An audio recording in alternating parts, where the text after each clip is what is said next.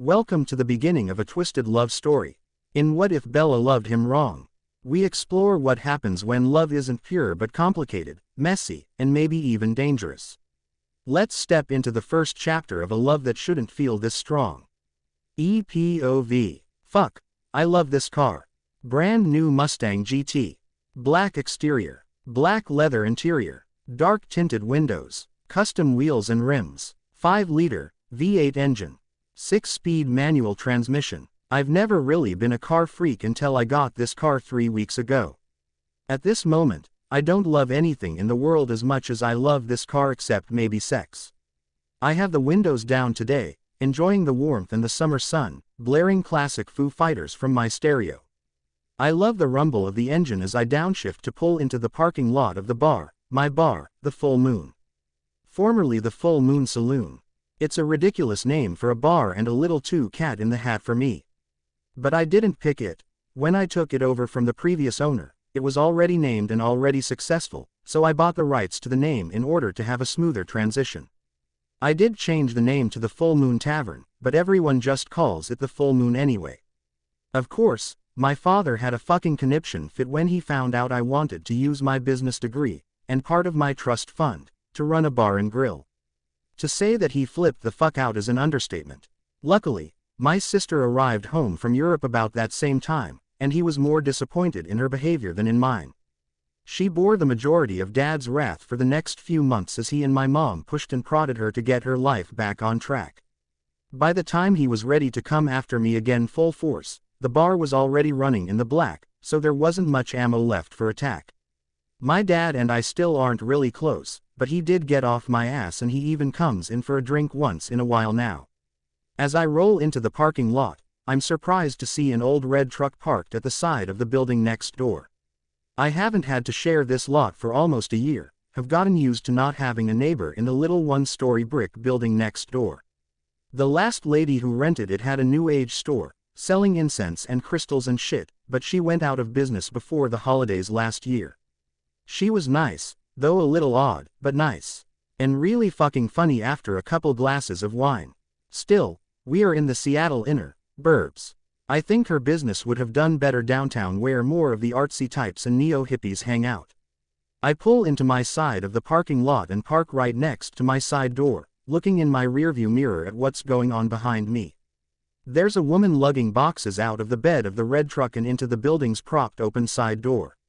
She's tiny. Some of those boxes probably weigh as much as she does. Her dark brown hair is hanging down around her face so I can't get an idea of how good looking she is, but her body is incredible. Slim waist, great ass, perky little tits, long legs for as short as she is, perfectly showcased in tight jeans. I turn the car off but don't get out, still watching her in the rearview mirror. Another car pulls up beside her truck and 2 men get out, walking toward her. I put my hand on the door handle, preparing to get out and go to her rescue, but when she sees them, she runs toward them, wrapping her arms around first one and then the other. The second one picks her up and kisses her when she hugs him. Oh, well, she's probably got a hag face anyway. The ones with the best bodies usually do. Besides, there are plenty of girls that hang around the bar hoping I'll screw them, and sometimes I do. Or at least I used to. I have cut down on hooking up with random chicks in the last few months. Ever since 2 of them somehow got the crazy idea that we were in a relationship. They both showed up the same night to wait for me at the bar. Screaming ensued, first at each other and then at me. Needless to say, they both went home without me that night, since I left with another girl right in front of them. I chuckle lightly thinking about what an asshole I was to those other girls. Serves them right. No guy likes to be screamed at, especially at his place of business. And they both knew at the outset that I don't date, I only fuck. It's not my fault they each thought they could change me. You know what they say, an asshole doesn't change his spots or something like that. But I definitely don't want any more drama at the bar, so I stick with a sex buddy left over from college for the most part now.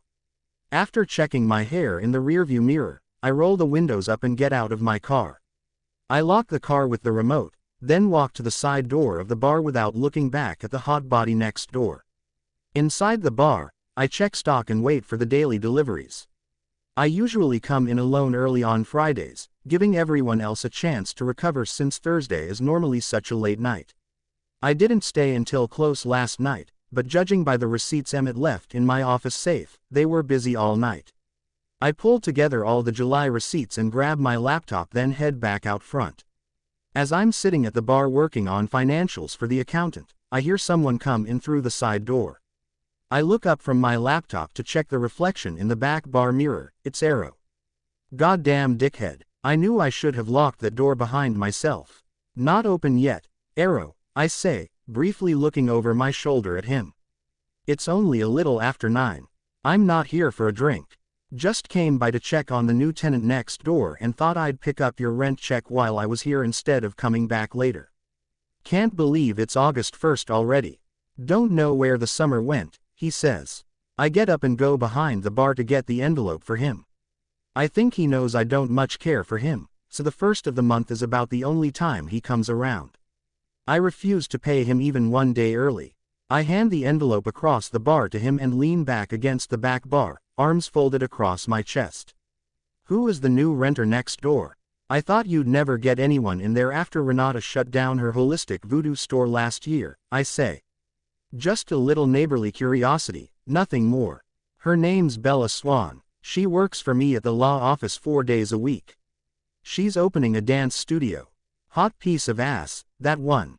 I've been trying to talk my way into her pants since she started working for me 3 months ago. When she found out I had this vacant property perfect for her studio, she jumped at it. Maybe I should have given her a break on the rent in exchange for sexual favors, he laughs. I laugh with him because he's my landlord and it makes my life easier to get along, but he makes me sick. I saw 2 brawny guys helping her move stuff in earlier, so you might want to steer clear of that. They looked like they could kick both of our asses for sure, I remark, trying to sound casual, like I don't really fucking care. And I guess I don't care, except that Arrow is such a piece of shit that I wouldn't wish him on anyone. I don't care if she has a boyfriend. I have a wife. What they don't know won't hurt them, he laughs. My stomach can't take much more of him. I may be a dickhead to women now, but I'd never cheat on my wife if I am ever stupid enough to get married. I'll be faithful. Time to show Arrow the door. I've got a lot to do here, so if you don't need anything else, I start.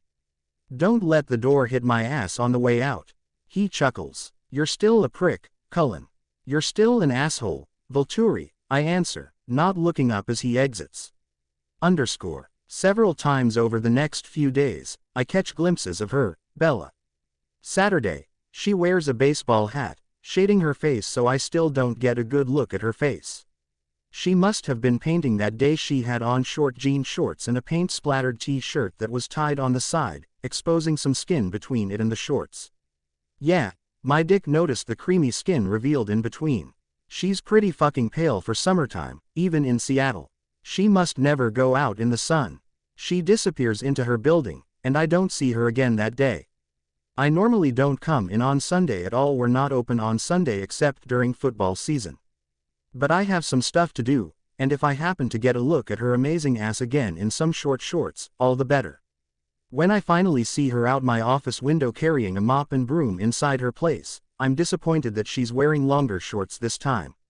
They come all the way down to her knees.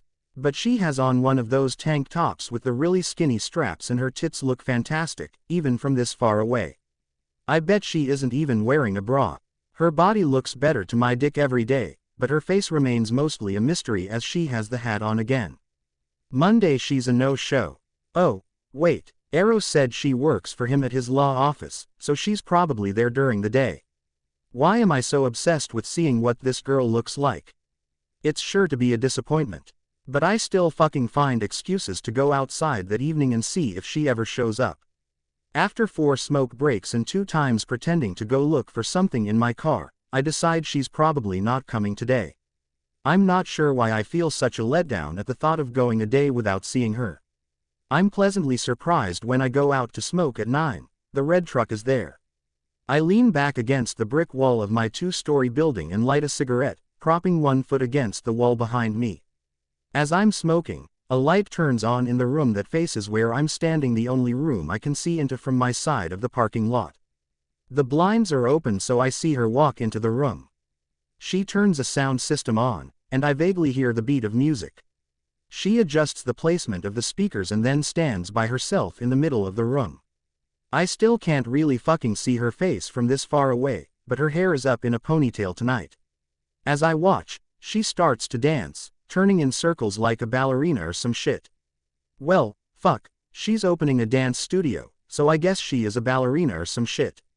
My face involuntarily breaks into a smile as I watch her dance. She's graceful, tiny, her fucking stellar body moving and twirling easily across the floor. Tossing my cigarette to the ground and stepping on it, I decide I'd better get my ass back inside my own place before I turn into a pussy-whipped peeping Tom watching my new neighbor through her window. I decide to fucking ignore her for the next week. I will myself to pay no attention to whether or not the red truck is parked outside. I can't really help it if I happen to see workers there installing mirrors and hanging signs, Studio B Dance Company. They are parked on her side of our parking lot, so every time I go to my car to get something out of it, I can see who's there. Actually, I think it's pretty fucking rude that she hasn't even come by to introduce herself. I'm complaining about this to my sister, Rosalie, 9 days later. Rosalie is my older sister, but she spent the better part of her early 20s roaming around Europe with some older rich dude, mostly because she knew it would piss our parents off.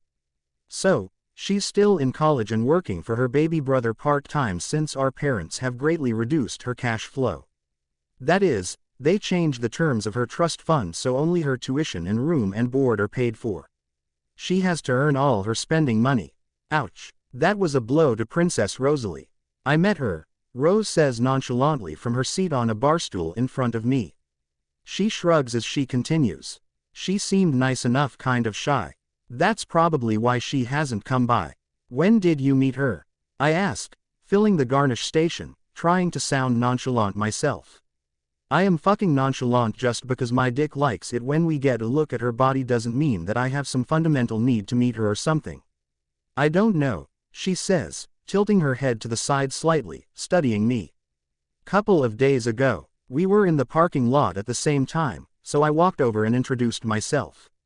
And don't think I don't recognize that look on your face, buddy. Leave her alone. Don't fuck the ballerina. Jesus, Rosalie. All I said was it's weird she hasn't come by to say hi anytime during the last 3 weeks. I am not trying to fuck the ballerina, I answer testily. Good, because seriously, you have enough girls chasing you around. Don't make it awkward with the neighbor by screwing her and then ignoring her like you do all the other girls, Mr. Bedham and Shedham, she says tersely. I don't ignore all of them, I say, smirking. Yeah, you let some of them hang around a week or two until you get tired of banging the same chick. Face it, Edward, you don't do relationships, she says. I don't need some woman I barely know bossing me around. I already have a bossy older sister to do that, I retort, laughing and ducking when she throws her crumpled up napkin at me across the bar. 2 nights later, I'm smoking outside again when the ballerina drives into the parking lot in her red truck. It's late enough that it's dark outside, so I don't think she sees me leaning against the side of my building. But she parks right under a huge light, so I can see her very well. She's wearing the tiny jean shorts again. She climbs into the bed of the truck and struggles to move a big box to the tailgate. Jesus, the muscle definition in her thighs is amazing. Her quads are lean and defined, but not in a bodybuilder kind of way. Just in a hot, holy mother of God, look at those wheels kind of way. The backs of her legs look smooth and shapely. The sides have a deep indentation that disappears beneath the bottom of her shorts. I get hard immediately just thinking about what she could do to me with those thighs. She hops down from the tailgate and manages to get the box off the truck, then tries to scoot it along the asphalt toward the side door to her studio. I attempt to control my lust as I push off the wall and walk toward her. Hi, I call out. When she turns, she looks a little alarmed. I hold my hands up in the surrender gesture, still holding my burning cig and say, I'm Edward, Rosalie's brother. I own the bar. I saw you struggling with the box and thought you might like some help getting it inside. I stop a few feet away from her so she doesn't feel threatened. This is the closest I've been to her, and even though she's standing in the shadows now, it's the best look I've gotten at her face. She's fucking beautiful, of course, because that's the kind of luck I have. My dick, which I talked halfway down, stands back up immediately. She smiles tentatively at me. I'm Bella. It's okay. I've got it. Thanks anyway. Fine. Suit yourself. Just trying to be a good neighbor, I say coolly, pausing to take a drag of my cig. Fuck. I feel like I could just look at her face all night, her chocolate eyes, her sweet, pink lips. It's a face that could make me ignore the fucking hot body it's attached to. And that's saying something. She exhales loudly. Jesus, even that sounds hot and makes me wonder what kinds of breathy noises she'd make in bed. Sorry, I didn't mean to be short with you. I would actually love some help getting it inside. My friend was supposed to come help me tonight, but he bailed, she says, rolling her big brown eyes. I suppress the grin my lips want to curl into by putting the cigarette in my mouth. Then I pick up the box, lifting it up to my shoulder and holding it in place with both hands. Lead the way, I say. She runs ahead of me to unlock the side door and opens it for me. Would you mind leaving the cigarette out here? I really don't want to stink up the studio, she says. No problem. But you're going to have to grab it, I say, grinning at her around the cigarette. Okay, she says, propping the door open with her foot and reaching up toward me to grasp the cigarette and remove it from my lips. She's close enough that I can smell her now, and she smells fucking great. Not perfumed by Oda would ever like most of the girls that hang around the bar. Just clean and a little sweet. She's holding the cigarette out to her side, grasping it gingerly between her fingers like she's holding something girls find disgusting, like a worm or a bug or a used condom. I think it's kind of funny how girls are grossed out by touching used condoms, because the spunk is on the inside. The wet, outside part that girls never want to touch. That's all them. But whatever. As long as I get laid, I'll happily be the one that disposes of it. You can just put it out, I say, trying not to laugh at her. She drops it immediately and steps on it, then reaches inside the door to flip on a light. Put the box in my office please. First door on the left, she says. I go in and she turns on the light in the empty office. I set the box down carefully. What's in here anyway? I ask, partly because I'm curious, it was fucking heavy, and partly because I don't want to leave yet. It's a desk, I'm sure in a million pieces. I just need somewhere to sit my laptop, she says, shrugging her slight shoulders. I smile at her and she smiles back, making my breath catch. What the hell was that? My libido is in full force. Guess I need to get laid and I need to get out of here. Do you need help putting it together? I offer, instead of getting the fuck out of there like I should. No, Jake promised he'd put it together for me tomorrow. Jake, must be the boyfriend. All right, anything else you need help with before I go? Actually, yeah, if you don't mind. The smoke detector keeps beeping, she says, acting embarrassed. On cue, a high-pitched tone sounds from the other room. We both laugh, smiling at each other again. I can't reach it. You have a battery, I ask. She grabs a bag hanging from the office doorknob, reaches inside and produces a battery.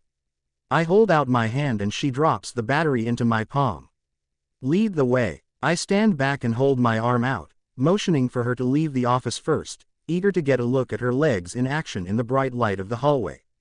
I follow her into the room that I can see into from the parking lot, the room where I saw her dancing that night a couple of weeks ago, keeping my eyes trained on her legs and ass the whole way down the hall. She trips over the threshold of the dance room, and I grab her arm to keep her from falling down. Thanks. I'm such a klutz, she mumbles as she shakes her head, her face turning the most gorgeous shade of pink from embarrassment. I let go of her immediately once she's steady, puzzled by the jolt of warmth that ran up my arm when I touched her. A klutz is opening a dance studio. I laugh, rubbing my tingling palm on my thigh. Practically the only time I'm not a klutz is when I'm dancing or listening to music, she admits, laughing with me. Now that I've heard her laughter, seen her smile, I don't think I'll ever get enough of it. I'm suddenly nervous in a way that I haven't felt around a girl since high school. I need to get my shit together fast. Maybe you should wear earbuds all the time, then, I respond, winking at her, liking the way her eyes shine as he laughs louder. I climb up the step stool that's already positioned under the smoke detector and quickly change the battery. I look at her in the floor-to-ceiling mirror in front of where I'm standing and see that she's checking out my ass. It's eye level with her where she's standing beside me. As she continues to stare at it, she pulls her bottom lip between her teeth and lets it slowly slide out. I know she's not even trying to be seductive, but goddamn, my body is sure responding.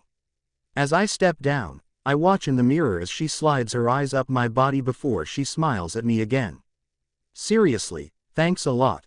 I owe you. This time I can't help myself. I look her up and down, stifling the groan that tries to escape as I imagine her long, lean legs wrapped around me. I pause briefly on her flat stomach and then her perfect chest.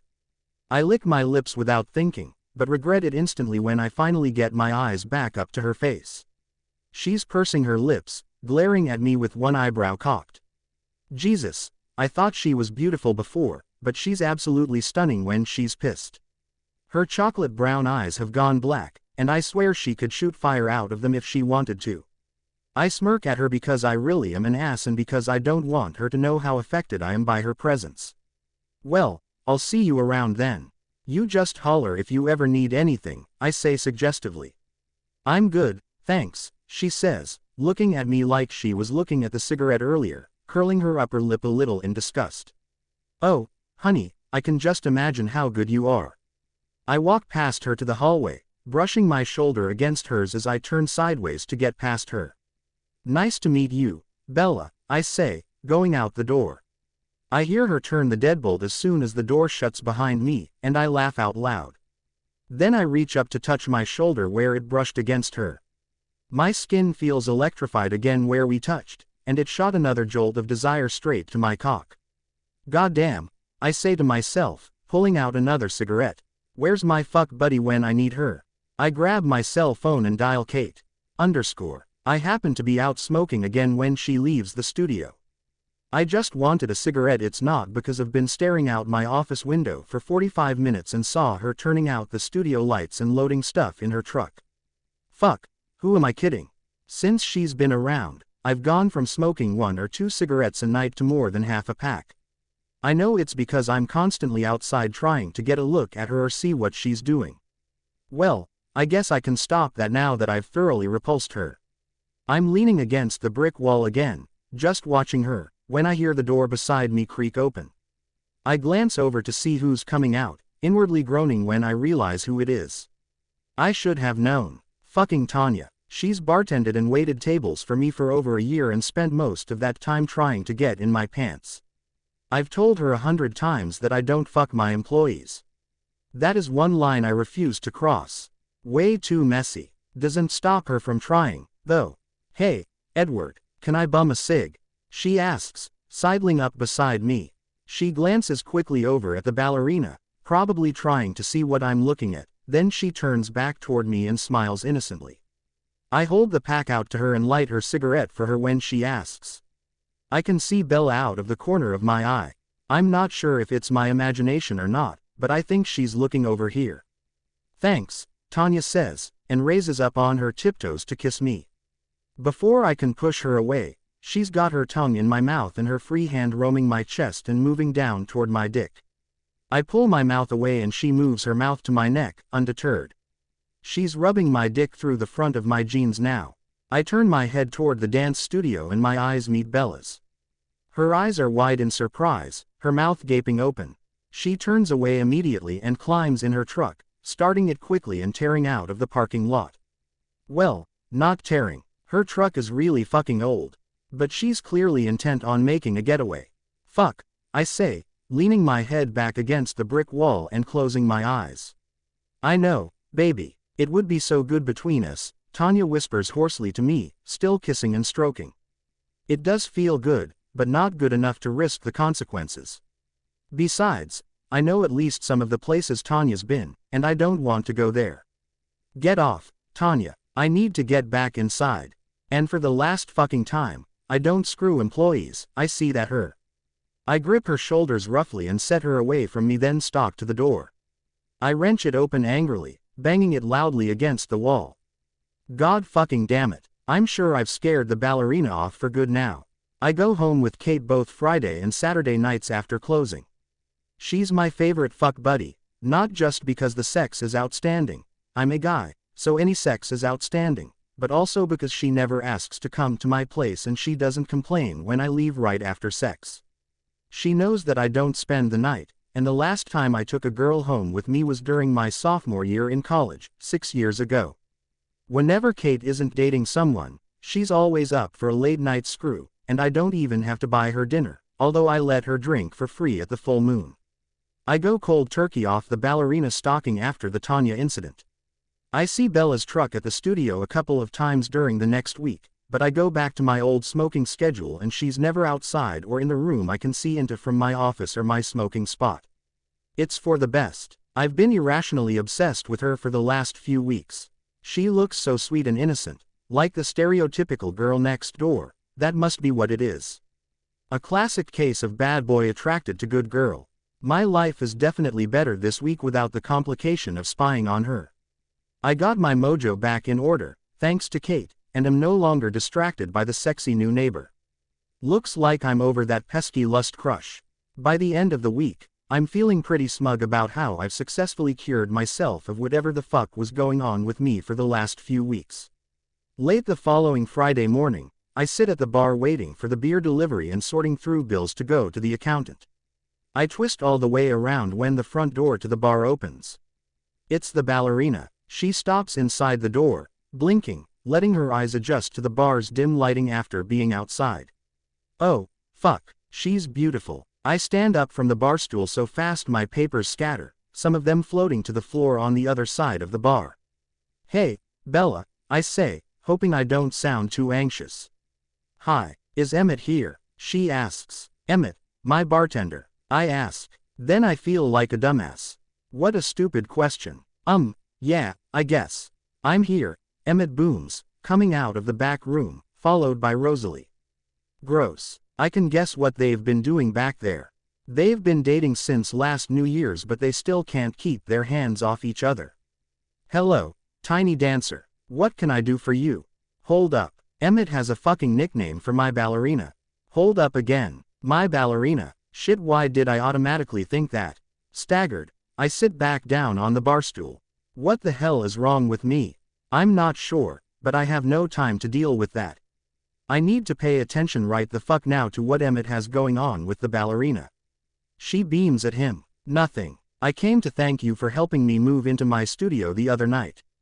I really appreciate it. After Jake bailed on me again, I was afraid I'd have to leave all that equipment in my truck overnight. I couldn't move it by myself, that's for sure. So, I made you some brownies. I mean, as a thank you. Damn. She's cute, blushing, clearly shy and embarrassed. We're all standing here listening to her. No way. That's awesome. No one's baked anything for me in a really long time, he says, glancing over his shoulder at Rose.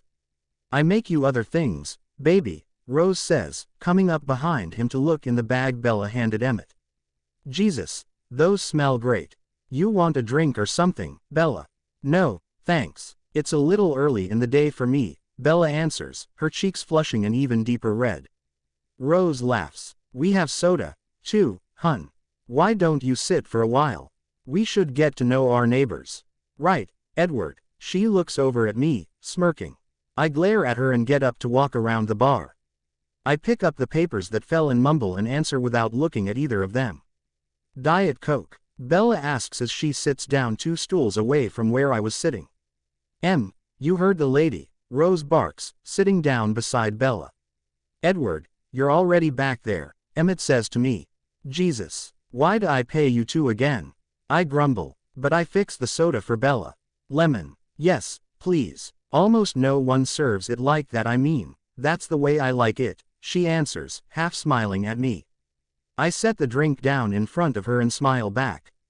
I'll have the same, Rosalie announces.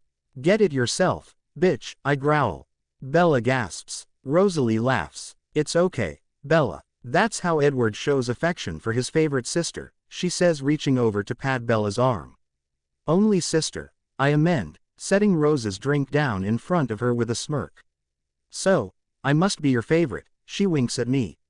Emmett, are you sharing these brownies or what? Without waiting for an answer, she digs in, handing one to each of us. We devour them in no time and praise Bella for how fantastic they are. Rose and Emmett then clearly decide it's get to know Bella time. She answers all their questions but doesn't volunteer much information on her own. I don't say much at all, preferring to just listen and watch her. But thanks to Rose, I find out that she's opening her studio in a couple of weeks. She left a teaching job at another studio to go out on her own. She still works for Arrow 4 days a week, and she doesn't have a boyfriend. That last part is the only part one remotely fucking care about. The coast is clear. Someone bangs on the side door and Emmett goes to answer it. "Beer man's here, he says. "Can you handle it, Em? I've got to get these papers sorted out for the accountant by this afternoon," I answer. It's kind of a lie, but he won't know. Rose must have caught on, though, because she offers to go help Emmett. Help Emmett watch James roll the cases of beer in, I guess. As soon as they're both gone, I lean over the bar toward Bella, resting my hands on the bar top on either side of where she's sitting. "No brownies for me, ballerina. I helped you one night, too," I remind her, smirking slightly. This look usually melts the lady's panties right off for me. I barely have to lift a finger. Sometimes I throw a pout in, too. They always fall for that look. She leans a little closer to me before she answers. "It looked to me like you got a different kind of reward that night." "I didn't think brownies would compare," she says in a sweet tone, but it's pure ice underneath. I'm impressed but won't let her see that. I stand up a little straighter, then I'm immediately irritated with myself that I was the one who backed off first. "It wasn't what you thought. She works here. She comes onto me all the time, but she's not my girlfriend and I've never slept with her." My reflexes were impaired. I usually get her off me a lot faster than I did that night, I explain. Jesus, I sound like a tool. I'm completely oversharing and talking fast like a fucking moron. "Why are you telling me all this?" she asks incredulously. The look on her face tells me that she agrees with my conclusion that I sound like a tool. "I don't want you to think badly of me," I shrug, startled at how easily the truthful answer springs from my lips. I contemplate trying the smirk again to cover, but she cuts me off. She laughs loudly before answering, raising one hand to press against her chest like it's the funniest thing she's ever heard. "Think badly of you? No need to worry, Edward. I don't think of you at all." She spins the barstool around and hops down, walking away without looking back. "Thanks for the coke. See you around." I'm so fucked, I think, watching her incredible ass walk out my door.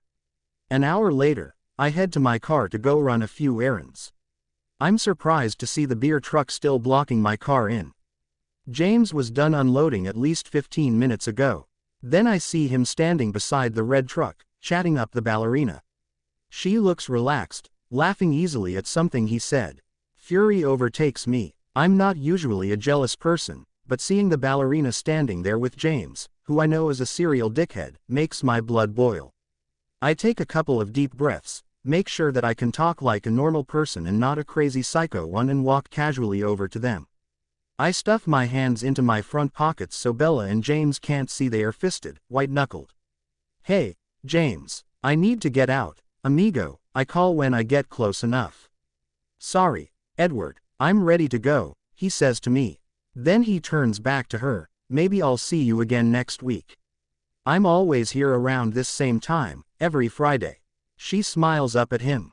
"Yeah, I'm sure I'll see you again soon. It was really nice to meet you, James," she says, saccharine sweetness dripping from her tone. I think the extra, really, was for my benefit. I roll my lips together to keep from saying something sarcastic and turn to walk away.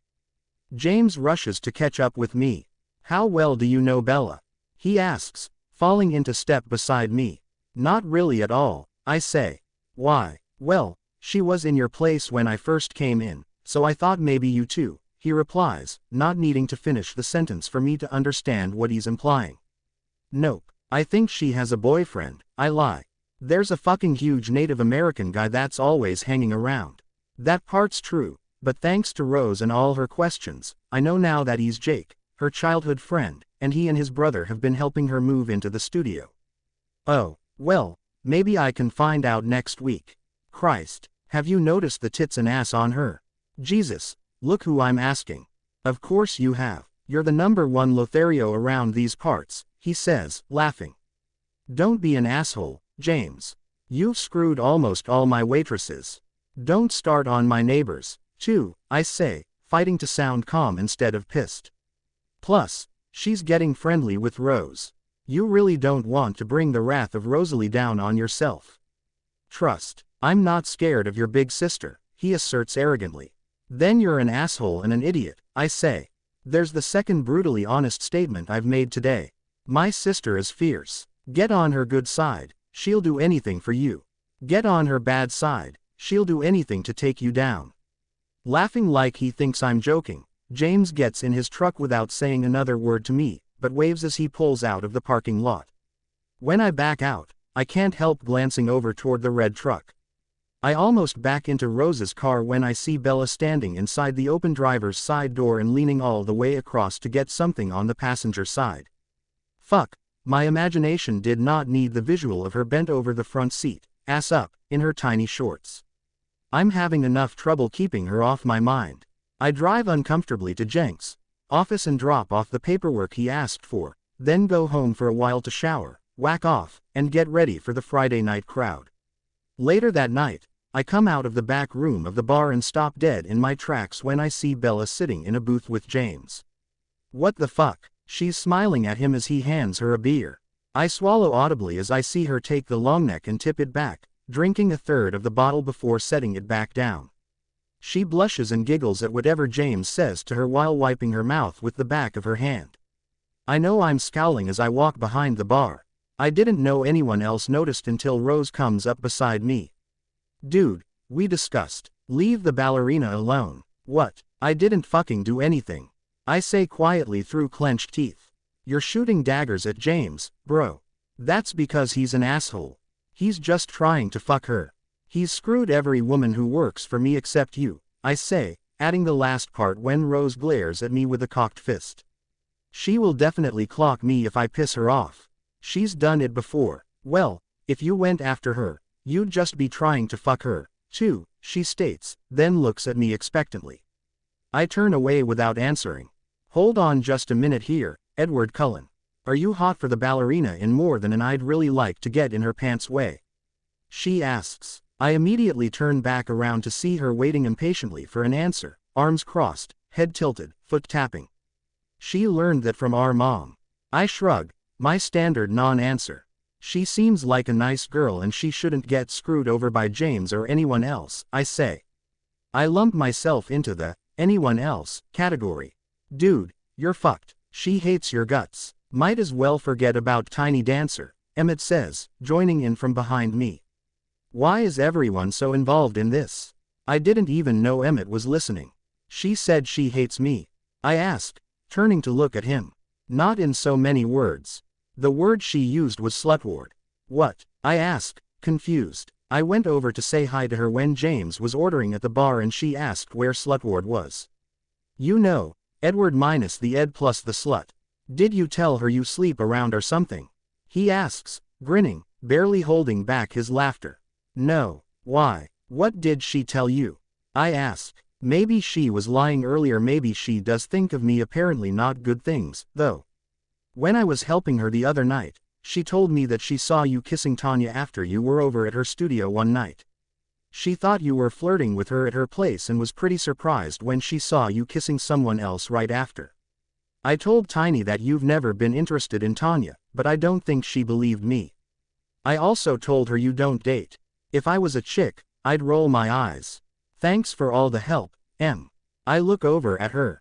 Shit, Em, please just tell her the truth about James. I don't even care what she thinks of me right now. I don't want James talking her into bed tonight. She's drinking fast, I say as I see James hand her another beer. All right, when he hits the John, I'll sit down and talk to her, Emmett says. You keep James away from the table for a few minutes. I don't have to wait long as James gets up just a few minutes later. Emmett heads straight for Bella's table and sits down across from her.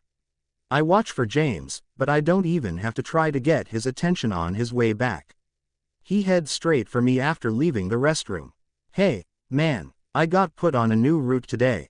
I won't be delivering for you anymore, at least not for a while, he begins, watching me intently. I assume to gauge my reaction. Huh, really? Where'd they move you to? I ask, raising my eyebrows, letting my mouth gape a bit trying to look surprised. Way downtown. Boss said this is a step up for me, but, man, I was really liking this route, especially now with the hot chick next door to you, he says, still watching me closely. Yeah, you're moving in fast on her, I observe, glancing quickly over at the table where Emmett is still sitting across from Bella. She's nodding at whatever Emmett is saying and sipping her beer. Well, who knows when I'll see her again, so I might as well try to separate her from her clothes tonight, he says, turning to look at her over his shoulder. And she is one fine piece of woman. I nod, seeming to agree with him because I don't trust myself to try and speak. After several seconds of silence, I clear my throat. Well, good luck on the new route. Any idea who my new delivery driver will be? I ask, tamping down my temper and disgust, fighting my urge to punch James's square jaw. Yeah, some new kid. Riley. I don't know him, James answers. Well, anyone will be better than James. I see Emmett getting up, so I cut James loose, telling him his next round's on me and I'll see him around. Then I turn to wait on someone standing at the bar. A minute later, Emmett comes back behind the bar laughing. What? I ask. She's pissed. She said to tell you that she's not, and I quote, a fucking imbecile, she can see through James. And she said to tell you too, quoting again, fucking butt out. He barely manages to get the words out between fits of laughter. I feel my face break into a smile and even laugh a little. So, the goody two-shoes ballerina cusses, huh? I ask. Shit, everything I find out about her makes me like her more. Like a sailor. Dude, you're screwed. You've got it bad, don't you? He asks, whacking me on the back so hard that I lurch forward and have to catch myself on the bar. Uh-oh, you're double screwed. Your fuck buddy just walked in. Emmett walks away whistling taps. Kate walks straight toward me and sits down at the bar. Hello, lover, she laughs. We still on for tonight? I'm not sure right now, Kate, I say nervously, my eyes shifting between her and Bella. Bella looks up at me once and when our eyes meet, I smile. She narrows her eyes and shakes her head at me as if she despises me. Then she turns back to James with a smile. Well, fuck her, then. I get Kate a bottle of her favorite beer and reach across the bar to touch her hand. Actually, Kate, yeah, we're still on, I say, smiling at her in the way that I know by now turns her on. In fact, I don't want to wait until closing. Drink your beer, and I'll get someone to cover for me for the rest of the night. Kate's answering smile makes me feel like even more of an ass. We use each other, but normally, I'm not using her against someone. Tonight I am. I want Bella to see me leave with someone else. I spare one final look at Bella. She seems to be ignoring me, but I think I see her peek at me out of the corner of her eye. I sigh and tear my eyes away. Rose, I need you to close for me tonight, I say, walking up beside her. Okay, wait. Why? She asks, looking at me. She turns to see Kate sitting at the bar and understanding dawns on her. Rose and Kate are not friendly. She turns back to face me and rolls her eyes. Hey, you know anything about James getting the boot off our delivery route? Emmett asks, butting in as usual to a conversation that didn't include him. I shrug noncommittally, non-answering again. Rose narrows her eyes at me. You do know something, don't you? I know you saw him talking to Bella earlier today. Now he's here with her, and he's also mysteriously gotten a new delivery route. What the fuck is going on with you, Edward? She asks softly. She doesn't sound mad, just curious and possibly concerned. I shrug again and then head over to the cash register to make sure they're okay on change before I go. Rosalie follows me. Edward, don't do this. Don't leave with Kate right in front of her. Not if you ever want to have a chance with her, she pleads quietly. Who says I want a fucking chance with her? What is she to me?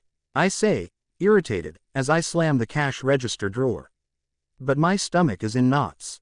I pull out my wallet and hand Rose a couple of 20s. Look, just get her a cab or Uber or something, okay? Don't let her leave with James and don't let her drive. She's sucked down 4 beers in about an hour. I'm out of here, Edward, she starts again. I close my eyes and press the heels of my hands to them. This whole night is giving me a headache. Rose, fucking leave it alone. I never stood a chance with someone like her anyway. Let me be, I plead. She puts her arms around my waist and hugs me tightly. I love you, baby bro, she says. I squeeze her with one arm and kiss the top of her head. You, too, thanks for closing for me. Night, I say, walking around the bar to Kate. Ready? She gets down from the bar stool and latches onto my arm. I force myself to smile at her and try really fucking hard not to look over at Bella on my way out. I almost make it, but at the last possible second, I turn my head her way and our eyes meet again. She looks away from me immediately and raises her beer to her mouth. I turn back toward Kate and keep walking out the door.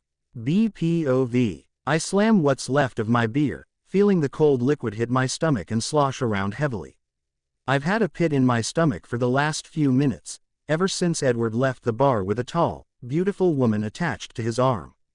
When I saw him leaving out of the corner of my eye, I turned to look at him, not expecting him to be looking back at me.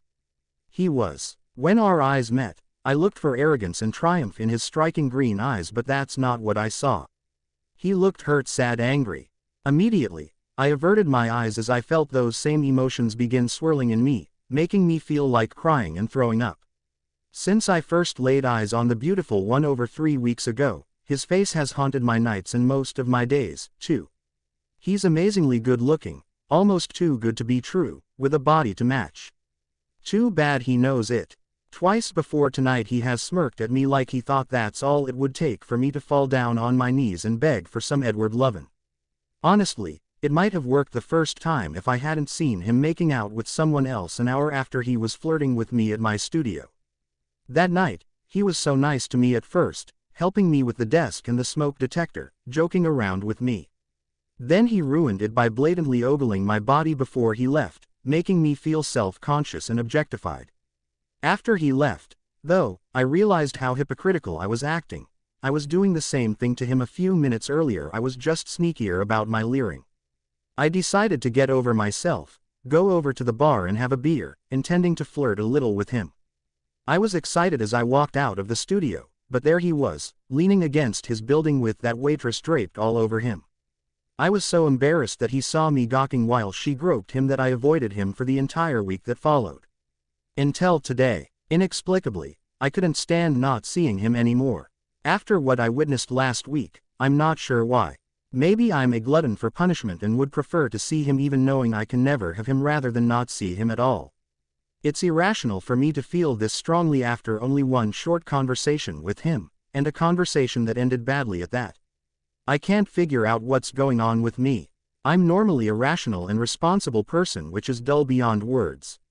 Maybe I'm so fixated on Edward because he looks a little like a bad boy.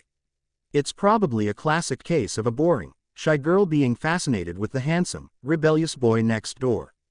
And by handsome, I mean swoon-inducing. Every time I see him, he's wearing jeans and a tight t-shirt that stretches across his broad shoulders and chest. Some days when I sneak a peek at him, he looks scruffy, like he hasn't shaved for a few days.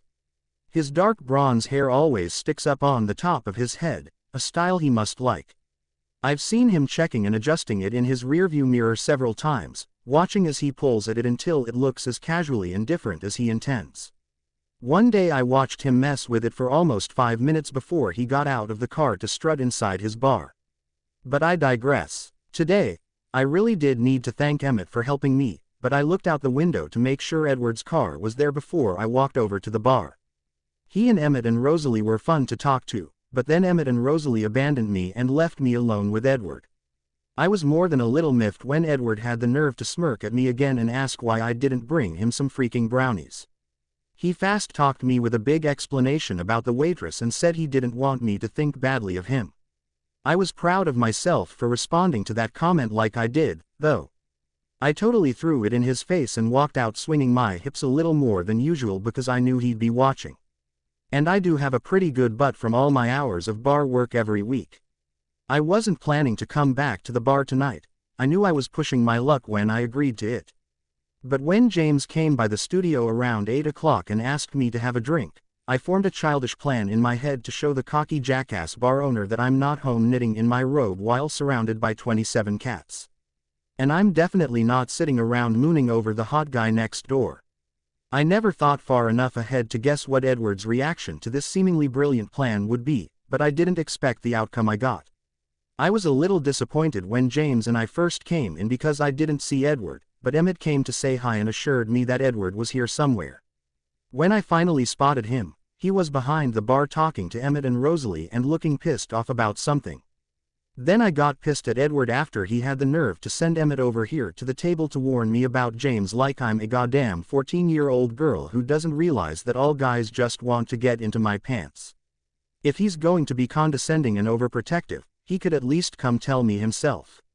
He caught my eye from behind the bar and smiled at me, and I glared back even though I was a little pleased that it seemed to bother him that I was here with James. A few minutes later, I heard a loud bang. Honest to God, I looked around to see what it was before I figured out it was only in my head. It was the sound of my plan backfiring in my face as Edward walked over to a woman who was actually gorgeous enough not to be completely eclipsed by his beauty. Emmett told me that he doesn't date, so I assume she's a hookup. She definitely wasn't a stranger, though. They looked pretty comfortable together. As they left together, I was baffled by the anger, sadness and hurt coursing through me. Why? I have no claim on Edward. We've done nothing but exchange a few words and glances. And yet, as I sit here, I'm irrationally jealous, wholly nauseated, and determined to get drunk to dull my senses. Jesus, it's a good thing James is a talker because I don't think I have the ability to carry on a conversation right now. I'm halfway listening to him drone on about his beer route and bars where he and his buddies like to get wasted. I nod absently and laugh when he laughs, pretending to hang on his every innocuous word. I want a shot, I tell Rosalie when she comes to check on us. Something yummy where I can't taste the alcohol. She brings us shots of sex on the beach, does one with us, then sits down in James's side of the booth when he goes to the bathroom. "Whatcha up to, Bella?" she asks, smiling at me. "Drinking," I answer, grinning sloppily. I'm dizzy already. The shot probably wasn't the best idea. Yeah, drinking with a guy that I think you brought over here to drive my brother insane. And you succeeded. I've worked here since he opened 2 years ago, and I've never seen him get pissed and leave like he did tonight, she says, the look on her face equal parts amused and annoyed. Are you hot for Edward? Because if you are, why don't you two just fuck and get it over with? I'm not hot for him. Well, maybe I am a little. But he's acting like such a conceited, bossy jerk. And I don't just fuck guys, I explain, leaning my face against my palm. I think I'd better slow down before I fall down. But the buzz feels so much better than the rejection I felt when Edward left with the glamazon. You don't just fuck guys, huh? Bella, are you a virgin? Rosalie asks. In a testament to the alcohol rushing through me, I don't even protest, don't even blush as I answer. Almost. This is a secret, Kay. I put my index finger to my lips to make the shish sound, then giggle. I've slept with exactly one guy, exactly 4 times. I don't get the big deal about sex. It was okay, but not that great. Then whoever you were doing it with was doing something wrong, Bella, Rosalie says, laughing. Don't tell Edward what I told you, I say, suddenly alarmed he might find out how naive and inexperienced I really am. I definitely won't be sharing that information with Edward. I can't imagine what he would do with that knowledge. And it's kind of creepy for me to even think about, she responds, shaking her head and shivering slightly. Thanks, Rosalie. Are we becoming friends? I ask hopefully, smiling slightly at her. She nods, looking thoughtfully at me. Yes, I think we are. How are you getting home, Bella? Are you kicking me out? It's not even 11 yet. I'm not kicking you out, but you can't drive yourself home. I don't think it's a good idea for James to drive you home, either. He's been drinking a lot, too. Plus, I think he's screwed every girl that works here except me. Don't go down that road, she advises. I can get you an Uber or cab whenever you're ready, or Emmett will drive you home. Okay, sweetie. She reaches over to grasp my forearm and squeeze lightly. Okay, I respond as James arrives back at the table with another beer for me. Rosalie shoots him a decidedly unfriendly look as she stands up and walks away. When I wake up Saturday, I'm lying face down on the futon in my studio office. I'm fully clothed, which is a relief, since I have no memory of coming in here or whether I was alone or with someone. I sit up and look around. No James, thank goodness. Crap, my head hurts. I slowly get up and stumble over to get a Diet Coke out of the mini fridge in the corner, then I glance at the clock, stunned that it's almost 10. I search in vain for some painkillers in the drawer of my desk and finally remember I have some in my truck. I pull a big sweatshirt on over the sleeveless shirt I wore last night, slide my flip-flops on my feet, and open the side door of the studio, impressed that the deadbolt was locked. Maybe I'm a smarter drunk than I thought. I start to step out into the rare sunny Seattle morning, retreating back inside when I realize I can't see anything between the blinding sun and the blinding headache. I go back to my office and grab my sunglasses, then try again. I unlock the truck and lean across the bench seat to rummage around in my glove box. Finally, I find the bottle of ibuprofen and dump enough into my hand to hopefully put a dent in the headache. After I wash them down with the Diet Coke I'm holding, I have to sit back down. Bits and pieces of last night are starting to resurface. I remember James smiled his smarmy, toothy grin at me as he suggested we go back to his place or my place. I tried to be polite when I turned him down, but he was pretty pissed. Emmett stood at the table and told James he and Rosalie would get me home. I told Rosalie I would sleep in my office so I didn't have to get a ride back to my truck the next day. Rosalie walked me out, pushed me through the side door of the studio and yelled at me from outside until I locked it. Edward left the bar with a tall, gorgeous strawberry blonde. Oh, yeah, that's the part one was trying to forget. Sheesh, why'd I have to remember it now? That memory makes my stomach churn and threaten to reject the Diet Coke I've been sipping. And that, of course, is when the beautiful one makes his first appearance of the day, rolling into the parking lot with his windows down and Radiohead blaring from his speakers. Now my suck-ass morning is complete. I groan and hope he doesn't notice me sitting here for a host of reasons, not the least of which is the way I'm sure I look and smell. Tangled hair, smeared makeup, and stale beer stench, all time-tested repellents of the opposite sex. He gets out and saunters toward my truck, running his hand through his messy, sexy hair and then waving at me. I don't wave back from where I'm sitting, perched sideways on the driver's seat of my truck, leaning my head against the cool glass of the back window. The too familiar smirk twists his lips and the sunglasses he's wearing make him look even more beautiful than usual, serving as another painful reminder that someone like him belongs with someone like that model he left with last night, not with someone plain and boring like me. Rough night, ballerina? He asks, clearly trying not to laugh. Does he not know my name, or does he think it's cute when he calls me ballerina? He's called me by my name before, so I guess it's not that. Ballerina, ballerina, ballerina. I can't decide if it annoys me or if I like it. No, the night was awesome. It's the morning that sucks, I say snottily. Did you drive yourself here from home? I think you're still drunk, he laughs. Never went home, I answer, waiting for his reaction in 3, 2, 1. Yes, there's the pissed off face. If I had the energy, I would be the smirker. What? I told Rose to get you a ride home. Goddamn. Did you go home with James? He asks through gritted teeth. I mentally add nosy to the list of adjectives that describe Edward. I want to yell, but my head hurts too much. I settle for quietly seething through clenched teeth, hoping it has the desired effect. None of your business, asshole.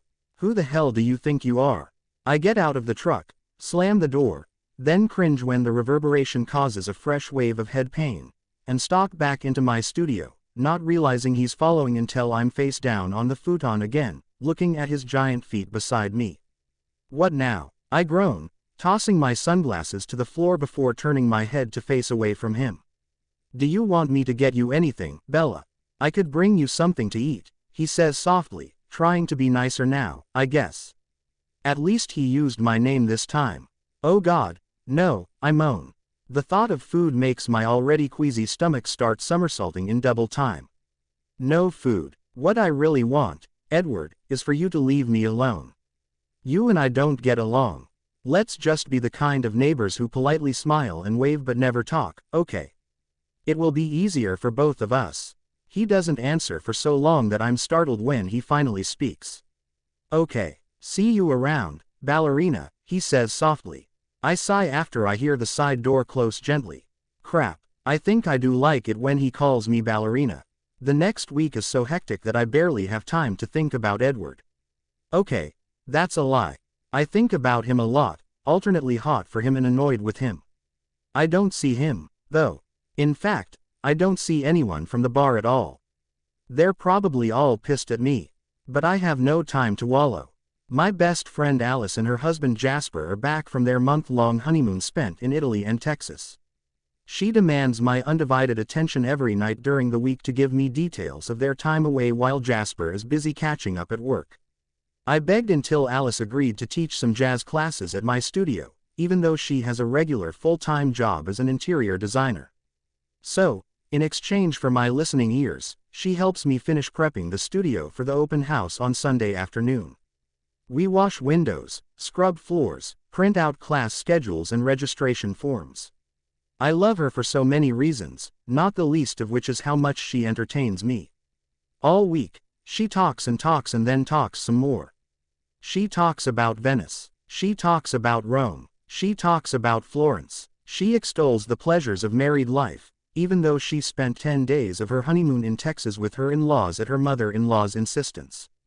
We laugh so much my abs are sore by the end of the week, and I wonder how I survived an entire month without hearing her voice. Finally, Sunday arrives. An hour before the open house, Rosalie comes through the front door of the studio with an enormous vase of fresh-cut flowers. "For you, Bella. For good luck," she says, handing them to me. I find a place on the refreshment table to put them and turn to hug her. They're from all of us, but Emmett's not here yet and Edward wouldn't come over. He was mumbling something about only being allowed to wave at you from a distance now. Did you get a restraining order or something? She laughs. After I introduce her to Alice, I fill both of them in on the conversation Edward and I had last weekend. Oh, my God, wait until I tell Emmett. That's 2 days in a row you put the cocky bastard in his place. Good for you. Someone has to take the boy down a peg, Rosalie enthuses. I really wasn't trying to do that, although he does seem a little vain, I say, a smile slowly creeping across my lips. Rosalie laughs loudly. A little vain. Bella, have you seen how long it takes him to perfect that ridiculous hair? Jesus, he'll sit in the car forever doing it. He's constantly checking it out in the back bar mirror, too. She mimics his facial expression perfectly as she uses her hand to pretend to pull at her hair. I know, I've seen him sitting in the parking lot messing with it. But every time I see him, he's running his hands through it, ruining all his obsessive styling, I say, joining in her laughter. Yeah, he does that when he's nervous or uncomfortable. I don't think he even realizes he's doing it, destroying his flawless style, Rosalie informs us with a grin. Okay, now I have to meet this boy, Alice says, shaking her head. We're making him sound bad. He was nice to me when we met. And I think he had good intentions when he sent Emmett to warn me about James, I say, feeling bad for making fun of him. He really is a good guy. He's just a little arrogant and bossy and interfering, Rosalie says. And nosy and overprotective, I add. But he's also hot, Alice asks, looking pointedly from me to Rosalie. Rosalie holds her hands up, palms out, indicating she's not answering that one. Yeah, I concede. Hot and he knows it. I bet he practices that smile in the mirror. He's been grouchy all week, suffering from a bruised ego at the hands of a certain ballerina. Can you come over later today and rough him up a little more? She laughs. No, I don't want to fight with him anymore, I say. Why not? It's such excellent foreplay, Alice chimes in. I raise one eyebrow at her and glare. She was supposed to keep her mouth shut about my crush on the hot boy next door. Rosalie smiles knowingly at me, like this is old news, but thankfully lets the subject drop. Then she offers to stay and help finish setting up. Thanks, Rosalie. Now I'm going to owe you, too, just like Emmett. Well, I already owe you for getting me safely to bed in the studio last week and getting me away from James. What kind of nuts do you like in your brownies? I asked jokingly. I don't want brownies, but I do want something from you, she says. She looks nervous as she looks back and forth between Alice and me. I want you to teach me to dance, so I can do a striptease for Emmett for his birthday. I stand in stunned silence for a few seconds, then Alice squeals and Rose and I laugh. Bella, we could totally teach her to do that, Alice says excitedly. I don't know how to dance for a strip tease, I argue, feeling my face heat up. We could go to a strip club. Or just watch some porn, Alice suggests. We can figure it out. Good God, Alice, we've got little girls coming through those doors in less than an hour. Quit talking about porn, I say loudly. Who has porn? Seth asks, walking in the door. Seth is my friend, my studio's hip-hop teacher and my partner in the apparently bad, 4-time sex. We dated at the very end of college for a few months and I felt ridiculous still being a virgin, so I decided to sleep with him. It was not the greatest decision I've ever made. I didn't love him. I never felt about him the way Alice feels about Jasper. We were good friends, though, and we've managed to stay close despite the bad sex we had together. I hug Seth and he kisses me on the lips like he used to when we dated, but there's no spark at all between us. Nothing like the night Edward grabbed my arm and brushed his shoulder against mine at the studio. I swear I could feel it tingling the rest of the night. Or at least until I saw that waitress rubbing all over him. I kinda lost my zing then. Jasper shows up next, letting Alice put him to work. And then the crowd comes. Lots of girls and their parents from the studio where I used to teach attend my open house. I'm not surprised in the least. Jane, the studio owner, is a major bitch who seems to enjoy inflicting pain on others, even children. There are several new faces, too, and by the end of the open house, almost all of my classes are full. I'm thrilled with the turnout. Once it's over, Rose pleads with us to go have a celebratory drink. Come over to the bar for a drink, on me. We're not even officially open, so it'll be low-key, I promise. Everyone wants to go except me, so I give in, sending them ahead so I can lock up. By the time I get over to the bar, they're already on their second drink. When I sit down at the table, Rose brings me a fruity shot and a beer. I do the shot, and then I chug the beer, and they all applaud. I roll my eyes as Rose brings me another beer. I look over to the bar where Edward is standing, arms crossed over his chest, smiling widely. When our eyes meet, he morphs his big smile to a tight, polite one and waves to me. Laughing, I princess wave back at him, then I pick up my beer and walk up to the bar. Hey, I say, hey back, I'm really sorry about my tantrum last week, I apologize. I hope he can tell by the look on my face that I'm sincere. His smile warms and his eyes are earnest as he replies. It's okay. I had one that I'm sorry for, too. I didn't intend to butt into your life. I just didn't want you to get hurt, especially by someone associated with my bar. I appreciate that, Edward, but I'm not stupid enough to let someone like James hurt me. I know a hookup happy man whore when I see one, I say, smirking. Edward nods, but his smile slowly fades until it's replaced by a frown. Yeah, I guess you do. I gotta handle some stuff in the back. You guys stay as long as you want. Rose will take care of you. M's around here somewhere, too. Bye, Bella. Confusion sets in as he turns to walk away. What did I say wrong? Then I remember what I called him when I was talking to Emmett, which I'm guessing Emmett repeated to him. Shit, I struggle through the next week to make sense of my feelings for Edward. I really don't know him, but I'm attracted to him. I really wanted to talk to him last Sunday at his bar. And he seemed anxious to talk to me, too, until he assumed I included him in my definition of man-whore.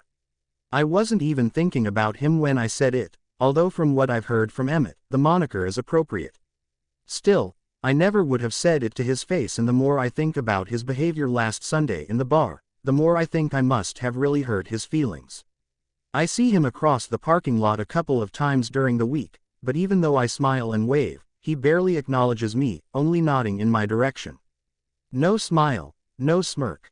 By the end of the week, my feelings are hurt, too, and I'm done with the whole fucking situation. When Rose stops by the studio Friday to ask me to come by the bar when I'm done working, I turn her down flat. I tell her to let me know when she has a night off and we can go out somewhere else. Classes at the studio start the next week, so I don't have as much time to obsess about Edward. I'm happy to be back doing what I love, and the kids in my classes are great. Alice and I both marvel about how smoothly everything seems to be going. I ride the euphoric wave of success all week. Until Thursday night. Thursday classes end at 9 o'clock, and I'm exhausted when they're over. Since there are no more classes until Monday, I decide to clean the studio tonight so I can have a couple of days off to relax. By a little after 10, I've finished and have shut all the lights off except the small lamp in my office. As I'm packing my dance shoes into my duffel bag, I hear a heavy knock at the side door. Who is it? I ask before unlocking the deadbolt. A cop's daughter never opens the door without knowing who's on the other side. Edward, is the terse reply. When I open the door, he comes storming through. This is not going to work, he huffs angrily, stopping in the shadowy hallway to turn and stare at me. What isn't going to work? I ask, shutting the door and then turning to frown at him. Our businesses being next to each other. My customers can't get in because of the mommy brigade out here to pick up the little ballerinas. They've clogged up the parking lot and the street out front, and some of them are even parking in spaces that are clearly marked for my customers. As he speaks, his volume increases until he's just 1 decibel shy of yelling. It's the first week, Edward. It will get better. I'll send out something asking them not to do the stuff that's bugging you, okay? I offer in my most conciliatory tone. No, it's not okay. It's been like this all fucking week, he seethes, still almost yelling. That's it. His tone and volume are uncalled for. He came here to fight, so I'll fight. I close my eyes and take a deep breath. When I reopen them, I take a step toward him, hands on my hips, to let him know that I won't be intimidated by him. Quit screaming at me, I almost yell back. I told you I would handle it, and I will. Give me a freaking chance here, asshole. Have you been holding this in all week and that's why you're here yelling at me now? He narrows his eyes at me as he continues his tirade. Yes, I've been holding all kinds of shit in lately where you're concerned. Fucking up my business is just the newest way you've completely infiltrated and screwed up my life, he spits. He tugs his hand roughly through his hair. Tell me what you want fixed and I'll fix it, I yell, refusing to cower even though I feel like I could burst into tears at any second. He laughs humorlessly and shakes his head before I've even finished speaking. Really, can you fix it? Can you make me stop wanting to do this? He asks. He grabs my waist with both hands and pulls me toward him, crashing his lips down onto mine harshly. I stumble as he crushes my body to his chest, and he slides his arms all the way around me to stop me from falling. Once I'm steady, he moves one hand up to cradle the side and back of my neck and opens his lips, pushing mine apart, too. I cling tightly to his shoulders, kissing him back desperately as a tingly warmth spreads like wildfire through my body and settles between my legs. His tongue strokes roughly over my lips before moving into my mouth. Our tongues move against each other, warring with each other, fighting to get the upper hand. I reach one hand up into his hair and tug on it the way I've seen him do several times. He grunts softly and grips my hair with his fingers, pulling gently in retaliation.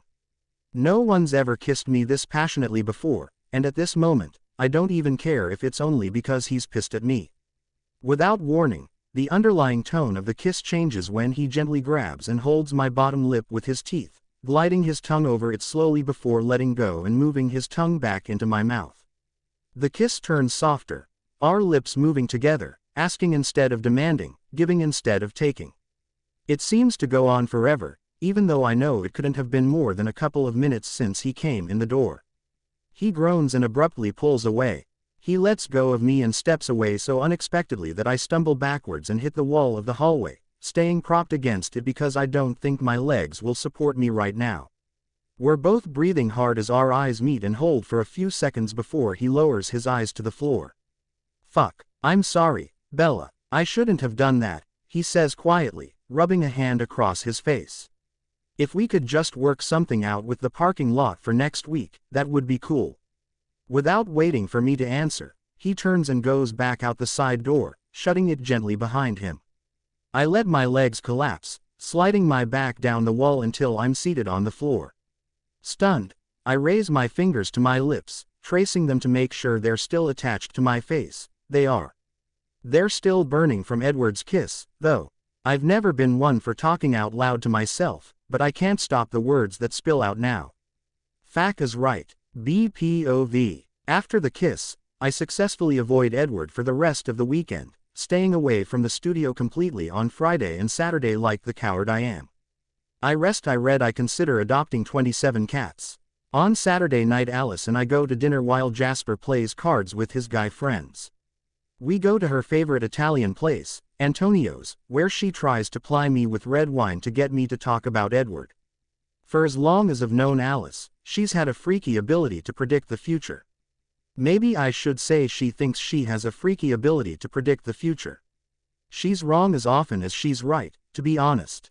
I'm a good friend, though, and rarely point this out to her. Since the Sunday of the open house, the day she met Edward, she's been pressuring me to hang out at the bar more and get to know him. She's deeply disappointed that I haven't bent to her will so far. I haven't told her about the yelling and the kissing on Thursday night yet. I haven't told anyone about it yet. Tonight she's claiming to have a feeling that Edward and I had some interaction last week that I have failed to divulge. I guess now she's seeing the past, too. If she pulls out a crystal ball or drapes herself in scarves and bangle bracelets, I won't be surprised. But if she does, even I can predict the future. I see it's becoming clearer Bella will be leaving the restaurant without Alice. Come on, Bella, she pleads. Tell me, you saw him recently, right? You're holding something back, I can tell. She's leaning across the table, begging quietly while trying to use her round, innocent eyes to get me to talk. I am torn as I try to decide if I should tell her or not. Alice is my very best friend in the world. She has done more to help me through the last year of my life than anyone else. I'm not entirely sure I would have survived the last 9 months without her. I still don't want to tell her about kissing Edward, though. I want to talk about it with someone. I want another woman's opinion, but if I tell Alice, she'll never leave me alone about him. I'm just not ready for that kind of pressure. Allie, it doesn't matter if I saw him. According to Emmett, he doesn't date. And I told you I saw him leave the bar that night with the strawberry blonde version of Heidi Klum. He's unavailable in every possible way, I argue, trying to trap the sigh of disappointment before it escapes by gulping my wine. Bella, remember the first day we met, freshman year at UW? She asks, then pauses for me to nod. And remember how I came right up to you and said I had a feeling we were going to be great friends? Yes, it was the scariest day of my life. I thought you were escaped from an asylum or something, I quip, smirking at her. She rolls her eyes, but laughs. She knows she sounded like she had a first-class ticket on the crazy train that day. I have a feeling about Edward, too. I think he could be your Jasper, she says. Her blue eyes are serious now and she's gripping my forearm a little too tightly. I laugh at that statement. Allie, you said the same thing to me 4 years ago when I met Seth. Except then you said he was going to be my Eric, I remind her. Eric was Allie's boyfriend at the time. You're right. I did. And I was correct, wasn't I? She asks, smiling smugly. Oh, shit. I suddenly realize Seth was my Eric, the nice guy who I ended up dating and sleeping with but didn't love. And, just like Allie and Eric, we stayed friends but didn't stay together romantically. She met Jasper right after she and Eric decided just to be friends. But even if Edward is my Jasper, I know I would never be Edward's Alice. I shake my head slowly at her. Edward and I are not gonna happen, Allie. I don't fit with him. She rolls her eyes at me again. You mean because he's hot? You don't see yourself clearly, Bella. You're beautiful, too, without even trying. More importantly, you're beautiful on the inside. And Edward couldn't take his eyes off you that day we were in his bar. I shrug. Still, there's nothing to tell. Nothing between us. I'll let you know if that changes, okay?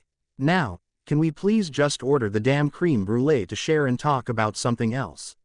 She finally relents and we enjoy the rest of our dinner without mentioning the beautiful one. I know she's not giving up, though. Giving up just isn't in her nature. The full moon isn't usually open on Sundays, so I'm surprised when I drive up the next afternoon and see both parking lots full. Oh, right, football season has started. Well, at least it looks like Edward will be too busy to notice that I'm next door. I'm afraid to see him, afraid he'll be able to see the effect the kiss had on me. I'm even more afraid that it will be funny to him, because I know there's no way he feels the way about me that I feel about him. I hurry inside after I park and quickly finish making sure the studio is ready for tomorrow's classes. When I get back in my truck without seeing anyone who works next door, I can't decide if I'm disappointed or relieved that I didn't see Edward. Before I leave the parking lot, I text Jake to see what he's doing. He calls me immediately and invites me to his apartment to watch the Seahawks game with him and his girlfriend, Leah.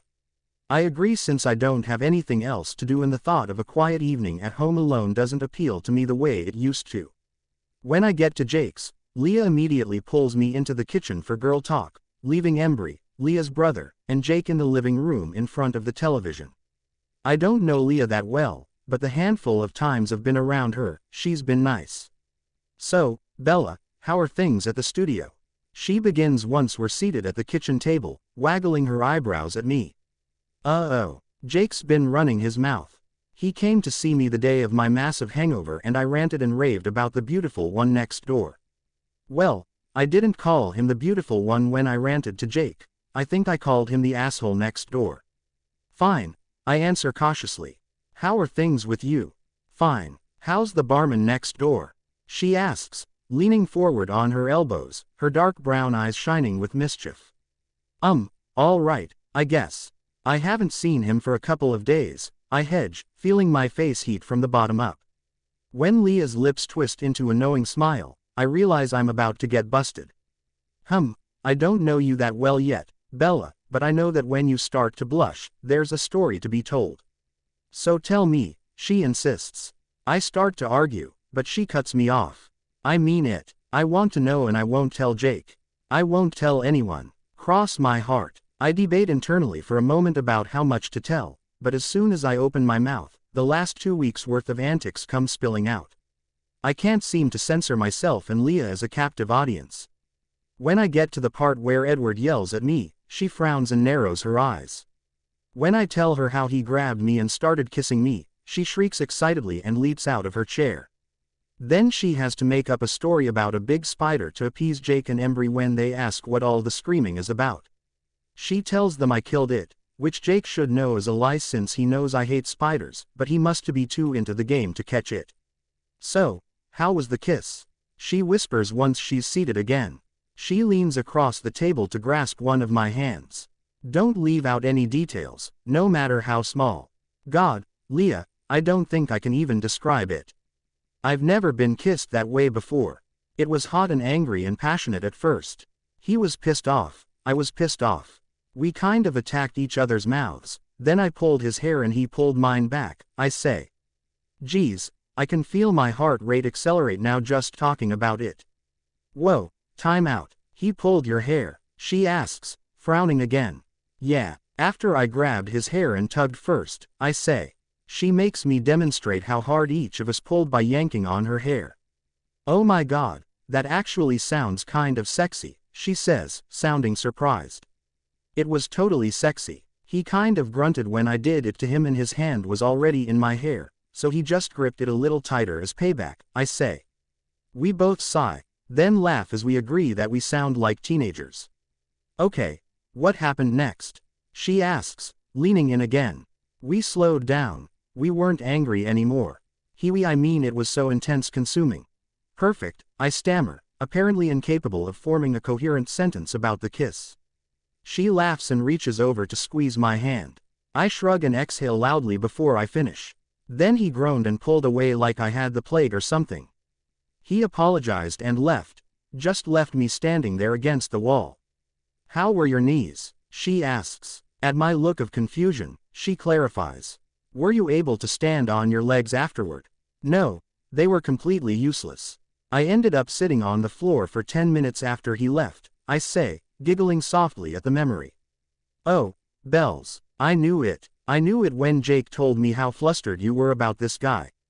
He said he'd never seen you like that. He thought it meant that you really detested this guy Edmund. She asks. Edward, I mumble, unable to stop the smile spreading across my face. Edward, old-fashioned name, she says thoughtfully. You gonna kiss him again? I don't know. He only kissed me because he was so angry. It was probably either kiss me or strangle me, I reply, rolling my eyes cynically. No doubt, she replies sarcastically, shaking her head at me. Honey, even angry boys don't kiss girls they don't like. Now, seriously, when are you going to see him again? I don't know. I usually see him in the parking lot a couple of times during the week. Maybe I should come by one night and we can go over and have a drink, she suggests, raising her eyebrows at me. No, Leah, oh, God, that would embarrass the hell out of me, I say adamantly. Besides embarrassing me, I would be totally humiliated if Edward took a liking to Leah and started flirting. She is really beautiful with her long, black, silky hair and fine-featured face. Okay, all right, settle down, she says quietly, rubbing my forearm to comfort me. We'll wait until you're more comfortable. But, Bells, I am going to meet this guy someday, even if it's just to tell him how stupid he is not to notice the hot dance teacher next door. She winks at me as she stands and pulls me to stand, too. She hugs me lightly, then pulls me toward the living room. Let's get in there before they decide we should be making food since we're in the kitchen. Don't sit by my little brother. He's got a huge crush on you and he cannot keep his hands to himself. As we walk in to join the guys, Jake looks up at me. Bells, when did you get over your fear of spiders? He asks. Thursday, I say reflexively. Jake looks at me like I'm crazy, but I just laugh. Leah squeezes my hand and I squeeze back, knowing my secret will be safe with her. Late Monday morning I am working at my desk when my boss, Arrow, walks up, leaning one hip on the edge of my desk. He's in his late 30s, okay looking and as slimy as they come. His dark hair is always slicked back from his forehead, his dark eyes are small and beady, and his Gucci loafers are a throwback to the yuppie years of the 1980s. He has a wife and kids, but has been flirting shamelessly with me since I started working here about 4 months ago, constantly complimenting my work or my hair or my clothes. And I've overheard him on the phone numerous times sweet-talking women, none of whom he called by his wife's name. Bella, I'd like to take you to lunch today for your birthday, he says, smiling down at me from his perch. I'm slightly irritated that he thinks it's okay to halfway sit on my desk like I want someone's butt on a spot I touch all day long. I tamp down my irritation as I answer. It's not my birthday yet, Arrow, I answer politely. I know, but you don't work on Friday for your actual birthday and I'll be in court the rest of the week this week. Come on, it's a boss's prerogative to treat his employee in honor of her special day, he says, smiling a little more widely, turning on the charm. There's a great little bistro right down the street from your studio. Let's have lunch and then I'll give you the afternoon off as an extra gift.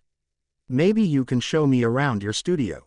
I'm quite anxious to see what you've done with the space. He asks me so unexpectedly that I don't know how to turn him down. I reluctantly agree, trying to sound appreciative instead of apprehensive. The thought of being completely alone with him makes me uneasy, but there's no graceful way out now. When I look over at Jessica, the other secretary in the office, she gives me a look that clearly says, "What the hell are you thinking?" I shrug at her helplessly as I shut down my computer and grab my purse out of the bottom desk drawer. She holds her hand up to her ear, letting me know she wants me to call later. I nod and smile as I tell her goodbye. As we eat lunch, my level of comfort improves. The food is good and Arrow is surprisingly easy to talk to. He praises the work I do for him and asks how things are going at the studio. I excitedly tell him how many of my classes are completely full and how many students I have. He seems to listen intently and he asks questions which convey his interest in what I'm saying. I tell him how perfect the one-story brick building is for my purpose and thank him again for suggesting it to me when I mentioned in passing that I'd like to open my own dance studio but was having trouble finding the right space. Arrow is gracious and charismatic throughout lunch.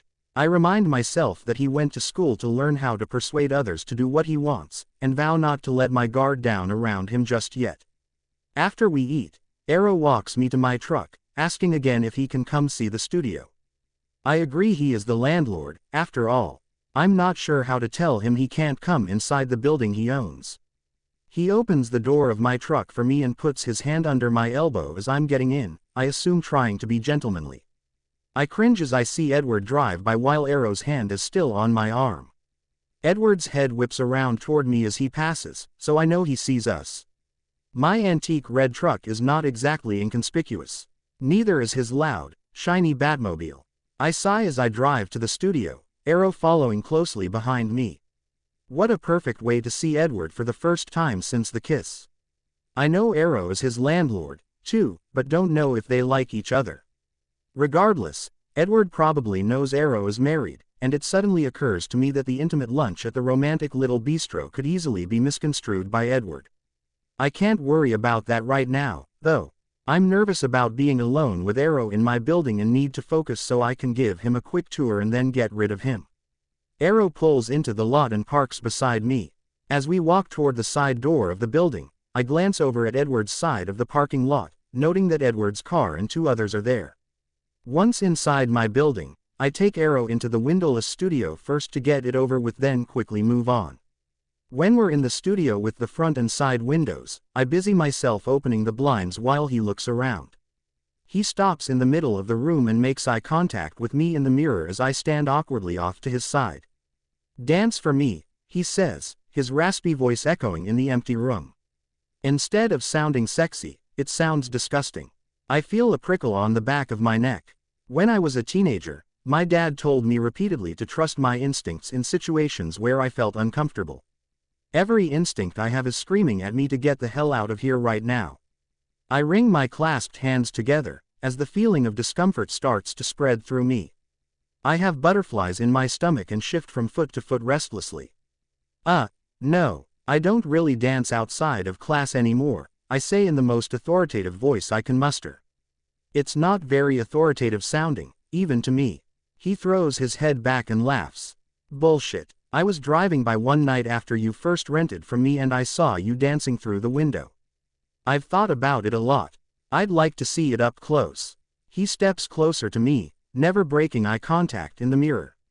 "Please, Bella, dance for me," he says lowly, his eyes roving over the reflection of my body in the mirror.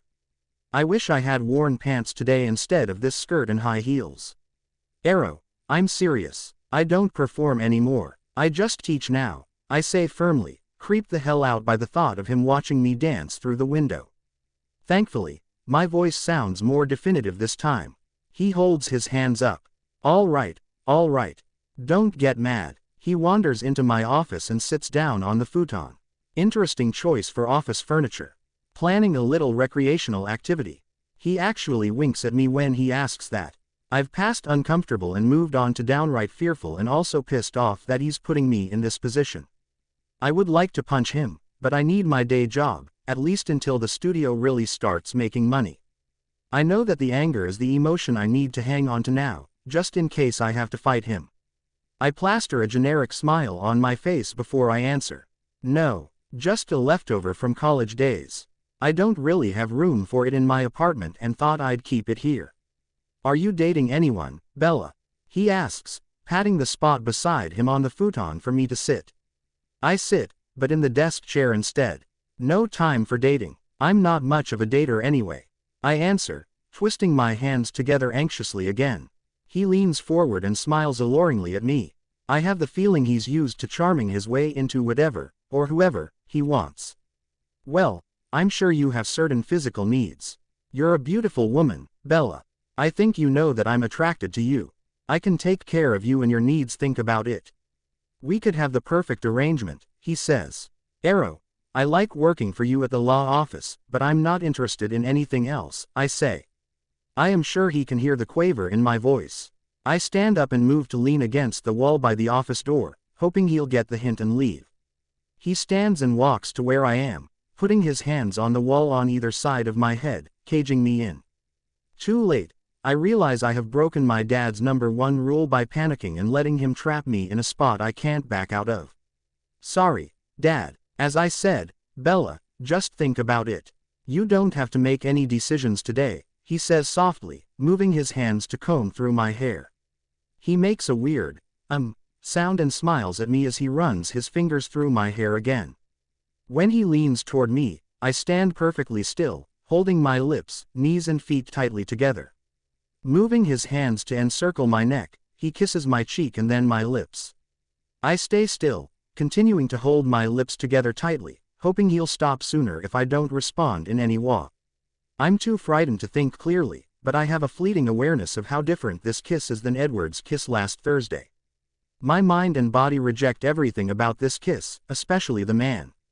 I feel only fear mixed with repulsion and am momentarily afraid I might throw up on him. When he pulls back to look at me, the threatening look in his eyes makes my heart rate skyrocket. I know I've probably made him angry, but surely he wouldn't force himself on me. I feel the adrenaline start pumping and I'm suddenly having trouble breathing. I was hoping you'd be more receptive to this, but I can see you need time to get used to the idea. I'm willing to wait, beautiful. The anticipation will only heighten our pleasure, he says, trailing his index fingers slowly, deliberately down each side of my neck, across my collarbones and down each arm, finally resting at the pulse point on my wrists. He leans forward until his cheek is pressed against mine so he can speak directly into my ear. I whimper involuntarily, but he doesn't acknowledge the sound at all. You don't know how it arouses me to feel your pulse racing, to know I'm responsible for that. Don't make me wait too long, Bella, he says quietly, his voice thick and raspy. He pulls back, winking at me again and then is gone, the door shutting quietly in his wake. I stand completely still for a few minutes after he leaves, willing myself to hold the hysteria in. When I'm sure he's gone, I kick off my heels, grab my keys and run out the studio's side door to my truck. I get in and immediately lock both doors. With a mangled sob, I put my head down on the steering wheel and let the tears roll down my face, dragging air in through my mouth raggedly, trying not to hyperventilate. I concentrate on the sound of my breaths, keeping my eyes closed, trying not to think of Arrow. I jump and gasp when someone taps on the window, twisting my neck to the side as I cower back from the door. Bella, I'm sorry, I didn't mean to scare you. Are you okay? Emmett says. I nod and roll my window down a couple of inches. Is Rose here? I ask squeakily. She should be on her way, he says, starting to look alarmed. Why don't you come in the bar? Lunch crowd's gone. It's just me and Edward in there right now. I shake my head and roll the window back up, resting my head against the steering wheel again. Tiny, please, you're scaring me. Come with me, please, he begs, sounding far away as he talks through the window glass. I swallow and take a deep breath, then sit up and unlock the door. Emmett opens it for me and I step out slowly in my bare feet. He starts to hug me, but I hold my hands up defensively and step back. Okay, no hugging, come on, watch out for broken glass, he says, shutting my truck door when I've moved out of the way and then turning toward the bar. We walk across the lot to the bar's side door and go in. Sit down, Tiny, you want something to drink? A water or something? Dirty martini. A double, I answer quietly. He looks questioningly at me and I nod, indicating I'm serious.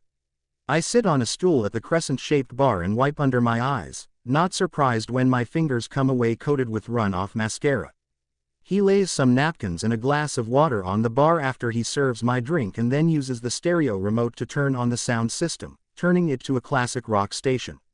I pick up the martini glass shakily and take 3 big gulps. Edward walks out of the back room and sees me sitting at the bar with a drink. He smiles crookedly at me, then looks concerned as he gets closer and can see my face clearly.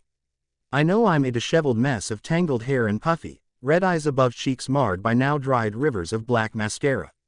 What's going on, ballerina? What are you doing drinking in my bar at 2 o'clock on a Monday afternoon? He asks with a forced smile, keeping his tone light. He walks slowly toward where I'm sitting, stopping when he's a couple of feet away. I bow my head and drop my eyes, not able to maintain eye contact with him. Just got upset. I'm okay, I mumble, rubbing my hands up and down my bare arms. Are you cold? I can get you a sweatshirt, he offers.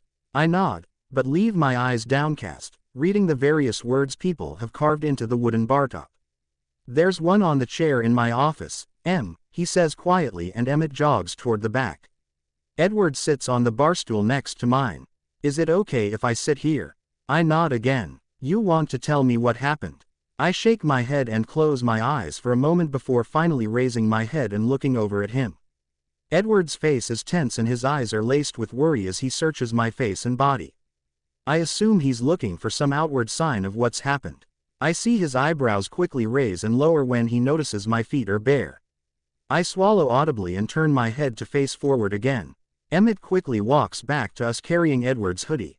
He holds it out behind me, saying, "Here you go, tiny dancer." I put my arms through the sleeves and Emmett slides it up, resting his hands on my shoulders when it's all the way on. I flinch at the contact and he pulls back immediately. Sorry, I mumble, directing my attention to the zipper. I struggle to get the zipper started, finally getting it to catch on the third try, then zipping it all the way up. Where the fuck is Rose? Emmett grumbles when he's back behind the bar. He smiles at me, but still looks concerned as he pulls out his phone to dial her. She's not answering, but she should have been done with class an hour ago. It's okay, Emmett, I feel better. I'm just going to finish this drink and then I'll get out of your way. Don't bother Rose, I say, finally finding my normal voice and feeling calmer through the combination of the vodka and the warmth of Edward's sweatshirt. The sweatshirt smells freaking great, just like him. I roll the sleeves up a couple of times and push them up around my forearms. It feels a little bit like armor to me, like nothing bad can happen to me while I'm wearing it. You're not in the way. Stay as long as you like. What time do you have class tonight? Edward asks. 5. Crap, I didn't lock the studio, I say, alarmed. My eyes dart from Emmett to Edward as I wonder which one of them I'll have to ask to come back with me to check and make sure Arrow didn't return. I'll do it. Give me your keys, Emmett says. Emmett and Edward exchange a look as I hand them over. I drain the last of the martini from the glass as Emmett heads out the side door of the bar. You want something else to drink? I could make you a Diet Coke just the way you like it, Edward says softly, swiveling his stool to face me. I inhale jerkily, but try to sound stronger as I answer. No, thanks. I really should go home for an hour and pull myself together. Bella, look at me, he pleads, not continuing until I look into his riveting green eyes. Was it Arrow? I nod. Did he hurt you? He asks gently, his eyes intense. I look down and shake my head as I whisper, no, not like you mean. Motherfucker, he says under his breath. He just said some stuff and I got freaked out. It's okay. I don't think he'll do it again. I sure as hell won't go anywhere alone with him again, I say quietly. It's not fucking okay, Bella, he growls, but I know he's not growling at me. He didn't touch you, not that way. He kissed me, and he touched my arms and my face and my hair and my neck. I shudder involuntarily remembering his touch, his kiss, the feel of his dry, rough lips against mine. Motherfucking son of a bitch. I could kill him, he mutters. Edward, please don't say anything to him. I need that job. Tears are leaking from my eyes again as I swivel my stool to face him. Fuck. Don't cry, ballerina. It's gonna be okay. I won't do anything you don't want me to, he says, reaching out tentatively toward my face to wipe away the tears. He stops before he touches me and looks at me for permission. I don't say anything but lean my face toward his hand, closing my eyes as he cups my face with both of his warm hands and uses his thumbs to wipe the fresh wetness under my eyes away. We sit like that for a minute, until I feel one of his hands leave my face, then return with a wet napkin that he must have dunked in the glass of water. He uses it to wipe under my eyes and down my face so tenderly that a few more tears leak out, spurred by the sweetness of the gesture. No one except my dad has ever taken care of me like this. Until today, I've never let anyone except my dad take care of me like this. Edward, can I ask you for a favor? I ask, eyes still closed. Sure, anything, he replies throatily. He's blotting my cheeks with a dry napkin now. Well, will you kiss me? I don't want him to be the last guy who kissed me, I say, my voice cracking at the end. I keep my eyes closed tightly, too embarrassed to open them. I am relieved when he doesn't laugh. I feel his breath come out in a gust of peppermint-scented wind across my cheeks. He cradles my face in both hands again as he answers me. Yeah, ballerina, I'll kiss you. Are you sure? He asks. I nod and feel him lean toward me and press his lips against mine gingerly, chastely. I feel the same tingle on my lips that I felt the last time, but there's no spreading wildfire since he's kissing me like he would kiss his grandma. He holds his lips to mine for a moment and then he pulls back, dropping his hands from my face. I open my eyes and lift one side of my lips in a half-hearted smile. Better, he asks, his lips turned up slightly, but not really smiling. A little no, actually, not really at all. What the hell kind of pathetic kiss was that? I wanted a real kiss, so I don't have to think anymore about Arrow kissing me with his nasty, thin, chapped lips touching me with his stubby-fingered, hairy ape hands, I complain, frowning. Edward chuckles, smiling for real this time. Okay, feisty ballerina, that sounds more like you. Now where did he touch you? Here, he asks, gently stroking my face with his fingers as I nod and inhale shakily. Show me where else. I take his hands and move them to my hair. He drags his hands slowly through my hair several times, never breaking eye contact with me. Then where? I reach for his hands again, and move them back down my face, latching onto both of his index fingers and using them to write over the imaginary lines Arrow drew down my neck and across my collarbones. Then I straighten my arms and motion for him to continue down my arms. When he reaches my wrists, he wraps his whole hands around them before he slides his hands down to hold mine securely but not tightly. I'm going to really kiss you this time, okay? If you want me to stop, you just squeeze my hand, ballerina. I close my eyes as he leans toward me. I feel his lips hover in front of mine, almost touching, his warm breath tickling my skin. Then he glides his lips back and forth over mine twice before settling in and moving his lips against mine, tracing my lips with his tongue until I open them and let him through. He moves his tongue and lips slowly, sweetly against mine, letting go of one hand after a minute to reach up and grasp the nape of my neck, stroking the skin under my hair softly with his thumb as he continues kissing me. He twists his other hand so that our fingers intertwine and he grips mine tightly.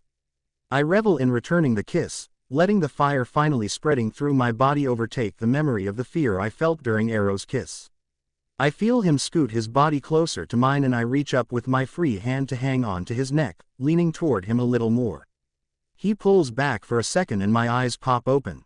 His fiery green eyes are looking back at me. He leans toward me again, tilting his head to change the angle of our kiss. I let my eyes close when I feel the hand he has on my neck pulling me toward him. Our lips open immediately this time, eager to reconnect.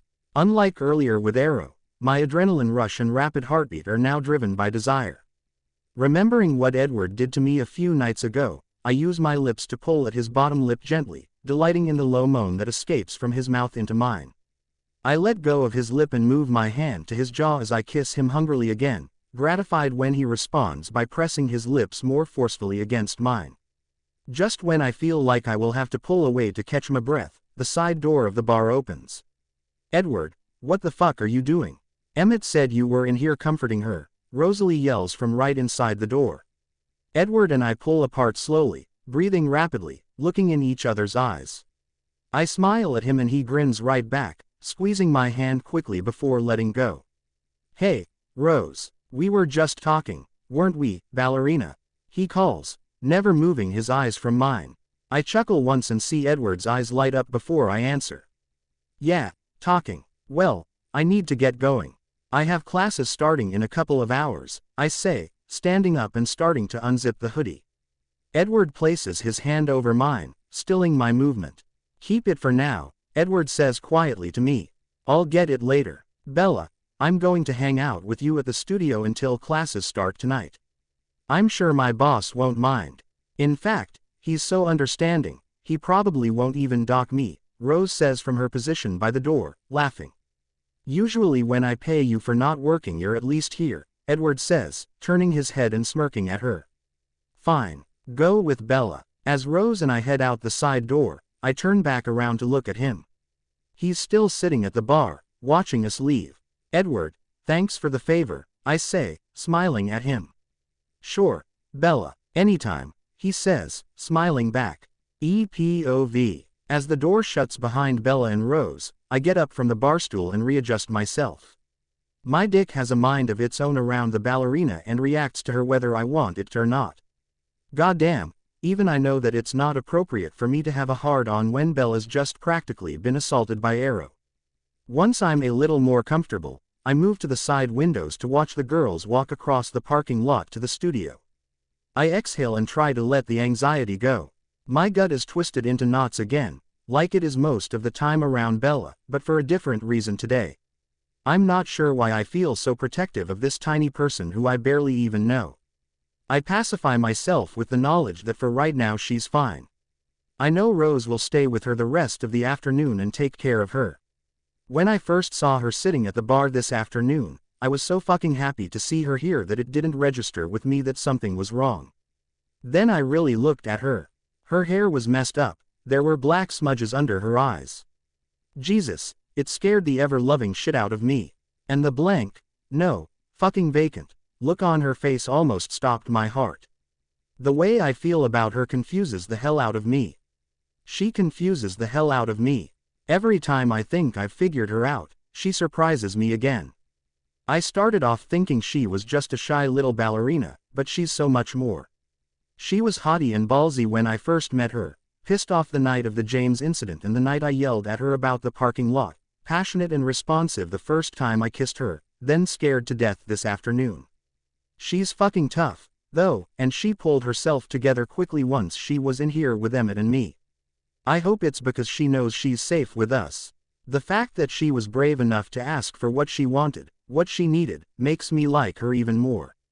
Jesus, now my chest hurts. Why does just thinking about her make me feel like I can't catch my breath? I let my mind drift for a minute to the kiss we shared today. Hell, if I thought before this afternoon that I could escape the way she makes me feel, I am now disabused of that idea. I told myself the first kiss, which was really more of an attack on my part, was a fluke. There's no way I could really feel like that about the ballerina after just one kiss. I was completely fucking wrong. After kissing her again today, feeling the way her mouth moved with mine, her hand felt in mine, there's no way I'm not doing that again. And she was breathing just as heavily as I was when we pulled apart. I hear Emmett's footsteps as he comes to stand behind me. "How's Tiny Dancer?" he asks, putting a hand on my shoulder. "Better, I think." "Fuck, I thought she was going into shock at first." "How'd she get in here?" I ask. "I brought her in. She was sitting in her truck with the doors locked, crying. I talked her into getting out and coming in here to wait for Rose, but she wouldn't let me touch her." "Did she tell you what happened?" he asks as we both watch Rose unlock the studio door and disappear inside with Bella. "Kind of. I'm not sure if she wants me to tell though," I answer, unwilling to betray her confidence, even to my best friend. "I can guess. I saw Arrow leave her studio a few minutes before I found her. I checked the studio before I locked up. No signs of a struggle other than her shoes lying in the middle of the floor, so I figure he must have just scared her," Emmett says. "Basically," I answer, feeling my ire and anxiety return. I turn away from the window to look at Emmett. I could seriously kill the motherfucker right now, but she asked me to leave it alone. She's still planning to work in his office. Dude, you're gonna have to calm down. You'll just piss her off if you go all a team to the rescue here. Let Rose work on her. She'll be able to talk some sense into Tiny," Emmett reasons. "I hate it when he's right. Bella would be really ticked at me if I got her fired, huh?" I ask. "Yep, it looked like you were making another kind of progress with her today, though," he says, making kissing noises and laughing. "Shut up, dickhead," I say, but I can't help laughing with him. "Come on, we need to finish stocking the coolers before happy hour." When Rose comes back from Bella's studio, the bar is fairly crowded with people watching Monday Night Football. She comes behind the bar to tell me that Bella's doing okay and that we'll talk when the bar's not so busy. I normally make pretty good business decisions, so it alarms me that I briefly consider shutting the whole fucking bar down so I can hear what's going on with Bella right now. When the crowd finally thins out around 8:30, Rose sits down on a barstool across from me. I lean against the back bar with my arms crossed over my chest. "She's going to be all right," she says, holding up a hand when I start to talk. He propositioned her and scared her, but other than a kiss she didn't return and some face fondling he didn't touch her. She's getting over the fear and getting more pissed off, which is good.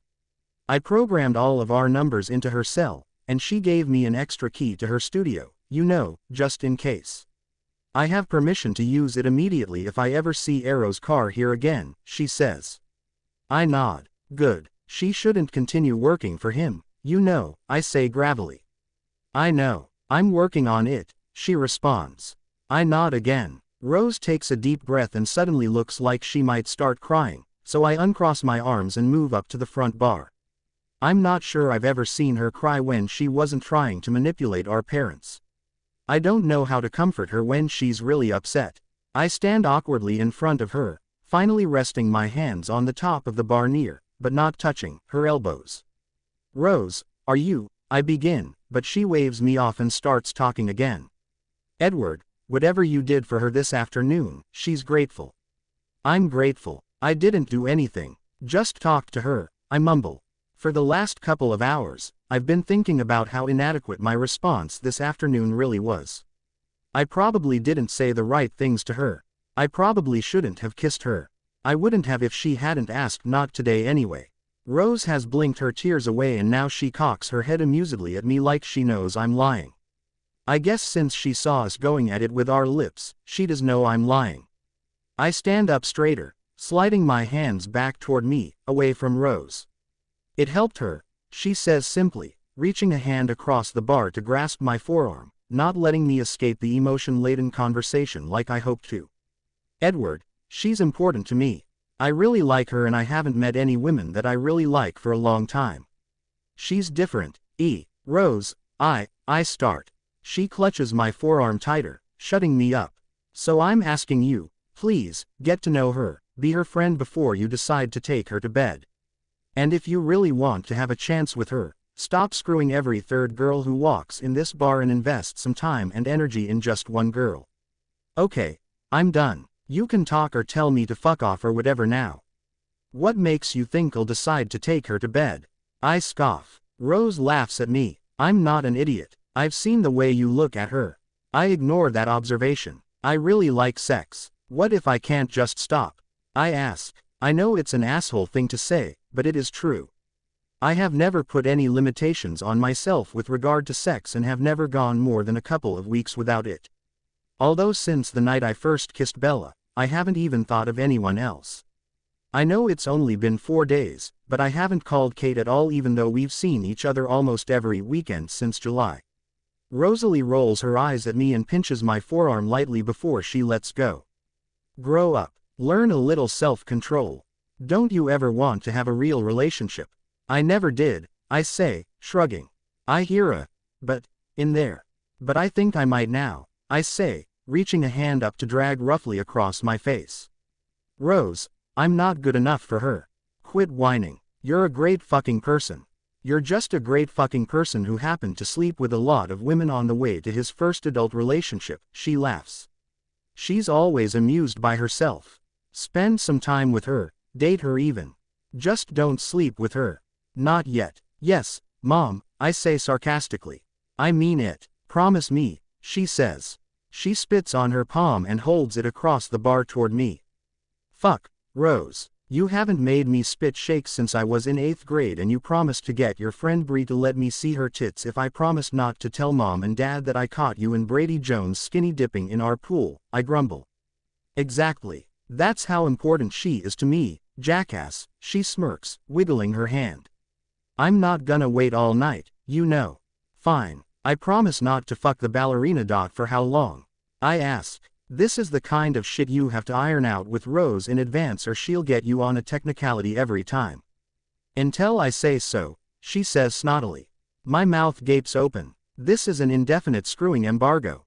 I figured she'd make me wait a month or 6 weeks, but shit, she's more evil than I thought. Now I'm just waiting for her to twirl her mustache and laugh villainously. Not that I'd ever imply my sister has a mustache. She'd punch me in the junk for sure, which, ironically, would make this entire conversation unnecessary. What if you die in a fiery crash? I smirk, recovering slightly. Then you're free to go for it. But for now, she says, shaking her head back and forth slowly. Reluctantly, I spit on my palm and shake hers. Jesus, it's gross. There's a reason we haven't done this handshake in more than 10 years. I'm not sure I even remember how to actually date someone. I haven't done it since high school, I muse, wiping my hand on my jeans. Now I have to go sanitize my hands before I can serve anyone. Rose rolls her eyes and reaches across the bar to tweak my chin. Google it, asshole, and get tested. I love you. Now let me get back to work before my boss sees me screwing around, she says, laughing. We head for the kitchen sanitizing station together. Rose is still giggling to herself and I'm wondering how the hell I'm going to keep from breaking this promise if the ballerina asks me to kiss her again. I find out from Rose that Bella's classes are over at 9 and make my way across the parking lot just a couple of minutes after. I go in the front door, weaving my way through the teenage girls that have just gotten out of class and are getting ready to leave, whispering and giggling as I walk through. I see Bella talking to the guy who teaches here. I think his name is Seth. I know from Rose that they used to date, but she stops talking to him and smiles my way when she sees me approaching. I feel something twist in my chest when I notice that she's got my hoodie tied around her tiny waist. "Hey, Edward, what are you doing here?" "Oh, crap, there's not another parking lot issue, is there?" she asks, looking alarmed. "No, I just wanted to check on you and I brought you a Diet Coke," I answer, handing her the Go cup I brought and feeling a little embarrassed that I'm doing this in front of another dude. "Thanks," she says, smiling hugely at me and taking several big drinks through the straw. Shit, I shouldn't have watched her close her pink lips around the straw. And I shouldn't have continued to watch as her cheeks hollowed out while she sucked thirstily. She's going to be the death of me. Just the way I like it. And I'm feeling better. "Thanks again for helping me this afternoon." Seth looks confused, but I don't care. "Are you going home soon?" "I think Rose or I should follow you," I say quietly. "No, actually, Seth is going to give me a private lesson, right?" she says, including him in our conversation now. My weakest dance area is hip-hop and I have to take advantage of having Seth here before he moves to LA to be a star. "Bella, it's not a done deal," Seth says, looking ill at ease. "Quit being so modest," she says to him, elbowing him lightly in the side. She looks at me as she continues. "Seth is up for a huge job choreographing and touring with a major recording artist, whom he's not allowed to name," she explains. "Wow, that's great. Good luck, man," I say. And I mean it. It's fine with me if there are no male teachers at Bella's studio, especially male teachers that she used to date and probably slept with. "I'll let you guys get to work. Bella, why don't you come by when you're done?" "Okay, I'll stop by," she says, grinning up at me. I can't stop myself from grabbing one of the hoodie sleeves and tugging on it lightly as I grin back. "I was going to wash it before I gave it back," she says sheepishly, blushing. "Nah, you should keep it. It looks better on you anyway," I say, then realize I just gave away my fucking favorite sweatshirt. In the next instant, I realize that as long as she keeps looking at me with those big, shining, brown eyes, I really don't give a fuck about the sweatshirt. "See y'all later." Whistling lightly to myself, I turn to go out the side door back to my bar. Are you going to sit in here the rest of the night staring at her?" Emmett asks from my office doorway.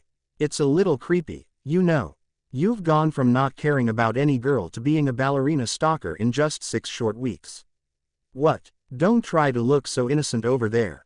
Do you think I wasn't wise to you when you started smoking every half hour right after she moved in?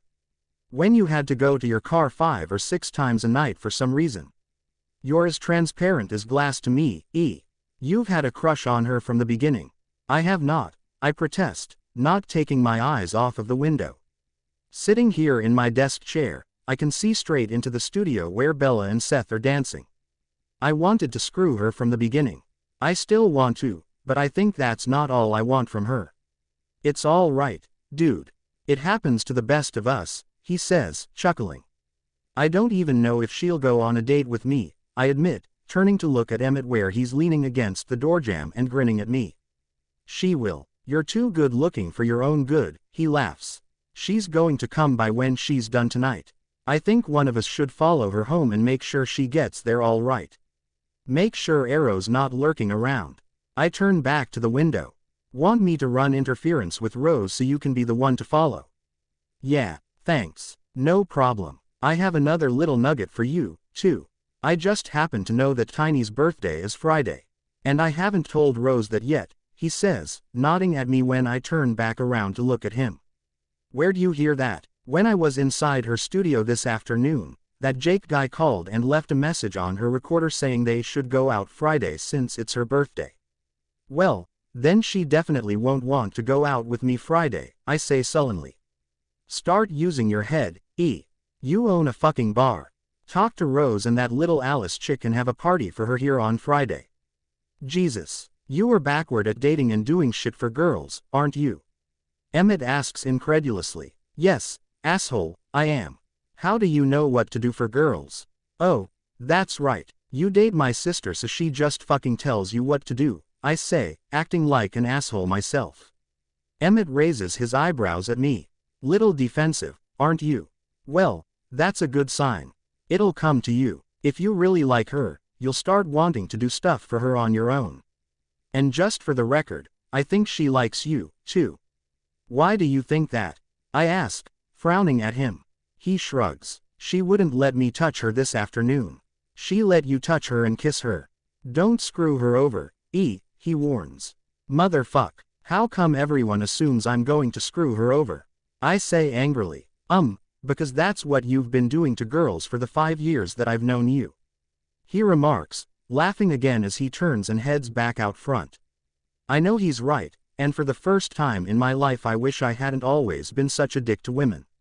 It makes me feel like I don't deserve a chance with the girl next door. She's not just any girl, I say quietly to myself, watching her through the window again, my jealousy flaring when I see Seth pick her up and swing her around.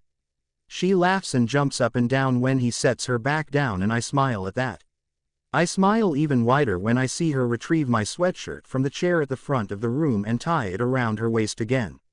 Then she puts one foot up on the bar and stretches down over it, holding onto the bar with both hands and pressing her upper body against her raised leg. Fuck, she's limber. Okay, time to close the shades before I break my promise to Rosalie by talking the ballerina into bed tonight. I am back behind the bar when she comes in, beaming, and sits down in front of me and Emmett. Well, hello, Tiny. Want a drink? And what's with the big smile?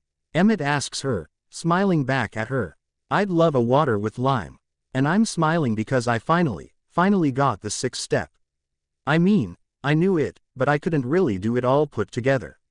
But tonight I got it. I was so excited that I was jumping up and down and Seth was twirling me around, she says, giggling as Em sets her water in front of her. She picks it up to take a drink. She looks so fucking beautiful, all excited like she is, and so completely different from the shocked and scared girl she was this afternoon. I just stand and stare at her until Emmett elbows my arm as he walks away to snap me out of my stupor. You want to hang out here for a while? I'll follow you home whenever you're ready, I say. Edward, I don't think that's really necessary. I don't think Arrow will bother me again today.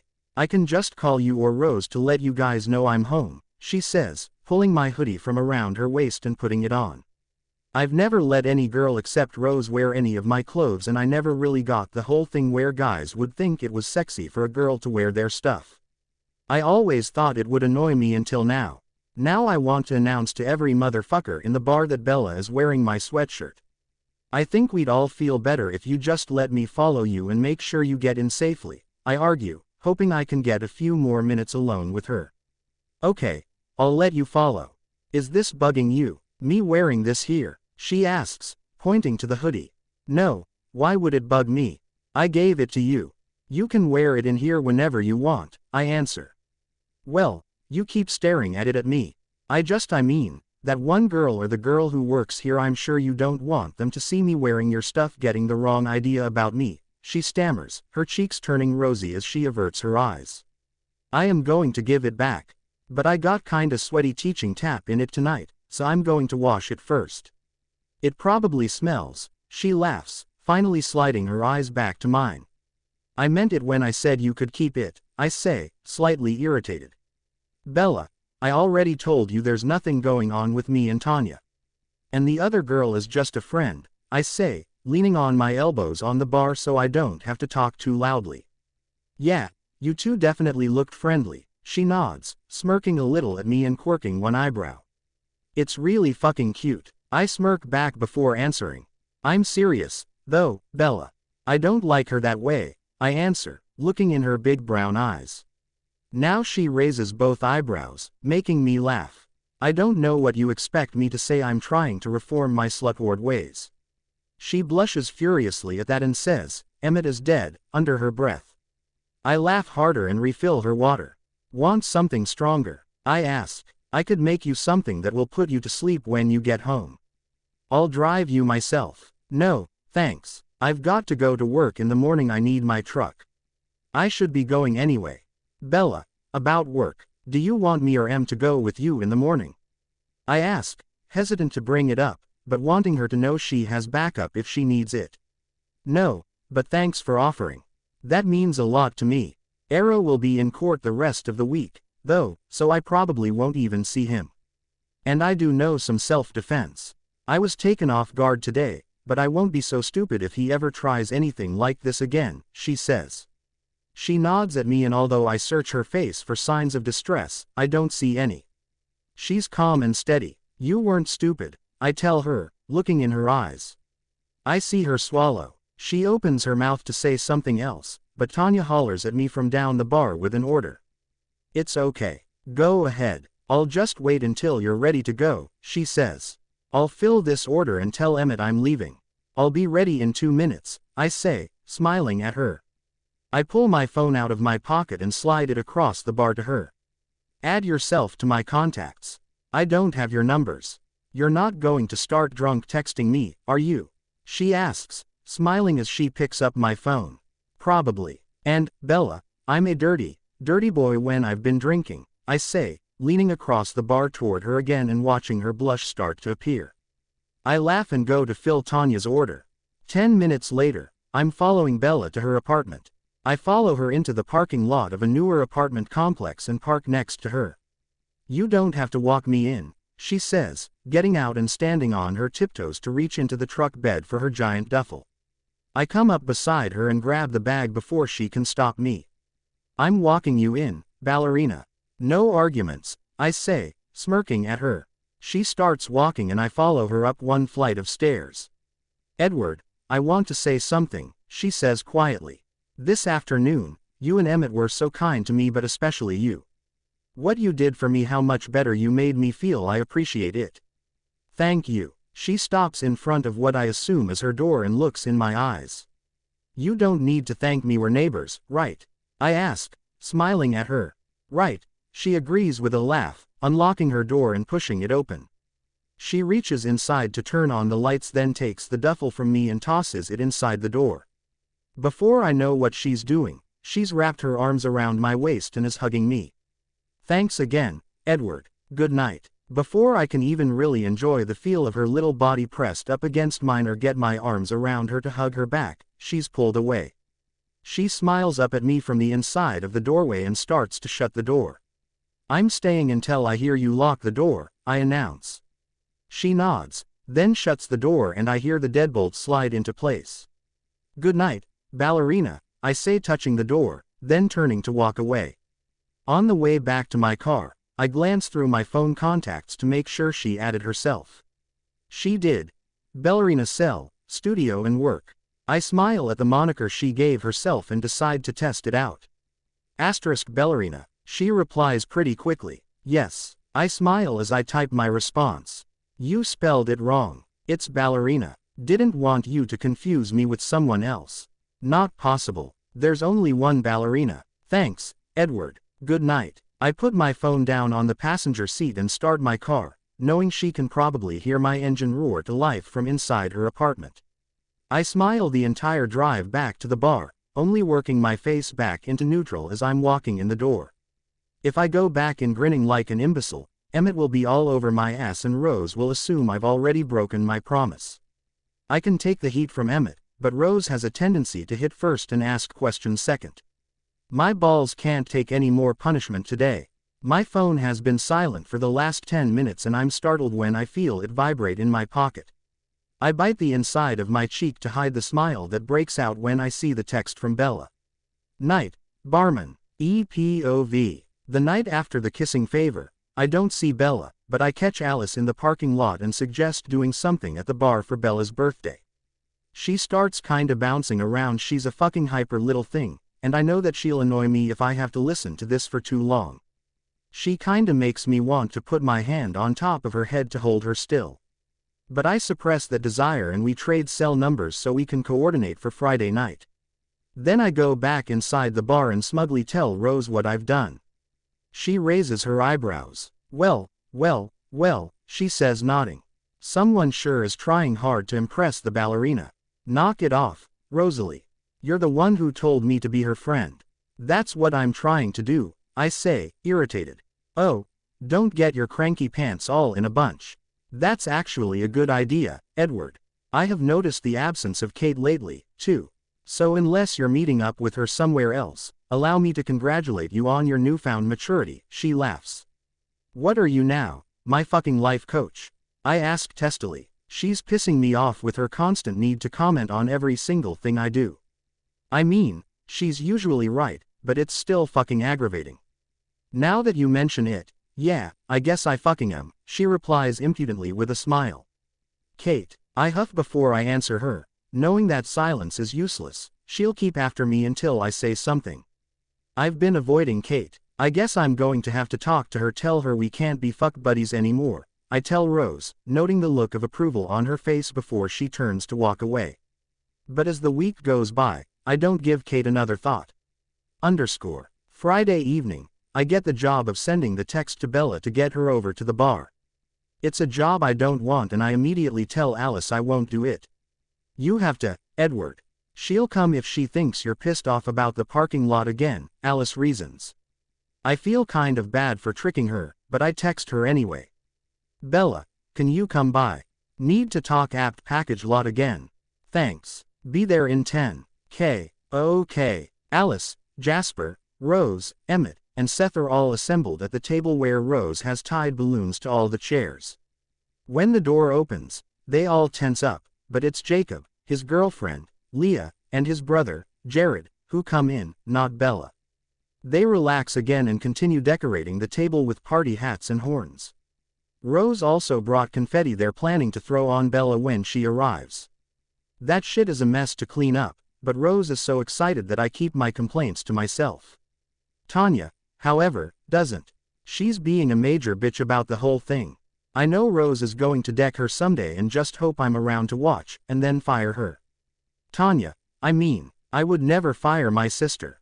10 minutes later, Bella finally comes through the front door and the whole table shouts, "Happy birthday." I am leaning against the bar, arms folded across my chest, but smiling when she searches me out to smile at me. She goes around the table, being hit with birthday confetti as she hugs everyone, laughing as she swats away the hands that try to give her birthday spankings. Luckily, only Alice and Rose tried to give the birthday spankings. I would have been pissed if any of the guys had tried to touch her ass. I walk over to the table. "Happy birthday, ballerina," I say softly when I get close enough. You were tricking me. There's nothing going on with the parking lot," she asks, beaming up at me. "Alice made me do it," I laugh, pointing at the tiny annoyance, throwing her right under the bus. Alice sticks her tongue out at me from across the table before she laughs, too. "Thank you. This is so sweet. Alice said it was your idea," Bella says, jabbing me with her elbow. Fuck, I think I might be blushing, my face feels all hot. I reach a hand up to pull at the back of my neck, embarrassed. "Well, Alice and Rose did all this," I say, waving my hand toward the table. "What can I get you to drink?" I ask, needing to get away until I can get myself under control. "Beer, please. Anything for the birthday girl," I say with a wink and go to get it for her. Behind the bar, I get a round ready for the table and ask Lauren to carry it over, while I carry Bella's beer back myself. I ignore Tanya's glare, not even willing to acknowledge her presence anymore, not since the night she practically ruined everything for me. The more I think about it, the more I think she knew exactly what she was doing that night, kissing and groping me in front of Bella. I hover around the table, not really sitting, but stopping to talk to all the people at the table. Jacob and his brother seem cool and I know I'm going to have to get on their good sides if I want Bella, and I definitely want Bella. After a while, Rose gets up to fix shots for everyone.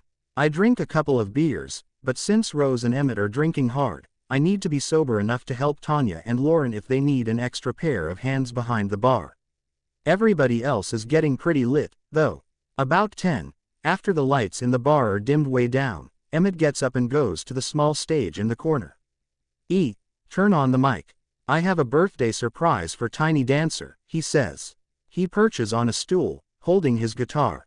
I turn it on for him and go to sit down in the chair he was sitting in at the table, which just happens to be next to Bella. "Okay, I learned this song in, 2 days, so sorry if it sucks. This is for you, Tiny. Happy birthday, he says. Rose whistles loudly right in my ear before he even starts. He starts picking out Tiny Dancer on his guitar. I laugh, but all the girls at the table say, "Ah," in stereo, making Emmett smile as he starts singing. He's no Elton John, but he's not half bad, either. Bella is smiling so widely that I think her cheeks must hurt as she looks at Emmett adoringly and then looks past me to Rose to mouth, "He's so sweet." I stand up. "Come on, ballerina, you should never waste a serenade, even a cheesy one," I say, holding out a hand to her and smiling.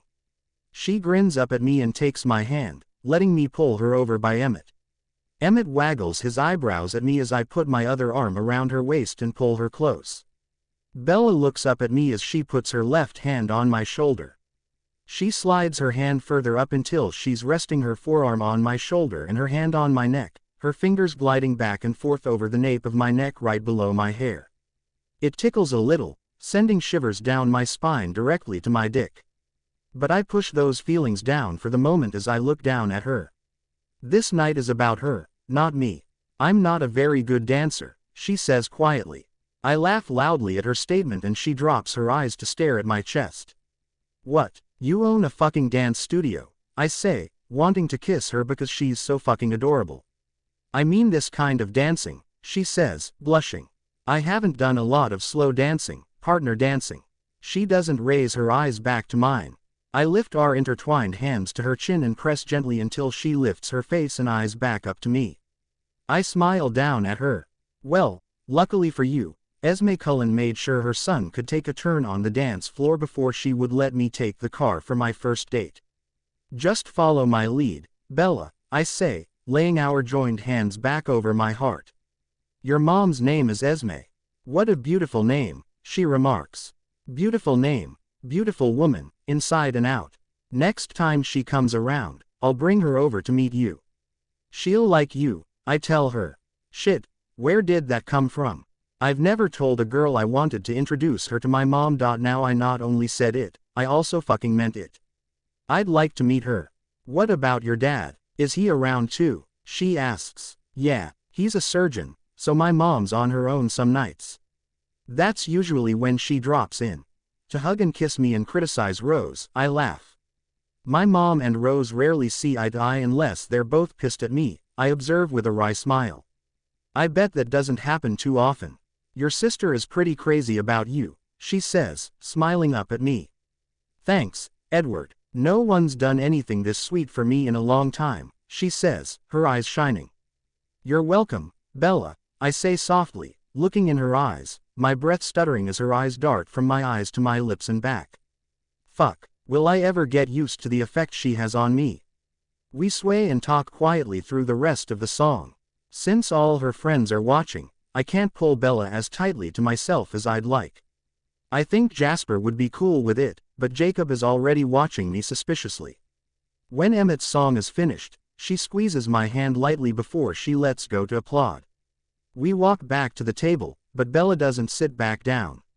"I'm going to the bathroom," she tells Rose, then walks down the hallway. I quickly get another round of drinks for the table, then wait for Bella outside the ladies' room door. "Come with me, Bella," I say when she comes back into the hallway. I hold my hand out, feeling the familiar surge of heat as he puts her hand in mine without hesitation and lets me pull her toward my office. I hand her the gift bag from the top of my desk and then lean against it while she opens the gift. "I wasn't sure what to get you," I mutter, suddenly nervous that she might not like it. "You didn't have to get me anything," she says, her lips curved upward into a smile. She glances up at me briefly as she unwraps the tissue around the antique music box. She gasps as she sees what it is and winds it up. It plays a song from Swan Lake and has a ballerina that twirls on top. The man at the antique shop said it was produced in the 1920s, and even I have to admit, it's kind of a cool gift. As soon as I saw it, I thought she'd really like it. "Oh my God, Edward, it's beautiful. I love it. Thank you," she gushes, looking at me excitedly and moving closer. She sets it down on the desk and wraps her arms around my shoulders to hug me. This time I am fast enough to put my arms around her, too, and hug her back. She leans back a little to kiss my cheek. I chuckle. You're welcome, ballerina. Happy birthday. It's been a really long time since I've had a birthday this good, she says, hugging me tightly again for a moment before letting go and stepping back. I guess we should go back out there. Yep, we should. Rose will assume I'm back here seducing you if we don't get going, I laugh. She looks up at me, biting her bottom lip, her bright eyes boring into mine. When she lets go of her lip and licks it slowly, I have to shut my eyes for a second to regain control. I smile at her as I open them again and grab her hand to pull her back out front. I almost walk past the bar before I notice Kate sitting on a bar stool looking at me and looking at Bella. Fuck, I knew there was something I forgot to do this week. Bella must notice her, too. She pulls her hand out of mine and speeds up to get back to the table. Bella, I call softly. She turns to look at me. I'll be right there. Her eyes dart over to Kate before meeting mine again as she nods. I walk behind the bar to face Kate. Hey, Kate, how are you? I ask. Fine. Looks like I'm losing my sex buddy, huh? She says. Yeah, I meant to call you, but I just never got around to it, I say, sheepishly. Sorry. It's okay, Edward. Isn't that the girl you couldn't stop staring at a few weeks ago when I was in here? She asks. I nod somewhat reluctantly. Yeah, so, that night, the intense, angry sex, it was her, huh? She asks, pursing her lips to the side and raising her eyebrows at me. I cringe, remembering that I was insatiable and really pissed off that night. I put all my frustration with Bella into rough sex with Kate. I feel guilty about it now. Hell, I felt guilty about it then, too. Jesus. I met a ballerina and grew a fucking conscience. Kate, I say, starting to shake my head, but I can't really argue with her assessment. It's all right, Edward. We've always had a mutually beneficial relationship where we use each other to scratch an itch. I just didn't realize your itch had a name. I'd be willing to bet she's giving me the evil eye right now, she says, smiling at me normally now. I look over to the table where they're all sitting. Bella's not looking over here. She's got the music box out of the bag and is showing it to Alice, Rosalie and Leah. I smile as I see her bat Alice's hand away when she tries to pick it up. No, she's not. I'm not sure she thinks of me that way yet. I'm taking it slow, trying to be her friend first. Wait, are you going to date this girl? She asks incredulously. Eventually. If she will, she thinks I'm a man-whore, I answer, grimacing. Kate laughs and says, then you better clean up your act, Edward. I'm trying, I answer, exasperated. Does everyone have to constantly tell me what an ass I've been the last several years? She holds her hands up, palms facing me. Sorry. Well, I'll be going now. I guess I'll have to find a new hangout to look for hot bartenders. Don't be a stranger, we can pick up where we left off if things don't work out with Bella. See you around, Edward. Kate smiles at me as she gets up and walks out. I'm a little amazed that I don't feel sad at all to see her go. She's very talented, after all. But before she's even out the door, my eyes are on Bella as I grab beers first and head back to the table. I pull a chair over from another table and wedge myself in between Emmett and Bella. I set her beer down in front of her and take a drink of mine. What? I say to Rosalie, who's smirking at me. Who went shopping with you, Edward? I know you didn't scour the antique shops downtown alone, she says, leaning across the table. Bella is talking to Jasper, so I don't think she's listening to us. I shrug carelessly, or what I hope looks carelessly. I asked Mom for some ideas. I don't know what to get girls. She drugged me to some of her favorite shops Wednesday morning, made me keep going until we found this old music box, I answer, feeling my face heat and hoping I'm not turning completely red. I figured. You did good, baby brother, she says, winking at me. She really likes it. Good. Can't have been cheap, she remarks. I shake my head, but don't answer her out loud. I don't care about the fucking money. I just wanted to get her something she'd like, something no one else would get her. Don't tell her how much you spent. She'd be pissed. Understood, coach. I won't. Can you stop talking about it now? Talking about what? Bella asks, turning toward me curiously. Where'd your buddy go? She looks at me with her round, innocent eyes, and I can tell she's trying to hold the laughter in. She left. I don't think she's Edward's buddy anymore. Right, Edward? Rose asks, trying to rescue me. No. I told you, I'm reforming, I state, feeling my face burn to the tips of my ears this time. Is it like a 12-step program? Bella laughs. No, just one step. No more sex for Edward, Emmett quips, laughing with Rose and Bella. Jesus, you guys, I know you're all getting drunk, but is it necessary to both attack and make fun of me in the same conversation? I ask, getting irritated. Yes, they all answer together, laughing again. I pick up my beer and take a big drink. Bella leans over to whisper in my ear, putting one of her hands on my leg to support herself. I'm sorry if I made you feel bad, Edward. I think it's great that you're. I don't know, what are you doing? I mean, besides keeping it in your pants, she giggles. I'm trying to be good enough, I say honestly, looking into her eyes and willing her to see what I'm trying to say. Good enough for what? She asks, looking perplexed, her chocolate brown eyes twinkling with mirth and tipsiness. Good enough for the right girl when she comes along, I answer, covering her hand with mine. She smiles at me, but sits back in her chair, removing her hand from my leg. That's good, Edward, I know you'll find the right girl, she says, then looks away from me and picks up her beer. Lauren brings a round of shots, and it's not long after that Bella and Rose become giggly and almost impossible to talk to. But they are funny, even though they are continuing to make fun of me and my intent to keep it zipped. Oh, you know who else is celibate?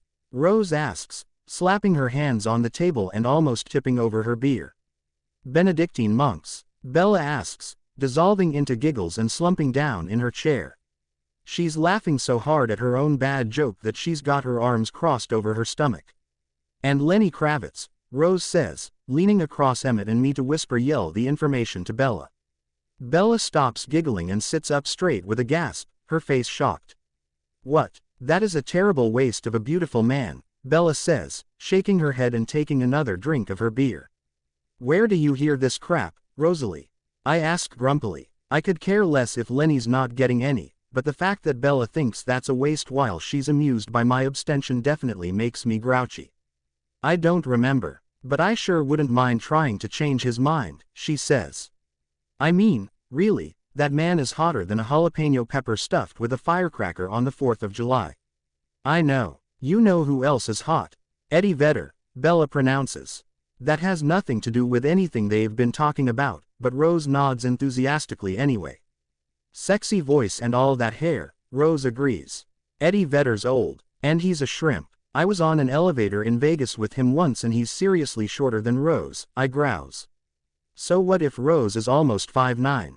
Oh, Edward, shrimp, schmip, it doesn't matter how tall he is when you're horizontal most of the time. And we would be, Bella giggles. I feel a strange mixture of jealousy and arousal course through me. Rose gasps. Isabella Swan. I'm shocked. I can't believe you said that. Did you take your purity ring off or something? She asks laughing. Shut up, Rose. I never had a purity ring. You don't know everything about me, you know. I'm not as innocent as you all think, she says. I've been around the block a few times. 4 times, Rose says, trying not to laugh, but losing the battle after only a few seconds. Bella joins in, her irritation of a moment ago dissolved. I'm not sure what Rose means by 4 times. 4 guys are 4 actual times. I close my eyes for a moment, willing my body to stop reacting to every goddamn thing about Bella tonight. When I open my eyes, Bella is talking to Jasper again. I notice that she has her hand wrapped around her beer bottle where it's sitting on the table and is slowly sliding it up and down, up and down, up and down. On the 4th pass from the base up to the long neck, she rubs her thumb slowly around the mouth of the bottle, wiping away the moisture left on the rim. I groan quietly and pull at the denim covering my thighs, attempting to pull the material away from my dick. I pick my beer up and drink what's left quickly. I catch Lauren's eye and signal her to bring another round for the table. Emmett claps a hand on my shoulder and leans in to talk quietly in my ear. I see how you're looking at Tiny. Don't forget what you promised Rose, he says. Groaning again, I arch my neck, letting my head hang backwards for a moment. When I raise back up, I answer him. I won't. The last time I broke a promise I made to Rose, I had to take her to dinner at an expensive restaurant and to a concert, and she still pulled out some of my chest hair, just to amuse herself, I say. I'm not risking that again. It fucking hurt, but Bella's not making it easy. Every fucking thing she does turns me on. I don't think Rose'll be too hard on you if you just pay some attention to Bella. She'll lift the sex ban before long, he says, patting me on the back. I don't know, Edward. Make sure you really like her first, okay? I mean, we're all kind of getting used to having her around. I already know I really like her, I say, looking at her again. Good. Then this will be a new experience for you, Emmett says, taking a drink of his beer. Newsflash, sex will not be a new experience for me, I laugh, having no idea what the hell he's talking about. No shit, dumbass. I mean sex with emotions involved. It's different, he replies. You mean it feels even better? I ask cheekily. He thumps the back of my head lightly before he answers. God, you're an ass. I'm trying to be all deep here and you're being shallow. Sorry, you're right. In my experience, it's always better to be deep than shallow, I snicker, picking up the new beer Lauren set in front of me and taking a drink. I barely get the beer swallowed before Emmett smacks the back of my head hard. What the fuck? I ask. Bella turns to look at me, frowning, but amused, then turns back to Jasper and Alice. Quit acting like such a prick, Emmett growls. He's pretty even-tempered and it takes a lot to really piss him off, so I know I must really be acting like an asshole. Okay. Jesus, man. Sorry. You were saying that it feels better. I ask, resolving to hold the sneering and laughing in for a few minutes. If he really gets ticked at me and decides to hit me, he'll do some serious damage. I haven't fought Emmett since the night we met at a party during college, and I never want to do it again. I'm pretty sure he cracked some of my ribs that night and he's even bigger now. Although the thought of Bella nursing me back to health is appealing. She'd look cute in a little nurse's uniform. Shit, I'd better stop fantasizing. He's starting to talk. Yeah, it feels better. I mean, not necessarily physically better, but it's a different kind of connection when you're with someone you really care about, he says. As he's talking, he reaches a hand over to rest on Rose's back and rubs gently up and down her spine. Even in her drunken state, she pauses in her conversation with Alice to turn and smile at Em. Well, hell, I kind of thought all that talk was a load of horseshit. My dad tried to tell me how great it is being with someone you love during the big sex talk he had with me. I was in 7th grade and had already talked some chick into giving me a hand job and I couldn't believe that one hand, or one pussy, could feel better than another. Some girls were more talented than others, but the body parts were basically the same. But hearing it from Emmett, it must be true. I've known him 5 years and he's never talked about sex in this way before. I'd like to know more, but it's creeping me out to think about him having meaningful sex with my sister. I definitely don't want to know any more about them. I run through my list of drinking and poker buddies in my head. Nope, none of them are in relationships. Curiously, I look across the table at Jasper. He seems all right and they just got married last summer, so he should know about this shit. He's definitely crazy about Alice, even though I can't imagine why. She's just so perky. It's not fucking natural. I wonder if Jasper smokes. I could take him outside and pump him for information. Maybe I should wait for another night, get to know him a little better first. Yeah, that's what I'll do. I've decided not to ask Bella out on a date for a while anyway, trying to really stick to Rose's advice and get to know her first. It worked for Em and Rose. They were really good friends before they started dating last winter and Rose has said before that she trusted him so much because she knew he really liked her and not just her body. That's another conversation where I got way more fucking information than I wanted. But now I want Bella to feel that way about me. I want her to trust me and know that I really care about her and that I'm not sleeping around. I relax and enjoy the rest of the evening, watching Bella talk and laugh. She leans over to me several times to make quiet comments in my ear. Each time she does, I lean my head toward her and place a hand on her back, rubbing up and down like I saw Emmett do earlier. A few times she puts a hand on my neck or the side of my face to hold our faces together while she talks.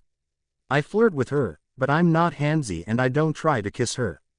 I want to wait to kiss her again until I know I won't have to stop. I tell myself that I should wait 1 month. 1 month to dote on her, do things for her while she knows I don't expect anything in return. Well, eventually I'm hoping that I'll get something in return, but for the first time I can remember, sex is not the foremost thing I want from a woman. I want her affection, her trust, her happiness. Oh, shit, I'm in bigger trouble than I thought. I pick up my beer to drink heartily again. A little before 1, I know Bella won't last much longer. Her eyes are starting to droop slightly, and when she leans in to whisper something to me, her speech is slurred. I have my hand on her back again, but this time when she's done talking, she stays where she is, resting her head on my shoulder. I look across the table and see that Jake and Jasper are both looking at me. Jasper looks amused, Jake looks wary. Emmett glances over at me and chuckles, then leans across the table to talk to Jake. Before he begins, he looks at me again over his shoulder. Don't listen. I'm gonna talk to Jake about something that you promised Tiny you wouldn't interfere in, he says, looking around me to make sure Bella's eyes are closed. I watch but don't listen as Emmett talks to Jake. I note with interest that Jake's girlfriend, Leah, leans forward to listen, too, but her eyes shift often to Bella and me. At one point, though, her eyes dart back to Emmett and she looks pissed. So does Jake. They both talk to Emmett, but I really can't hear between the quiet volume of their voices and the noise of the bar surrounding us. Eventually, all 3 of them nod in agreement about something and sit back. Leah whispers something in Jake's ear and he looks over at me. I'm not sure if Jake talks louder or if the surrounding noise is quieter, but I hear him reply to whatever Leah said. What? I thought she hated him, he says, frowning. Leah shakes her head at Jake and turns to look at me again, smiling this time. Jake doesn't say the next word as loudly, but I can read his lips when he says, women. I hold my laughter in, but internally agree with his exasperation. I don't understand them, either. I think it's time to get the birthday girl home, Jake says to me. I glance down at Bella to see that her eyes are still closed, but they flutter open sleepily when I say her name softly. I nod to Jake and ask if he wants me to take her. No, Jared quit drinking a couple of hours ago, so we'll take her. That's probably the best plan. I don't feel drunk, but I was drinking earlier. But when I look down at her again, I silently vow to her that on her next birthday, it will be me driving her home. BPOV. Girls, we are taking a field trip Friday night, Alice announces before taking a big drink of her beer. Alice, Rose and I are in a booth at the full moon after dance classes are over on Tuesday night. This has become our regular Tuesday ritual, beer and Tabasco fries at 9 o'clock. Okay, so this is only the 3rd Tuesday, but I think we'll continue. It's Rose's night off, but she says she doesn't mind spending it at the bar since Emmett's here. And it's an excellent way for me to get in some looky-looky time at the beautiful one. The first week we came in, I prepared myself to see Edward flirting with the girls who routinely sit at the bar and try to get his attention, but he didn't really seem to notice them. I was afraid I'd eventually see him leaving with someone like he did the night I was here with James, but he hasn't. In fact, every Tuesday he's more attentive to our table than any other in the bar. He waits on us himself, he glares at the witchy bartender who groped him if she comes near us, and he even sits down with us for a little while. Last week he sat beside me for 20 minutes and kept stealing my fries. I tried to be mad at him, but when he smiled his imperfect, crooked smile at me and shrugged sheepishly, I ended up laughing instead. Where are we going? I ask as I turn to Alice, tipping my beer bottle to take a sip. Whispers, she answers. Whisper what? I ask, wondering why Alice and Rose are suddenly so giggly. I take another sip of my beer. Whispers. It's an exotic dance club. For men, Alice answers. My beer goes down the wrong way and I start to choke and gasp for air. Alice whacks me on the back, hard, still giggling. Edward looks our way, curious at first and then alarmed. I'm sure he doesn't want someone choking to death in his bar. That's got to be bad for business. He starts to walk our way, but Rose holds up a hand to ward him off. Why there? I manage to croak, still coughing a little. Recon, Alice explains, to learn the moves so we can teach Rose. Emmett's birthday is coming up next month, right, Rose?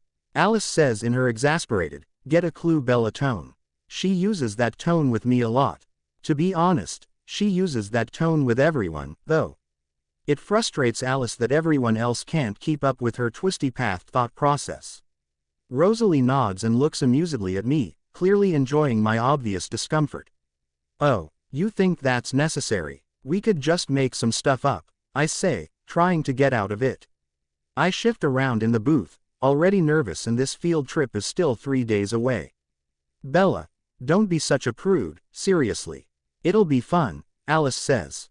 And quit twitching. Fuck. Hide me, Rosalie says, all amusement gone from her face as she tries to sink down in the booth. My mother just walked in. As I turn around to look at the beautiful one's mother, I hear Alice and Rose discussing why Rose would need to hide from her, but I'm not really absorbing what they're saying. I'm too busy looking at the attractive woman standing just inside the door. It's immediately apparent that she's Edward's mom. She has the same sparkly green eyes, the same bronze-colored hair. She's shorter than Rose, but taller than me. She hasn't spotted Rose yet, but it's clear from the beaming smile on her face that she sees Edward. "Hello, sweetheart," I hear her say as Edward comes around from behind the bar to hug her and kiss her cheek. I can't hear what he says back to her, but he's smiling adoringly at her. He puts an arm around her shoulders and heads toward us. Rose is muttering under her breath about doing bodily harm to her brother. "Rose, look, Mom's here," Edward says cheerily, with a smirk. "Hi, Mom," Rose answers, not nearly as cheerily. "What are you doing here?" Whoa, her tone is snotty and I tense up, expecting her mother to be offended angry. But Mrs. Cullen laughs and replies amusedly. "Your father and I were out to dinner with friends. He was called in for an emergency, so I thought I'd stop for a drink and see my babies.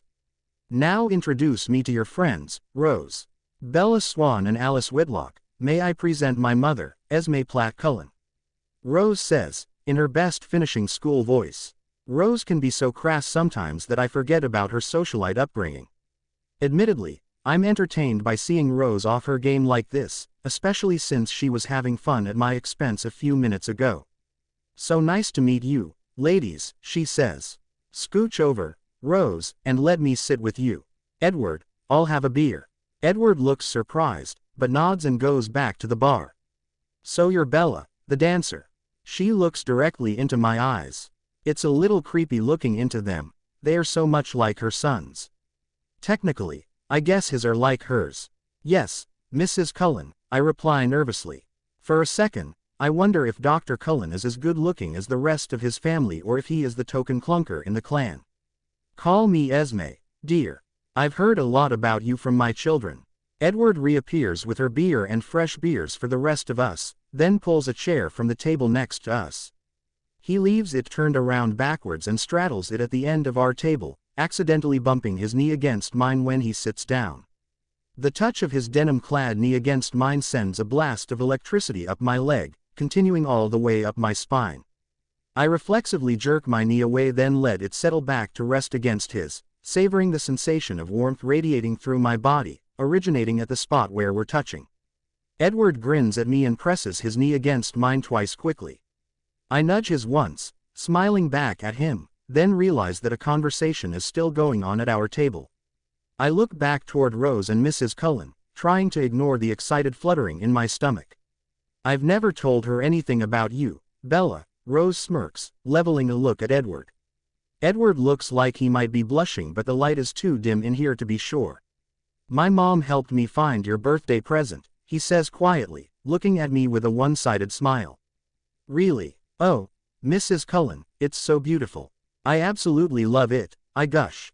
"It's one of the best presents I've ever received." Edward is smiling a full smile now, identical to the one on his mother's face. "I'm so pleased that you like it," she says. She turns to Edward. "Run along, sweetheart. This is girl talk time. We can't talk about men the way we want to if you're sitting here." He gets up mumbling about women, but smiling, and goes back behind the bar with Emmett. Esme leans across the table to speak to me. "Now what exactly is going on with you and my son?" she asks, her green eyes boring into mine with curiosity. "We're neighbors. Sort of friends, I guess. I mean, nothing untoward is going on here," I answer, flustered. I feel my face redden with embarrassment. Nothing untoward. Bella, have you been watching old movies again? Alice laughs, patting me reassuringly on the back. So you and Edward aren't seeing each other? Esme asks, looking confused. No, Mrs. Cullen, I reply, somewhat confused. I'm not sure why she would have the impression that her son and I are dating. Oh, God, I hope she doesn't think I'm one of the hookups. Just the thought of that will make my face redden even more if I allow myself to dwell on it. Esme, she reminds me sweetly. Esme, he's done several favors for me, helping me move in and stuff.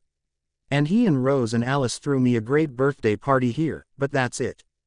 Just friendly neighbors, nothing else, no dates. Jesus, why can't I shut up? I pick up my beer and take a few sips to occupy my mouth for a minute before I blurt out how much I'd really like to date her son and do dirty things with him. She frowns, studying my face. She shakes her head slowly, still just as confused as I was a moment ago. Huh, I really thought. Well, we'll just let him get there on his own, now, won't we? Slower than his father, that boy. And Carlisle was slow enough. I aged 10 years waiting for him to ask me out our second year at Dartmouth, she says and laughs to herself, clearly reminiscing about her own romance. How is Daddy? Rose asks, her face lighting up. Oh, he's fine. The practice is short a doctor right now, so he'll be on call a lot more for the next couple of months. I'll have more evenings to spend with you and your brother, she says, laughing loudly as Rose grimaces, giving her mother the exact reaction I'm sure she was going for. After a moment, Rose ends up laughing, too. Esme reaches over to pat her shoulder and Rose leans in to kiss her mother's cheek in an uncharacteristic show of affection. I inhale sharply, but quietly, as tears prick my eyes. Excuse me, please. I'll be right back, I say, getting up and heading toward the bathroom quickly before anyone can see the evidence of my poorly controlled reactions. In the bathroom, I pat my cheeks with cool water and fight to get myself under control so I can return to the table. It takes a couple of minutes, but I am able to rein in the surge of emotion and leave the bathroom, hoping I haven't been gone long to draw any further attention to myself. As I pass by the bar on my way back to the table, I hear Edward call my name. Yes, I ask, walking over to where he's standing and resting my hands on the bar in front of me. Everything okay? He asks, laying his forearms on the bar to lean partway across it, toward me, and looking into my eyes. Yeah, why? I ask, frowning. Why does he have to be so observant? I thought you looked upset when you walked by, he says, still studying my face. I'm fine, Edward. Really? I say, forcing myself to smile at him. You're sure? Arrow's not fucking with you again, is he? He asks, narrowing his eyes slightly when he mentions Arrow's name. Nope. In fact, he barely speaks to me unless it's to ask me to do something work-related. It's almost as if you didn't say anything to him, did you? I ask suspiciously. Now it's my turn to narrow my eyes. His eyes widen before he answers. Fuck. No, ballerina. I told you I wouldn't. I'd still like to rip his fucking head off, though, he answers, laughing hollowly. But you won't. Because I'm fine, I tell him firmly, but I smile at him. Okay, you're fine, he says, smiling back at me and leaning a little farther across the bar and lowering his voice. Is my mom making you nuts yet? His tone sounds serious, but his face betrays his devotion to her. I think he's proud of her and wants to know if I'm impressed with her. I am. Not at all. She's fantastic. You look so much like her. It's amazing, I say, propping my forearms on the bar, mirroring him, and leaning in so our faces are only a few inches apart even though we're standing on opposite sides of the bar. Yeah, Rose and I are each kind of carbon copies of one parent. It's fucking weird, he says, shrugging. And there's the answer to my earlier question. If Rose is a carbon copy of Dr. Cullen, then he must be gorgeous, too. Geez, it doesn't seem fair for the entire family to be so beautiful. They probably even had a beautiful dog. Have you ever had a dog? I ask before I can stop myself. Too late, I realize how out of left field that question sounded. Edward laughs, dropping his head down until it almost touches the bar. When he looks back up at me, his green eyes are shining.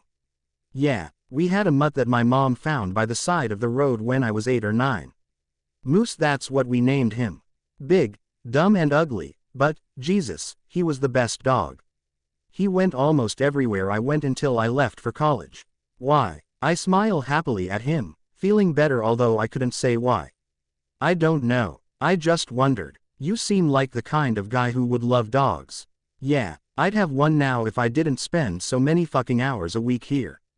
It wouldn't be fair to leave a dog home alone this much. Maybe someday, he finishes, shrugging one shoulder. Edward glances over to the table where I was sitting and suddenly straightens up, pushing away from me abruptly. Jesus, they're all looking over here. He's definitely blushing a little now and he laughs lightly as he shakes his head at me. Nosy bitches. I laugh with him. Don't tell my mom I said that. I won't. I really have to get going anyway. See you later, I say, turning to walk away. Hey, Bella, water or Diet Coke tomorrow? He calls softly before I've taken more than 2 steps away from him. For the last 3 weeks, Edward has shown up after my classes are over on Mondays and Wednesdays with one of the 2 drinks for me. He always says he's just checking on me, being neighborly. I thought at first that Rosalie was sending him to make sure I wasn't afraid to be at the studio by myself after what happened with Arrow, but I found out last week that she didn't even know he was stopping by. She thought he was outside smoking when he was actually spending a few minutes next door with me. It's sweet that he's trying so hard to make me feel comfortable in a space where I was so scared a few weeks ago, and I hope it means that we are becoming friends, not just neighbors. I turn around and smile widely back at him. Surprise me, I reply, then turn back around to walk to the booth. I slide back into my spot beside Alice and reach for my keys on top of the table. Bella, what did my son want? Esme asks me eagerly, looking at me with those freaky Edward eyes again. He was just saying hi, I hedge. MMHMM. Very interesting, she says, trading a look with Rose. Rose nods as if this confirms something. I look at Alice, but she just shrugs at me and smiles. Suddenly, I have a horrible feeling that Alice and Rose have been filling Edward's mom in on my unrequited crush on him. Terrific. Time for me to get the heck out of here before they get a chance to really embarrass me. I have to go. It was very nice to meet you, Esme. I hope to see you again soon. Good night, girls, I say with a smile. They all watch me as I get up from the table. When I look over at the bar, Edward is staring at me, too. Nice to meet you, too, dear, Esme answers. Alice and Rose both say goodbye, but I've already turned and am hightailing it out the door. Behind me, I hear Rose say, I told you, Mom, followed by all 3 of them giggling. I don't turn around. I already know they'll all still be looking. Thursday afternoon, I'm working at my desk at the law office when the door opens and a man in a suit walks in. He smiles at me after he closes the door and starts to walk toward me, I assume since my desk is closer to the door than Jessica's, the other secretary in the office. I would guess he's a little older than me, with sandy blonde hair and light green eyes. He starts speaking as he approaches my desk. Hi, I'm Tyler Crowley from the prosecutor's office. I have an appointment with Arrow, he says, smiling down at me. Yes, Mr. Crowley. I'll let Arrow know you're here, I say, smiling back at him. I call Arrow and he tells me to ask Tyler to wait a few minutes, typical Arrow power play to make the opposing attorney wait for him. Somehow I manage to keep my face and voice neutral. He'll be with you in just a few minutes. You can have a seat if you'd like, I say to Tyler as I hang up the phone. Instead of sitting in the waiting area, he continues to stand at my desk, talking to me, asking me questions. My name, how long I've worked here, where I worked before, where I went to college. By the time Arrow comes out of his office, Tyler knows a whole heck of a lot about me. With a final smile aimed at me, he heads into Arrow's office. I continue to work, wondering if it was my imagination or if Tyler was flirting with me. Jessica comes to talk to me as soon as Arrow's office door is shut. She definitely thinks he's interested. You should flirt back, Bella, when he comes back out, she says quietly. Jessica is a newlywed and constantly badgers me about my love life, or lack of one. She wants everyone to be happy and in love. Tyler is cute, and he might help get my mind off Edward. I sigh. Edward's nice to me, and he's slightly flirty, but he has barely touched me since my birthday 3 weeks ago. He probably thinks I don't remember the way he sat with his arm around the back of my chair that night, slid his hand slowly up and down my back, leaned toward me every time I spoke to him. I'm really not complaining about how Edward is acting now.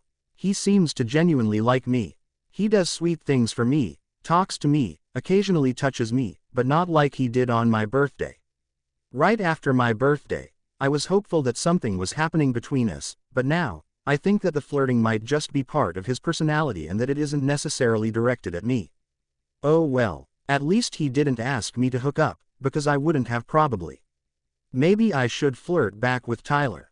I haven't been on a date for over a year, if I don't count the night out with James, which I don't. That wasn't about wanting to go out with James.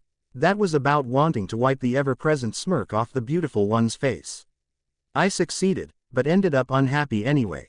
I'm so lost in my thoughts that I don't notice that Arrow and Tyler have emerged from Arrow's office until they are practically standing in front of me. Tyler hesitates beside my desk and Arrow hesitates with him. Jessica reminds Arrow that he wanted her to make some revisions to a contract she prepared for him, and the two of them go into his office together, leaving Tyler and me alone. So, Bella, I'd like to buy you a drink after work tonight, Tyler says, smiling at me. He has nice pale green eyes, not as striking as Edward's deep green ones, though.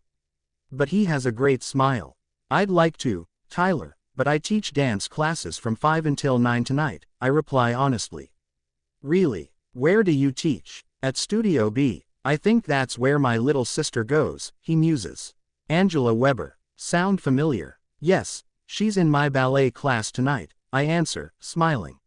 Small world. She's your sister. He laughs. Yeah, my mom's second marriage. I was 18 when she was born. Kinda embarrassing, you know. My friends gave me hell. We both laugh for a minute. Well, some other time, then maybe. Sure, I answer. And I'm serious. Mostly. Maybe he'll be the perfect antidote to my Edward obsession. He says he'll be in touch soon and leaves after giving me another big smile. I smile to myself at my desk and hope he really does call. Mostly. When ballet class is over that night, I'm surprised to see Tyler in the lobby area of the studio. Angela runs up to him to hug him as he tells her that he's picking her up because their mom had something else to do. Still, it's flattering, and he looks really good wearing jeans and a t-shirt. While Angela's getting her stuff together, I walk up to him. Fancy meeting you here, I say, smiling up at him and hoping my hair is not a mess. I can feel a few pieces that have fallen out of the bun resting against the side of my face and neck, though. I have to take Angela home, but I could come back when you're done and take you next door for that drink, he says. I contemplate the outcome of that scenario. It doesn't end well. Even though I don't think Edward's interested in me in that way, I think it would still tick him off if I brought another guy to his bar. He's unreasonably invested in my life for some reason. I make a face, scrunching up my nose a bit before I answer. Tyler, I know the bartender's next door and I really don't want to take a guy over there. They'll never leave us alone, I laugh. He nods understandingly. Well, hey, we'll just leave it like we did earlier. I'll call you, okay. I nod, telling him that I won't be back at the office until Monday and turn to go back into the studio room for my next class. He didn't ask me for my cell phone number today and I don't offer it now. Once classes are done and I've cleaned up the studio rooms a little, I pack up my big duffel bag with all my dance shoes and sling it over my shoulder. I switch off the lights and open the side door. When I see Tyler leaning against the side of my truck, holding a bouquet of flowers, my face breaks into a smile. Bella, I promise I'm not a psycho stalker. I just couldn't stand to think that I wouldn't get to talk to you until Monday, he says. I'll give the boy this. He's persistent. I laugh and put my duffel in the truck bed before taking the flowers from him. Thank you, Tyler. They're beautiful, I say. I'm suddenly aware that I'm standing here in sheer, black footless tights, black booty shorts and a red tank top. I have Edward's hoodie tied around my waist, but it doesn't provide much coverage. And I swear I'm giving it back to him. Really? So can I have your phone number? He asks, looking down at me. Yeah, I have a bottle of wine inside the studio. You could come in and share it with me, I say, emboldened by his obvious interest. I'd like that, he says, smiling and nodding at me. We turn and go back to the side door. I unlock it and we go in, flipping on lights as we walk through. I go into my office and get the wine Alice brought me from the mini fridge, 2 plastic cups, and the corkscrew. Let's go into the studio. Music, I say. Really? I'm thinking there's no way I'm sitting in my windowless office with a guy the first don't really know. It's the studio, blinds open, or nothing. I turn on the lights and the music and open the blinds. Will you open the wine while I get us something to sit on? I'm also totally putting some sweats on before I sit cross-legged on the floor and flash him my hoo-ha by accident. When I get back with my old comforter from college that I keep in my office, Tyler's got the wine open and poured. He helps me spread out the comforter and we sit down. We talk easily about inconsequential topics as we drink our wine. I find out a little about him. He's 4 years older than me, grew up here, but went to college in Colorado, works for the county prosecutor's office and adores his little sister. We laugh about silly things and I get a slight buzz from my 2 solo cups of Chardonnay. A little after 10:30, Tyler is ready to leave. This was kind of a perfect sort of first date. I'm not sure it was a date, but I feel comfortable with him and I like him. I just don't like him. At least, not yet. But I give him my cell number and walk him to the door, glad that he doesn't try to hug or kiss me. Not that I'd never want him to, but we just met earlier today. It feels like it's too soon. I choose to ignore the evil part of my brain that reminds me how I wanted to kiss Edward from the moment I met him. I reason that just because my attraction to Tyler isn't as strong or as immediate as my reaction to Edward was, that doesn't mean it won't ever happen. When I open the side door, the rain that was threatening all evening is coming down steadily and I giggle as I watch Tyler run through the downpour to his car. After he pulls away, I go back to my office and take my sweats off, leaving them there for the next time I need to cover up. It's not until I walk back into the studio to pick up our empty cups that I remember my duffel bag, containing hundreds of dollars worth of dance shoes, is in the truck bed getting soaked now in the rain. Crap, I mutter, setting the empty wine bottle and cups down in the little hallway by the door. I put Edward's hoodie on and raise the hood over my head, then open the side door to run out to my truck. I grab the wet strap of the duffel and try to heave it up over the side, but it gets caught on the little lip around the top of the bed. Damn it, I cry, pressing my whole body up against the side of the truck to use both hands to try and get the duffel, thinking of all my dance shoes which are probably getting ruined about now. The hood of my jacket falls down and I can feel raindrops sliding down my back, my face. I am startled when a bare forearm reaches around me and grabs the duffel, dislodging it from where it's stuck and swinging it out of my grasp. I whirl around to get a look at the bag snatcher and come face to chest with Edward and he's getting soaked. Shit, he looks good with wet hair. I swallow, looking into his piercing eyes, unable to move the rest of my body. You're getting wet, he states simply. How'd he know? Oh, he means from the rain. Let's go inside. I turn and sprint back to the side door with Edward following. I take my bag from him once we're inside, dropping it to the floor and falling to my knees beside it, quickly removing shoes, startled that they aren't all that wet. Certainly not as bad as they could have been. Thank you, God, I mutter, then look up at Edward. Thank you, Edward. I was afraid everything was getting ruined out there. Yeah, I was just out smoking and saw you having trouble with it. I'd better get back, he says, quietly, not meeting my gaze, not moving his feet to leave either. Hey, I liked your mom. She seems really nice, I say, not able to think of anything else. Thanks. She liked you, too. Okay, why can't I think of something witty to say here? I stand back up and shift uncomfortably from one foot to the other, pulling at the hem of my booty shorts to make sure no body parts are hanging out. Who was here? He asks coolly. Crap, he saw. Tyler Crowley. Friend or date? He asks, studying my various pairs of dance shoes lined up on the floor. I'm not sure. We just met. He's nice. And he wanted to buy me a drink, I say. I giggle a little, involuntarily. He looks up at me now, gauging my giggle, I think. So he wants to take you on a date? I shrug. He did. It's been a long time since anyone asked me out, I mean besides James and Arrow. But James was an ass and Arrow's offer was really more of a proposition. I laugh humorlessly after that statement. Edward is still eyeing me warily. His eyes slide to the door, to the floor by the door, to the empty wine bottle and 2 used cups. He turns back toward me. Bella, lots of guys would like to ask you out, he says, looking intently at me and shoving his hands into his front pockets. You just met this guy. He asks this like he's just catching up to what I said 2 minutes ago. I nod. You don't know him, but you let him come in here. We're alone with him, wearing that, and drinking wine. He looks at my legs, and at the booty shorts that don't cover any more skin than boy short underwear. I should probably tell him I was more clothed than this, but I'm getting a little sick of his bossy routine, so I don't. I nod again. This is not going to be pretty. I have a feeling that his overreactive temper is about to make an appearance. He rubs a hand over his face roughly before he speaks. Jesus, ballerina, he could have. Fuck, do you not have any self-preservation instinct at all? He asks, raising his voice at me. My eyes widen at this statement. Of course, I do. He's nice, Edward. He didn't do anything wrong. I didn't do anything wrong. Whatever. I gotta get back to the bar. He turns to leave. Why are you mad at me? I ask through gritted teeth. He whips around to face me, his green eyes dark, flashing with anger.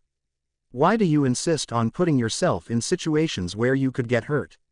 James, Arrow, now this Tyler guy, he says, also through clenched teeth.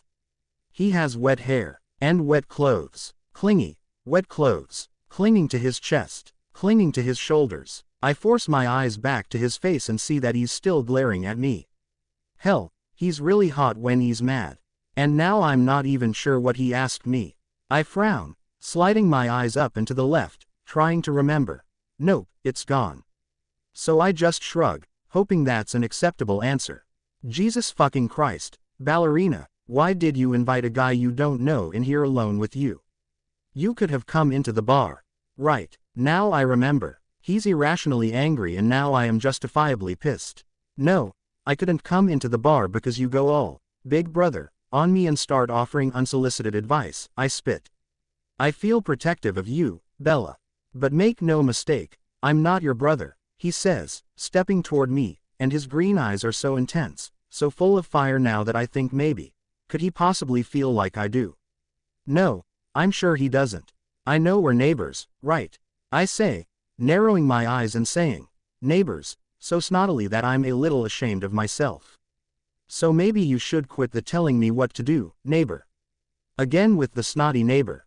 Jesus Christ, you are the most aggravating woman I've ever been around. You completely get under my skin and just fuck it. See you later, Bella. He turns and walks out, squeaking across the wood floor and leaving a trail of wet footprints. I sigh. What the hell was that all about? I wipe up the floor, move my wet shoes over by the floor fan to dry and leave. I hear my phone chime with a text on the way home, but I don't look to see who it's from. It's still raining like crazy and I don't want to be distracted. It chimes again and again, but I'm not sure if it's just reminding me of the text I haven't read yet or if I really have multiple texts. That would be unusual for me, considering I'm pretty much a loner and have only superficial relationships with almost everyone I know, except Allison, Jake and Seth. My friendships with Rose and Leah are coming along, though, and I really like Emmett. Jessica and I are growing closer, too. Geez, don't look now, Bella, but you have a circle of friends. Okay, it's a smallish circle, but it's mine. I sigh. And then there's Edward. Where does he fit? Are we friends? It feels like we are.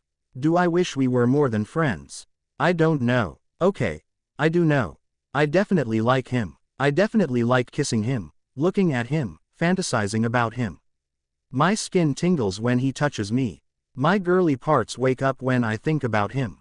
My heart pounds when he leans close enough for me to smell him. And according to Rosalie, he's kept to his plan of reforming his man-whorish ways. For the right girl, he said. The way he said it made me think he's already got someone in mind, but who? I haven't seen him flirting with anyone. Another sigh. I pull into the parking lot of my apartment building and grab my phone.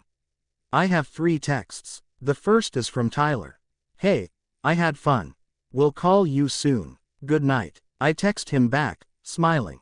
Me too. Talk to you soon. Good night yourself. The next one is from Edward. Sorry, ballerina, can we talk? I decide not to answer him. I'm assuming by, can we talk? He means, can I yell at you some more for making what I think are bad choices? Not in the mood tonight, buddy. I am pissed at you and just want to go to sleep and probably dream about you. Sometimes I really hate my subconscious. The last text is from Rose. What did you do to E? He's slamming whiskey and he's all wet. I'll answer her, but I have to be careful. She'll tell him what I say for sure. I did nothing. Don't let him drive. I get out of my truck and race inside to my apartment, getting re-wet. I go inside, put dry clothes on and snuggle up under my favorite fuzzy blanket on the couch for a little mindless TV watching. My phone chimes again from under the blanket where I'm holding it. Another from Rose. He's mumbling apt you and some Tyler dude. WTF. Don't shout at me. T is just a guy. A date. Don't yell. Sort of. Okay. I'm getting it now. Huh. JLS smiley face. What the hell is she talking about? I rack my brain but can't think of anyone with those initials. Maybe Rose has been drinking, too. I decide not to respond, but my phone chimes again a minute later. This time it's from Edward again. Speaking to my sister but not me. I knew Rose would tell him I answered her. I don't respond to Edward, though. He sends another text a minute later. I have a feeling they'll keep coming until I answer. I don't suppose there's any point in pretending that I'm not a little thrilled by this. Still pissed, but a little thrilled. Warning you, I've been drinking. Dirty texts will follow. I laugh at that one. Damn it, I'm supposed to stay pissed at him. I wait anxiously, biting my bottom lip. I get 3 texts from him in quick succession. You were so wet tonight. Can I see you wet again sometime? Are you still wet? Yes, thanks for asking. Also really fucking liked your shorts. I giggle and wonder how long I should let this continue. I decide to respond now, just to shut him up. Turning phone off. Annoying neighbor drunk texting me. Oh, you mean me? Yes. Goodnight, barman. I don't wait for a reply, although I'm sure he'll send one. I turn the phone off and head to bed. And, of course, I do dream about him. BPOV. Friday morning when I wake up, I stretch my arms above my head and inhale deeply. I relax back down into the pillows and try to decide if I should get up or stay in bed a little longer. Yawning, I decide bed. Definitely bed. Now if I can just go back to sleep. After 15 minutes, I admit defeat. I'm lying here thinking about Edward instead of falling back asleep. Frowning, I think of his behavior inside my studio last night. I don't understand why he was so pissed. I've already told him I won't make the mistakes I made with Arrow and Tyler is nothing like Arrow. But that didn't stop Edward. He blew the whole thing completely out of proportion and stomped away like an angry little boy. I smile when I think about all the texting he did later, even though I cut him off and didn't respond the way I'm sure he thought I would. And Rosalie's ambiguous texting was even more confusing. I have no idea what the hell she was talking about or who JLS is. God, thinking about this makes my head hurt. I get up and start a load of laundry, then dust and vacuum my apartment while I'm waiting for it to finish. Mindless chores allow my mind to wander again. This time it wanders to Tyler. He's cute. He's funny. He seems really nice, easy to talk to. He has a good job. He didn't try to kiss me. That could be seen as sweet, or it could mean he's not that into me. Not that I've ever read that stupid book. I have common sense and I don't need one guy to tell me that another guy is just not that into you. Hey, goofy looking blonde guy with the dorky glasses, your 15 condescending minutes are up. Although I know it's not fair, I can't help comparing Tyler to Edward. Tyler doesn't make me crazy with mixed messages and innuendo that goes nowhere. Tyler doesn't make me feel like I can't freaking breathe or stand on my own 2 legs. Tyler doesn't make my skin hum with electricity when he's nearby. Why do all these things that I thought were positives about Tyler now sound negative in my head?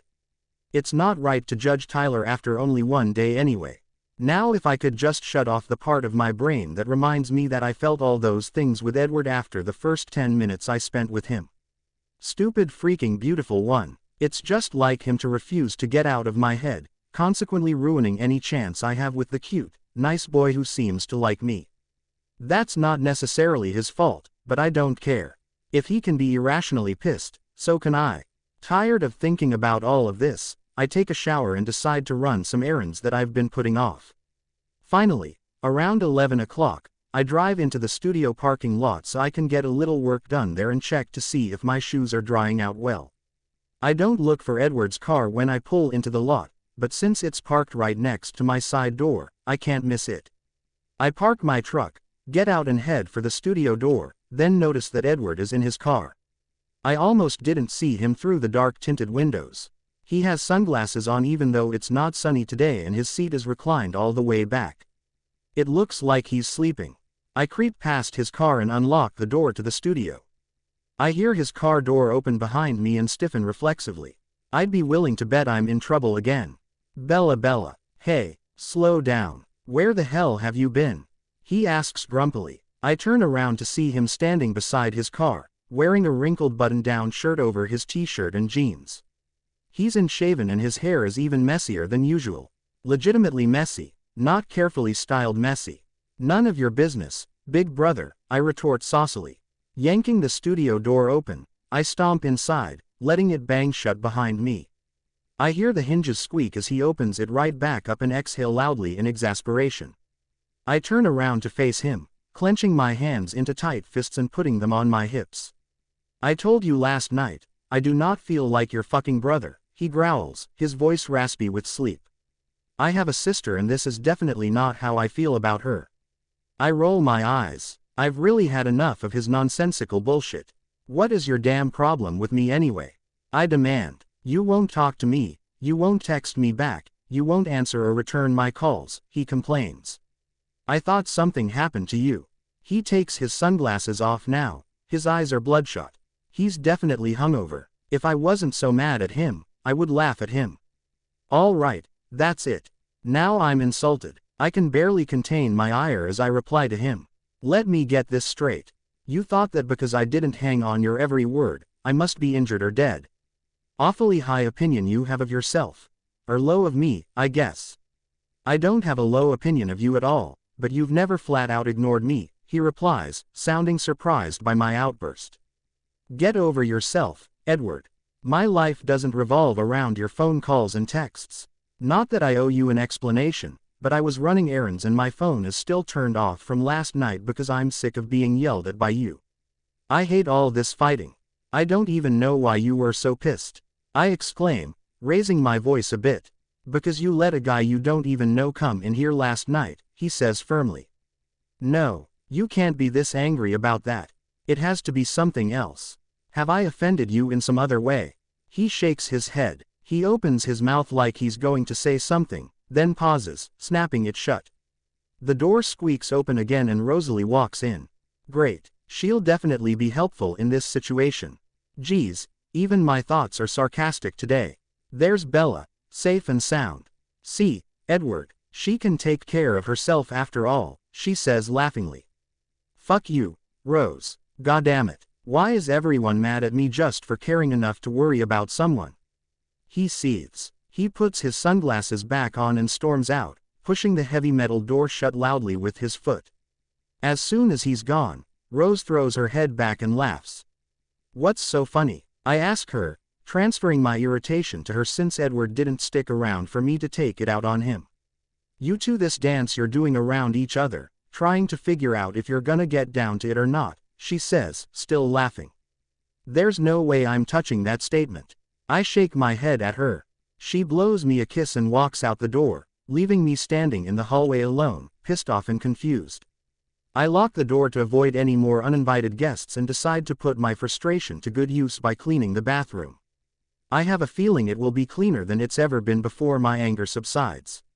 An hour later, I've finished with the bathroom and have calmed down enough to work at my desk. I sort through mail, bills, and tuition payments, pleased that the studio is already making a profit. A small profit, but still a profit. I'm startled when I hear a soft knock at the side door. Who is it? I call as I approach it. Edward, he responds. I crack the door and look at him with one eyebrow raised. Round 3. I ask sarcastically, smiling sweetly at him. No, ballerina, peace offering, he says, holding up a bag from the Chinese restaurant down the street. I narrow my eyes as I eye the bag and then him. He's still a disheveled mess, still wearing sunglasses. You have crab rangoon in there? I ask, pointing to the sack. When he nods, I break into a smile and open the door to let him in. I step into my office and grab 2 sodas from the mini fridge, then lead him into the studio and sit down on the comforter that's still spread out from my semi-date with Tyler last night. So, how you feeling today, slugger? I ask, smiling slightly at him as he takes out Chinese food cartons. He takes his sunglasses off and hooks them onto the neck of his t-shirt. I almost wince when he lifts his eyes to meet mine, his look so tired and bloodshot. He's got to be hurting. I've had better mornings, but I'll be all right.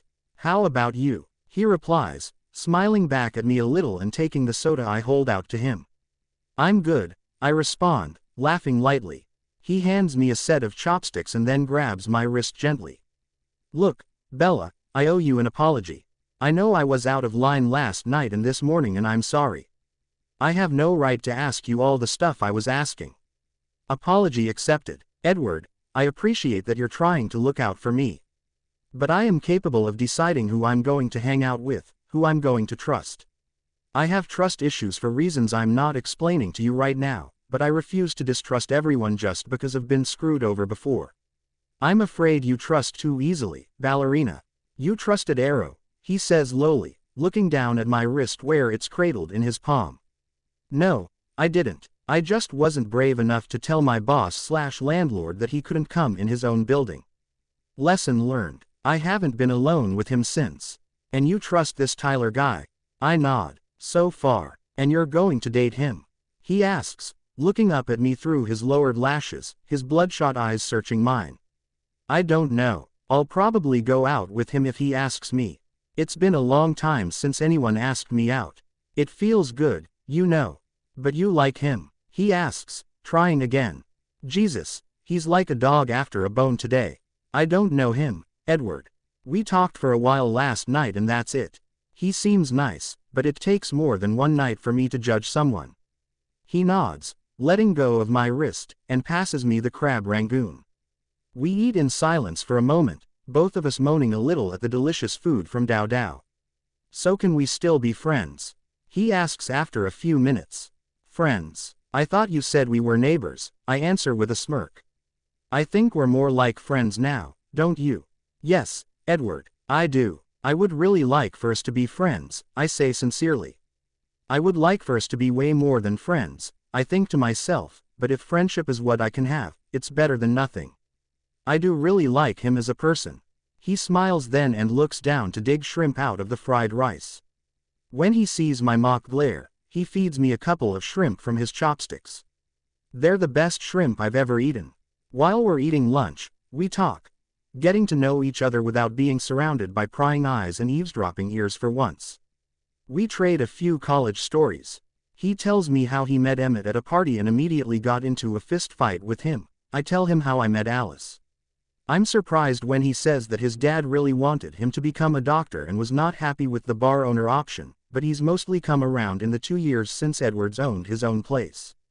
Edward's lying down on the comforter now with his eyes closed as he talks a little more about his family, allowing me to study him intently. When he asks about my family, I gloss over by telling him that I grew up in a small town with my police chief dad. I also tell him that Jake lived next door and that we've been good friends as long as I can remember. He turns onto his side, propping his head on the hand of a bent arm and asks more questions. So, you and Jake, were you always just friends? He asks, looking at me. Yeah. We were probably more like siblings in some ways. We fought like crazy, but always made up by the next day. And he beat the crap out of a guy who was an asshole to me in high school, I say with a laugh. But you two never dated? Never got together? He asks. Well, we did kiss once when I was 14, Jake was 13. But that was because I was going to a boy-girl party the next weekend with a boy and I didn't want to be a kissing virgin. I laugh, pulling my legs up to my chest and resting my face against my knees. The kiss itself was gross enough, but it really did feel like kissing a brother or something. Did the other boy kiss you at the party? Edward asks, amused now. Yeah, with tongue. I thought it was the most disgusting thing ever, but that might have been mostly due to Mike Newton, the kisser, I say, amused, too, at the memory. Was he your first boyfriend? He inquired, smiling. Would you be the first boyfriend of the girl who need you in the nads in front of your friends? I asked, quirking one eyebrow at him. Shit, you gave your date a groin shot. He asks, lying flat again and laughing. I sure as hell did. After he kissed me, I overheard him tell some of his friends that he got to second base with me. Little freaking liar. He never even tried to move his hands anywhere besides my waist, I say, still righteously indignant after all these years. Fuck. Remind me not to piss you off again, he says, holding a protective hand over his crotch. My girly bits go all tingly thinking about what he's touching. I laugh and force myself to look away from his hand. Oh, come on, barman.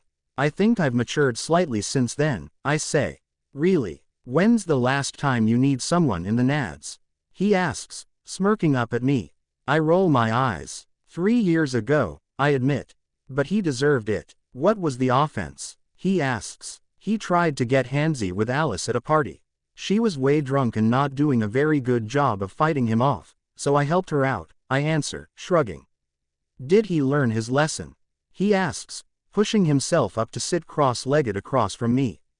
You could say. He was much more respectful when he took her out on their first date a week later, I say, smiling at the memory. Wait, was it Jasper? He asks with wide eyes. I nod, unable to hold the laughter in any longer. He was a total caveman asshole before Alice. We all used to call him the jockey behind his back because he was always riding someone. Edward laughs. You really do love the slutty nicknames, huh? It's a bad habit of mine. The funniest part was Jasper found out we called him that and assumed it was some kind of compliment. One of his friends put all kinds of horse noises on his phone following that episode. Took him a while to live that down in the frat house. But you're friends now, he remarks, reaching toward my foot and playing idly with my shoelace. Yeah, once Jasper and Alice got together, that was it for both of them. Eventually, we became friends. Well, Alice made us become friends, but I really do love him now. And he definitely loves her. Still smiling, Edward reaches for the fortune cookies, holding both of them out for me to choose which one I want. I choose one and crack it open, reading the fortune and feeling myself start to blush. You have to read it out loud. It's the rule, he teasingly. Only if you do, I answer. My face feels like flames have erupted under my skin. Sure, I'll even go first, he says as he opens his cookie and pulls out the slip of paper. He reads it to himself, chuckles quietly and shakes his head, then clears his throat. It says, the problem with resisting temptation is that it may never come again. I'm sure my face is even redder now, if that's possible. I can feel my heart pounding in my ears and I'm having a hard time breathing normally. You're up, ballerina, he says softly, his eyes meeting mine. Mine says, one who admires you greatly is hidden before your eyes, I read quietly, then force myself to look back up into his eyes. His eyes are darker green than normal and I am powerless to stop the shuddering breath I take. We look into each other's eyes for several seconds before he breaks the connection by looking down, chuckling again as he starts packing up the food cartons. Okay, awkward moment between friends. Let's move on. Wanna hang out at the bar with me tonight? He asks, looking back up at me with a smile. Can't. Hot date with Alice and Rose, I reply, blushing again just thinking about where they are dragging me tonight. I raise both hands to my cheeks trying to cool my skin and stop the blush. Uh-oh, what are you girls up to that makes your face turn that red? He laughs. Please don't ask. I'm a terrible liar and I can't tell you where we're going. For a lot of reasons, I laugh back. He stands up and reaches a hand down toward me to help me up. When I reach up to take it, when his fingers curl tightly around mine and start to pull, the stab of desire that runs through me is almost crippling. This is ridiculous, I chide myself. It's a hand. Why does just the feel of his hand around mine arouse me more than anything, even sex, with Seth ever did? I let him pull me up, surprised when I'm actually able to stand on my wobbly legs. Tell me someday, he asks, squeezing my hand gently before he lets go. Yeah, sure. When you're 80, I'll call you up to tell you. It'll make your day, I laugh. He says he's going home to sleep for an hour before coming back, so I know I won't see him again today. I thank him for lunch as I walk him to the door and he bumps me purposely with his elbow as he says goodbye. I go back into the studio and pick up the trash, searching madly for his fortune, but I'm unable to find it. I even dig around in the empty food containers, but it's nowhere to be found. He probably walked out of here with it stuck to his shoe or something. I wanted to keep both of them as souvenirs of our little picnic, but I'll have to settle for just keeping mine. I put it in my desk drawer and finish my work before I head home to get ready for my big night with the girls. I will not get dressed up to go to this club tonight, which ticks Alice off. I put on skinny jeans, a black bar t-shirt and my broken-in khaki Converse. When Jasper and Alice get to my apartment to pick me up, Alice says I look like a tomboy. I'm a little offended. I know I'm no fashionista like Alice is, but I thought I looked kind of cute. I look down at what I'm wearing. Nope, no overalls. I look in the mirror beside the door. Nope, no pigtails. I look back at Alice and she must see the hurt in my eyes because she slings an arm around my shoulders and squeezes. It's okay, B. You look like yourself. Your college self, but yourself. Sooner or later, though, you are going to let me dress you. Just for one night, please, she begs. I roll my eyes and tell her I'll think about it. Jasper winks at me while she's not looking and I smile back. He drives us to the studio to meet Rose. We decided to take a cab from there to the club so we can drink without having to worry. Jasper offers to drive us wherever we're going, but we haven't told him what we're up to either. We tell him thanks, but no thanks. We get to Whispers just before the first showtime and sit at a table in the back. We order drinks immediately. I leave my hand over my eyes as I down my first beer and order another one. Rose has a stack of $5 bills that she begins to dole out to us. I look questioningly at her, knowing that she doesn't make that much money at the full moon. She shrugs and looks a little guilty. I dropped a class and got my mommy's money back. I just didn't tell mommy, she says. Plus, we're women. We're supposed to tip well. And these girls definitely need the money more than Esme. It's technically my grandfather's money anyway. He died before I was born and left it in a trust for me and Edward. Okay. Robin Hood, Alice laughs. What happens when you get caught by Esme? I cry to Daddy, she laughs. He always smooths things over with Mom.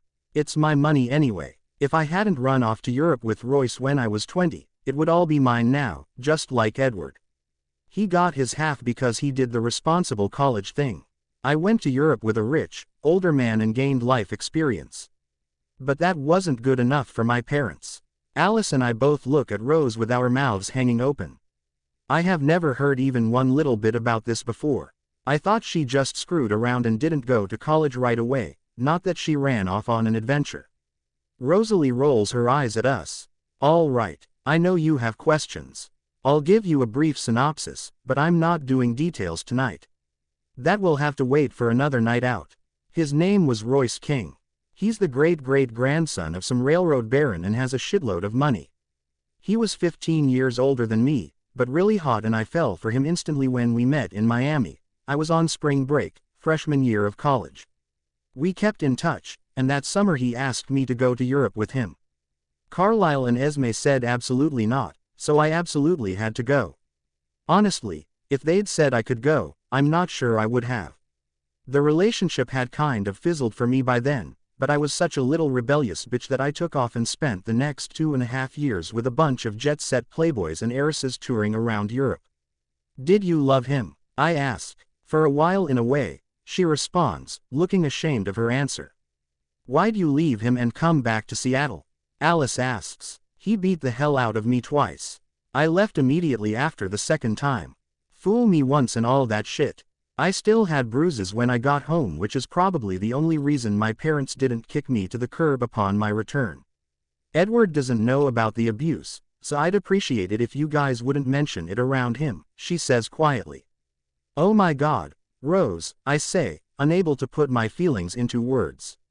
Jesus, this is why I don't tell people. Don't feel sorry for me. I survived. I learned stuff, saw things I never would have otherwise. I've learned to put it in perspective, she says, her voice stronger than it was a moment ago. Now drink up and pay attention to the girl on stage. I have a fabulous man now and I want to impress him with my mad stripper skills next month. Bella, if you don't watch, we'll never learn the moves, Alice chides, noting that my hand is still fused to the side of my face, blocking my view of the stage. I have to be drunker before I can look at another girl's hoo-ha, I announce. They keep the thongs on. It's just topless, Rose explains, like that makes this all perfectly normal. I'm still not looking until I'm drunker, I mumble, prompting Rose to order us each 2 shots of some watermelon stuff that tastes like a Jolly Rancher. By the time I drink those and finish my second beer, I'm feeling more relaxed. I'm not sure I can do the pole thingy, tipsy Rose says. I might be more of a lap dance girl. Yeah, that would take a lot of muscle control, Alice agrees. Bella could do it though. Have you seen her thighs? My God, her legs are amazing from all the ballet. She could probably hang there all day. I know someone who would probably like watching that, Rose says. I have no idea what she's talking about and at the moment, I really don't care. I'm too busy studying the dancer on stage, Heidi. She's really good, very controlled. I know I'm drunk when I have no embarrassment whatsoever about staring at another girl's almost naked body. Really, though, these girls aren't vulgar, they're sensual. Alice was right, we did need to see this in order to teach Rose. I may have to be drunk when we teach Rose though. All right, B, are you tipsy yet? Because we need to talk, Alice says, leaning across the table to talk to me during the break between shows. I don't know, I feel warm and stuff. I guess I'm probably tipsy. Wait, why do I have to be tipsy for this talk? I ask, immediately on guard. Because you're much more receptive when you're tipsy and you need a push. You need to tell Edward that you like him, Alice says with a firm nod. Fuck, no, I answer loudly. Yep, I'm tipsy. Bella, really, I've stayed quiet as long as I can. I thought my idiot brother would have come to his senses by now, but since he's decided to be a candy ass, it's gonna take a little prodding and a little teasing, Rose says. Cock teasing, Alice laughs. I gasp. Okay, I'm not that tipsy. What? I can't do. What? I stammer. I wish you guys could have seen Edward last night. He was drunk off his ass, all wet from the rain and moaning about the ballerina. Rose laughs, doing a pretty good imitation of Edward's voice. Why would he be moaning about me? I ask incredulously. Bella, are you really this naive or are you just plain stupid? I told you last night he was jealous, Rose says. You did not, I say adamantly. Hey, she's my best friend and she's not stupid, Alice says at the same time. Down, kiddies. Bella Swan. I did, too, tell you he was jealous JLS. Alice Whitlock, I am aware that Bella isn't stupid. I just said that for effect because both she and Edward experience a drastic drop in their IQs around each other. So get yourself drunk, Bella, and learn some moves. Then we'll go back to the full moon and you can drive my brother insane, she announces. She levels both of us with her "Don't argue with me" stare and we all turn our attention back to the stage.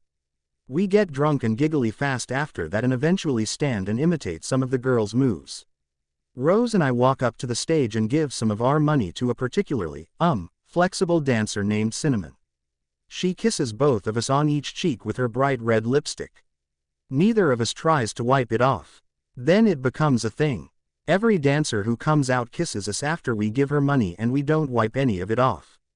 In our inebriated state, we think it's hilarious. The men in the bar apparently think it's hot. They start hollering and applauding for us every time. 3 guys try to pick Rose up, she's not even nice when she turns them down. She even shows one of them a picture of Emmett saying, "Why would I give up this for you?" After the second show, we think we have sufficient moves to please Rose and Emmett, and decide to get a cab back to the full moon. While we're waiting for our cab, Alice calls Jasper and asks him to meet us back at the bar. We can't stop laughing on the way back and have to ask the cab driver to stop at a convenience store so we don't wet our pants. In the bathroom, Alice buys a $1 booklet of sexual positions from the same vending machine that sells condoms and small vials of cologne. We unfold it in the backseat of the cab, laughing again at the illustrations. I haven't tried most of the positions in the booklet, but Alice and Rose emit a constant chorus of sighs and moans. "Oh, yeah, that's a good one," Rose says, pointing at a picture. Bella, you're flexible, you should totally try this one, Alice chimes in, pointing to another one. In some of them, I can't even tell whose limbs are whose. I've never felt so naive in my life. My 4 times with Seth were not adventurous at all. Bella, you hang on to this. And make sure Edward sees it, Alice whispers to me. She folds it back up and presses it into my hand while Rose isn't looking. Okay, remember the pact. Nobody tells them where we've been, got it? Rose says as we stumble out of the cab in front of Edward's bar. Alice and I nod, knowing better than to cross Rose, especially when she's been drinking. Rose strides ahead of Alice and me toward the door. Flirt with him, B. This is the perfect time, Alice whispers as she grabs my hand and pulls me faster up the walkway to the door. I'll try, I agree, grateful that the alcohol has drowned the poor little butterflies who normally live in my stomach when I'm going into Edward's bar. And seriously, you're flexible enough to try number 7 in that booklet. Let me know how it works out for you, Alice giggles. I can't help but giggle with her as Rose opens the door and walks in with Alice and me stumbling behind her. EPOV. Jesus Christ, I need a drink or a tranquilizer. Anything to turn my fucking brain off. All evening I've been preoccupied wondering where the girls are and why they wouldn't say where they were going. I'm irritated that I don't know where they are. I'm even more irritated that it's bothering me enough to put me in a shitty mood and wreck my night. I try to reason with myself. I have no claim on Bella and rarely know where she is on the weekends. But knowing that she's with my sister and knowing that my sister is deriving pleasure from being so secretive is really fucking with my head. I've been pissed off all night. I snapped at the waitstaff several times. I barely spoke to the people sitting at the bar when I waited on them. I wasn't diplomatic when I told the 2 tables of barely legal guys to knock off the fucking with each other or I would kick them all out.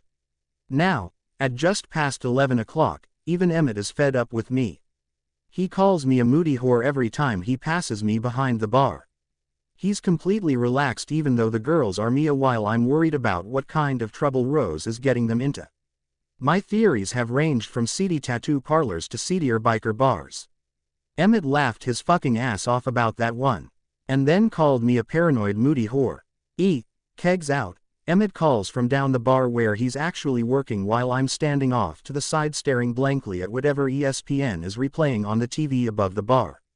I nod at him and head to the back to switch out the empty keg. As I tap the new keg, everything that happened this afternoon runs through my head again. Bella handed my ass to me, as usual, when I got pissy with her. I actually like that she doesn't take any shit off me, even though in the moment it usually pisses me off even more. But when I took her lunch and we were alone, for once, we got along well. It was easy to talk to her, even though we spent way too much time talking about the dork she was hanging with last night.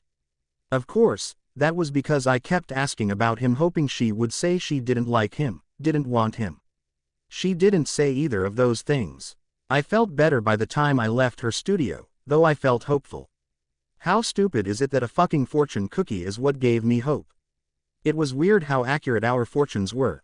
It felt like some unseen force was trying to push us together. I smile as I think of a voice from above telling me to stop resisting temptation. Ed a wad, ballerina not come along every day. You betta stop trying, stay away and go after her. I don't waste time wondering why the disembodied voice in my head sounds just like Mrs. Chung, the owner of Dao Dao, who smiled knowingly at me when I told her lunch was for me and a friend who wasn't Emmett. I think she slipped me fortune cookies from some special love cookie stash. When Emmett and I eat at Dao Dao, we never get fortunes about relationships. It's always some, Confucius say, shit. The thought of no longer staying away from Bella made me feel better as I left the studio for about 30 seconds. That was how long it took for me to get across the parking lot and back inside the bar, and come face to face with my sister. I cringe as I remember how well that conversation went. Rose, I'm fucking hungover. Please don't start with whatever's brewing in your fucked up brain, I plead when she steps in front of me, blocking the hallway to my office. I really just came to get my car keys so I can go home and sleep. Edward, you're screwing this thing with Bella up. What the hell are you waiting for? She's a pretty girl and she's going to date someone else if you don't ask her out, she says, following me down the hallway to my office after I slide past her. Off my ass, Rose, I respond through gritted teeth. Jesus, she's the one who told me to take it slow. Well, it's girls' night out tonight. I'm going to have a hard time discouraging her from talking to other guys if you won't give her a reason to turn anyone down, she says, leaning against the doorway of my office as I grab my keys from the top of my desk. Where are you guys going tonight? I ask, turning to face her. I'm not at liberty to say, she answers, rolling her lips together to try and hide her smile. Fine. Don't tell me. I didn't really want to know anyway, I lie. I turn sideways to get past her as I exit my office. She follows me back up the hallway, yammering the whole time about how I'm giving Bella mixed signals. Finally, I turn and explode at her. Jesus, Rose, shut up. I get it. I have a fucking plan, and just because I don't ask for your approval on every minute fucking detail doesn't mean that I don't know what the hell I'm doing. Just shut up, I finish exasperatedly. I'm so tired of listening to her. And I really do feel like shit. Fuck you, Edward. See if I try to help you anymore, she says quietly. I see the hurt in her eyes and immediately regret what I said. But she's already turned on her heel and is headed back down the hallway. Hell, I'm too tired to deal with her right now. I'll go home and sleep a little, then apologize to her when I get back. I continue out the side door, not looking back. By the time I got back to the bar for happy hour, Rose was gone. So now she's pissed at me and out somewhere with Bella. Very dangerous combination. I sigh heavily as I finish tapping the keg. Rubbing my hands briskly across my face, I walk back out front, determined to stop being such an asshole to my employees and customers. I take over for Emmett, serving the people sitting at the bar, letting him concentrate on filling table orders. Eventually, I strike up a conversation with a couple of guys sitting at the bar watching the baseball replay. I'm even nice to Tanya when she asks me to fill an order while Emmett's on break. My mood hasn't really improved, but my acting skills have. When Emmett comes back from his break, he butts into the conversation I'm having with the baseball watchers, quickly changing the subject from sports to women.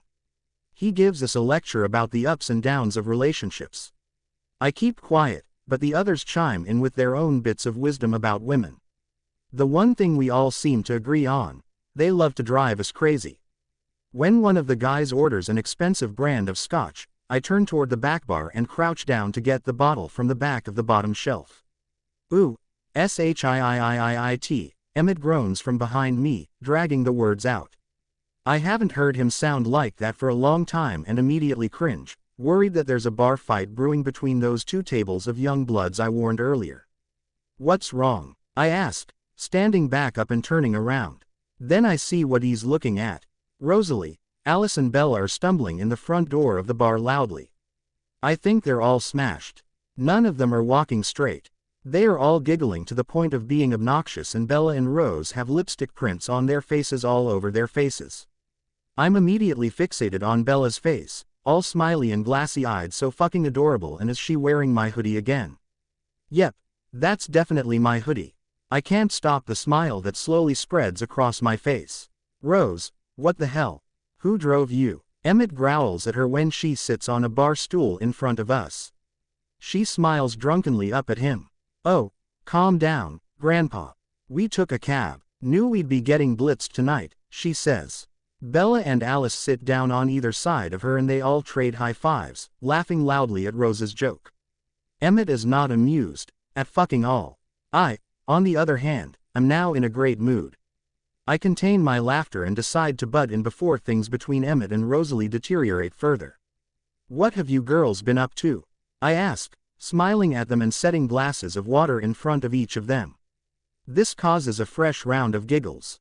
Bella lays her head down on the bar, her shoulders shaking with silent laughter. Alice almost falls off her stool and has to be caught by the guy sitting next to her. She smiles at him as he pushes her back up, then turns to face me. We can't tell you. You're stinky boys, she giggles, wiggling herself back to the center of her stool. Give us shots, she demands, punctuating each word by smacking her hands on top of the bar. Jesus, why do girls always bang the bar top when they're drunk? Who's been kissing you, Rose? Emmett asks seriously, leaning across the bar toward her. He needs to lighten up. This is way funnier than he's giving it credit for. And hot. Some other woman has been kissing these girls. Fuck. I wish they'd tell us where they've been. Wouldn't you like to know? Rose replies snottily. She pulls a tube of lipstick out of her pocket and tries to apply it to her lips, but she's so drunk that it ends up outlining her mouth crookedly. She looks like a creepy, drunk clown. I briefly consider taking a picture of her with my phone. It would be great blackmail. But she's already pissed at me and she's holding too much shit over my head right now. I'm not taking any chances that she'll extend the damn screwing embargo out of spite. Glancing toward Emmett, I see that he's losing patience with Rose fast. Girls, let's hit the ladies, Rose announces, spinning her stool around, but spinning too far and ending up facing us again. I laugh out loud and even Emmett chuckles as Rose scowls at us and tries again. This time she succeeds and gets down, pulling Alice with her. Coming, Bella. No, I'll stay here, Bella says, turning her head toward Rose, but sliding her eyes back to me. I grab a bottle of tequila to pour them shots as requested, but when I look at Bella, she's shaking her head no at me as she unzips my hoodie. No shot or no tequila? I ask softly, scooting over right in front of her. No tequila. I can't drink it. It gives me a headache, she replies, shrugging out of the jacket and tying the sleeves around her waist.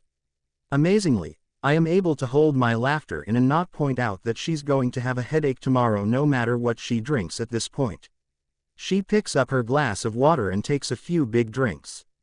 Because I can't fucking help myself, I watch the motion of her slender throat as she repeatedly swallows without taking a breath. Whoa, baby, slow down, I say quietly. You drink that too fast and you're going to make yourself sick. I reach across the bar and touch the hand she has resting on top of it. She's clutching a little piece of paper in her palm and when I try to look at it, she jerks her hand away quickly. I raise my eyebrows, wondering what it is and why she doesn't want me to see it. Fuck, it's probably some fucking asshole's phone number. Jesus Christ, I try to be honorable, try to be her friend before I hit on her, and one goddamn week before I'm finally ready to ask her out, the guys are lining up to steal the fucking bass I'm playing. Fucking motherfuckers. She puts the water glass down and stares at me, frowning. Shit, why does she look puzzled? Oh, I just called her baby. And I told her what to do. That'll probably piss her off. Yeah, she's probably just working her drunk ass up to angry. She takes a deep breath and my eyes immediately drop to her chest. What the fuck else am I supposed to do? She's sticking it out, holding her breath. The neckline of her t-shirt has been cut away so it exposes her collarbone and most of both shoulders, including her bra straps. I've seen a lot of bras in my time, but damned if I'm not turned on more by the sight of the slender straps on her shoulders than I have been by seeing other girls wearing nothing but a bra. And her tits, Jesus. I've always been the bigger, the better, kind of guy where tits are concerned, but the only ones I want to see now are hers smaller and perfectly shaped underneath the clingy shirt. She exhales and my eyes follow the movement of her chest as everything settles back where it belongs. All of a sudden, I hear snapping and realize how obvious I'm being. Fuck, she's going to be pissed for real at the way I've been ogling her chest. Hesitantly, I raise my eyes up to meet hers. Eyes up here, barman, she smirks, her snapping index fingers now pointing to her face.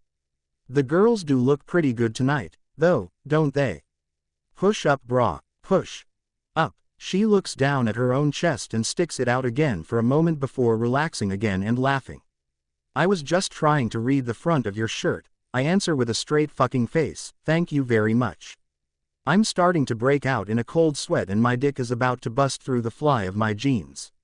Why didn't I wear the baggy jeans tonight? I mean, besides the fact that they're fucking hideous and look like something my dad would wear. They have a lot more room for expansion than the tighter jeans I'm wearing tonight. Really? What does it say? She asks, swiveling quickly sideways so I can't see the lettering anymore. Laughing, knowing I'm caught, I shrug and feel my face heat up. That's what I thought. See, big dick's halfway in. She's facing me again and tracing the words on the front of the shirt, right over her chest, slowly with her index finger as she says the name of the bar. It's a bar I went to once on vacation with Jake and Jared and our dads. Then she spins around so I can read the back of the shirt. Good girls swallow. Holy fuck, she's trying to kill me. I consider dumping ice down my pants, but, honestly, I'm not even sure that would kill my erection right now. I try to refocus. Your dad let you buy that shirt? I ask. I can't imagine letting any daughter of mine wear a fucking shirt like that. No, I had the boys buy it and smuggle it home for me, she giggles, turning back toward me slowly. And I really was a good girl. I swallowed. She pauses to smirk haughtily at me, the minnow. What? I ask, laughing, confused and amused by her. At the bar. They're famous for it. You pick a shot, you pick a minnow and drop it in. Then you shoot it, she replies matter-of-factly. You swallowed a tiny, dead fish? I ask, frowning disbelievingly at her. She rolls her eyes. No, Edward, I swallowed a tiny, live fish, she answers. Dead fish. Gross. She shudders visibly. I am equal parts impressed and disgusted by her proclamation. I feel my mouth hanging open as I continue to stare at Bella, her face this time to try and see if she's really serious. I think she fucking is. I'm losing my buzz here, Edward, she says, smirking at me again, and pulling the neck of her shirt to the side a little so the shirt kind of hangs off her left shoulder. It's a little Flashdance, but, fuck, you'll never hear a guy complain about that movie. That chick was hot. She snaps her fingers at me again. Right, I'm supposed to be doing my job, not staring at Bella's tits and face and shoulder. I swallow uncomfortably and clear my throat before I speak. Lemon drop. She perks up and nods at that suggestion. I grab a cocktail shaker and pour in citron vodka and a splash of lemon juice over ice. As I rhythmically shake the mixture to chill it, Bella reaches one hand up to run her fingers through her hair, tousling it, messing it up. Jesus, now it looks like she just got out of bed. I'm so riveted by watching part of my fantasy come to life in front of me that I lose my grip on the tumbler and almost drop it. Emmett grabs it out of my hand, mumbling about drunk tiny dancers and horny bartenders, and finishes shaking it for me. I grab 3 shot glasses and sugar the rims, lining them up for Emmett to pour the shots into. I sugar 3 lemon slices, too, and lay them on napkins at each of the girls' seats as Emmett sets a filled shot glass at each spot.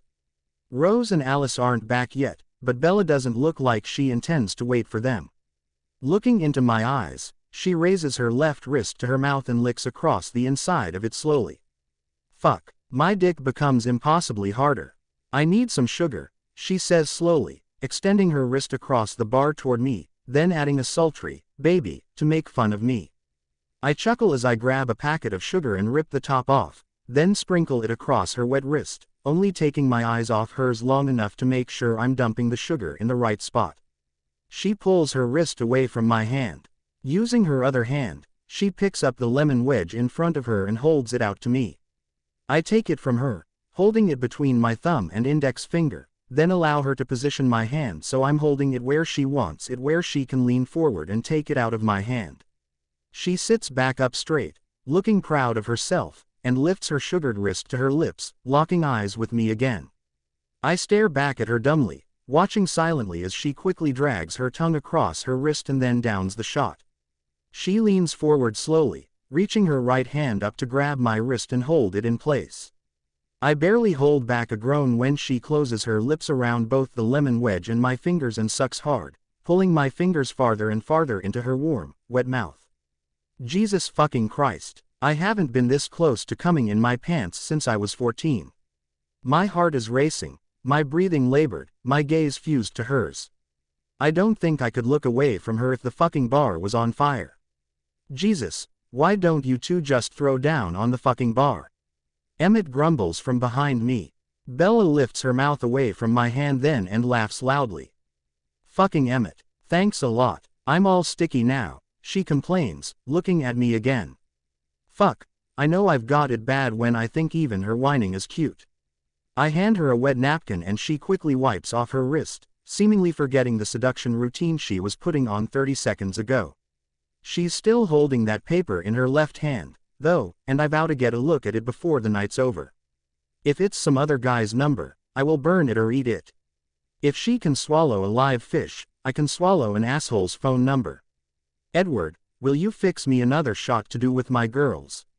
Please, she asks, propping her chin on her hand and smiling sweetly at me. I nod, turning to fix her one more.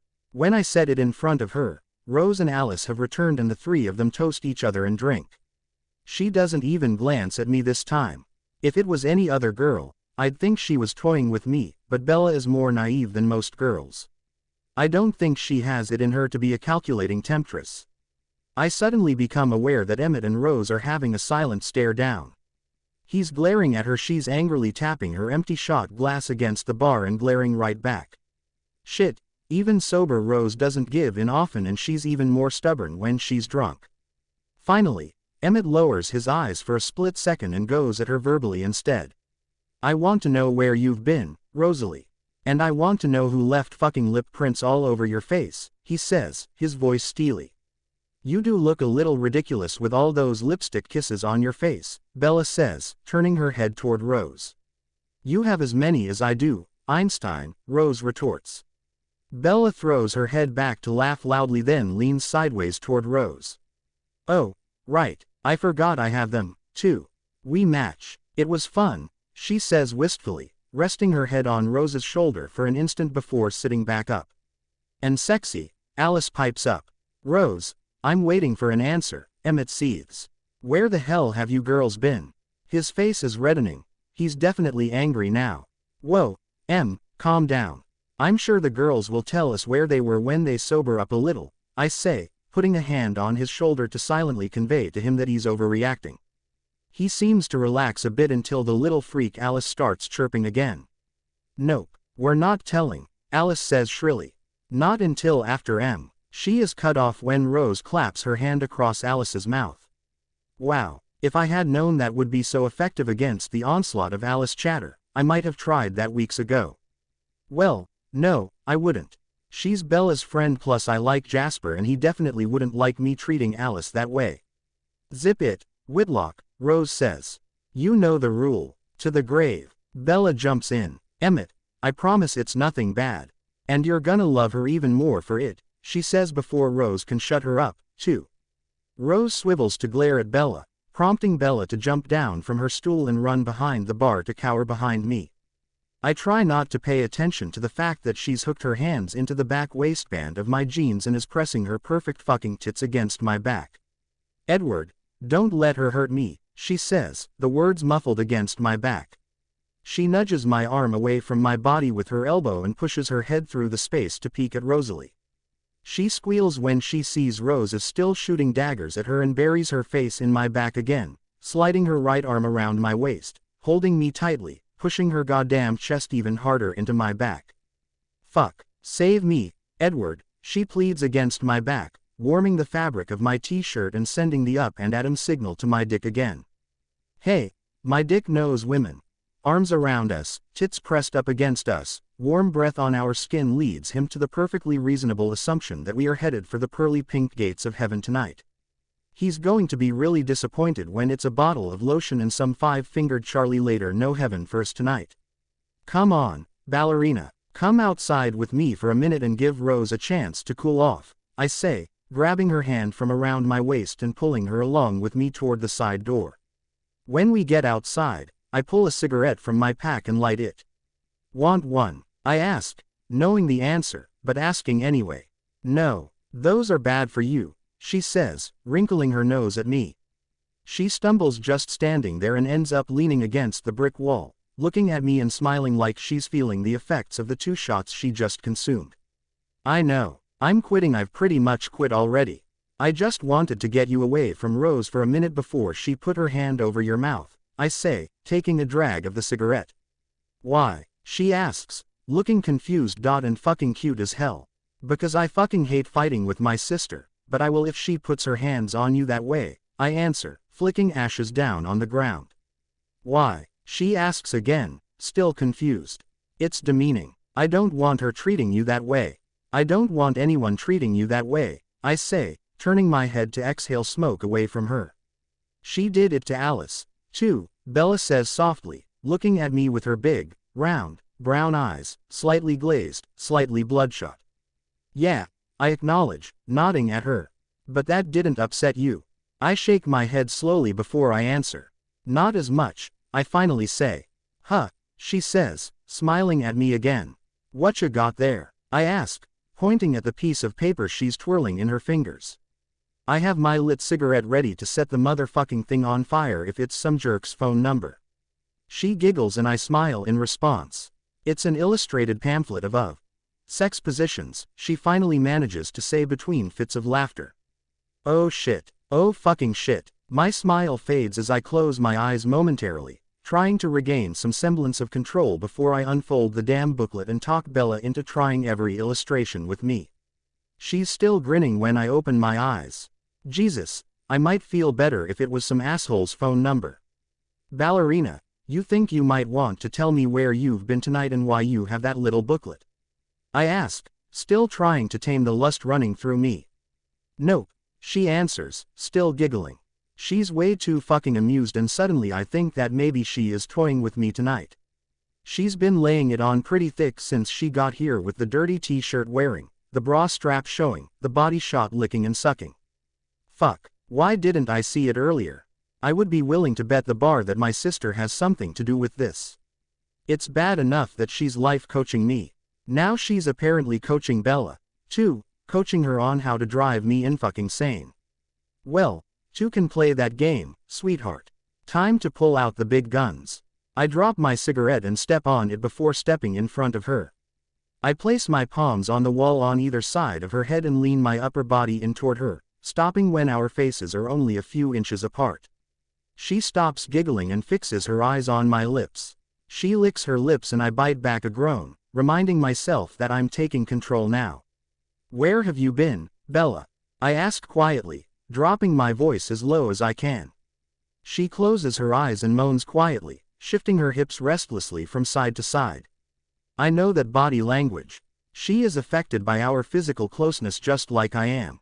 I can't tell you. Rose will kiss me. I mean kill me, she says breathily, opening her eyes briefly to look into mine then shutting them again. I smile at her answer before leaning in to breathe in her ear, this time letting my lower body move in, too. I scoot one leg forward until I'm almost touching the apex of her thighs. I know she can feel how close I am even though I'm not pressing against her. As I exhale slowly against her ear and neck, her hips shift forward to bump against my thigh. She sighs as she retracts them. Guess I haven't lost my touch yet even though I'm pathetically fucking out of practice now due to my self-imposed period of celibacy. Fucking Rose. Do you want Rose to kiss you? I whisper. She whimpers this time and tilts her head to the side slightly, exposing her neck to me. Jesus. She smells fucking delicious, and it's not any perfume or lotion, it's just her. I inhale deeply, putting my lips near, but not touching, her neck and sliding them up toward her jaw. She moans again under her breath and pushes her hips forward again, this time leaving them pressed lightly against my thigh. I pull my head back so I can see her face. Yes, she whispers back. Then her eyes snap open. I mean no. I mean, not Rose. I don't want Rose to kiss me, she stammers. Do you want someone else to kiss you? I whisper, leaning forward so that our lips are only an inch or two apart. She's breathing quickly and shallowly and her lips are parted. She opens her eyes to meet mine. I trace the lipstick prints on one side of her face with my index finger, smirking when her breath hitches. She closes her eyes again. Fuck, I want to kiss her. I want the beautiful one to kiss me, she says breathily.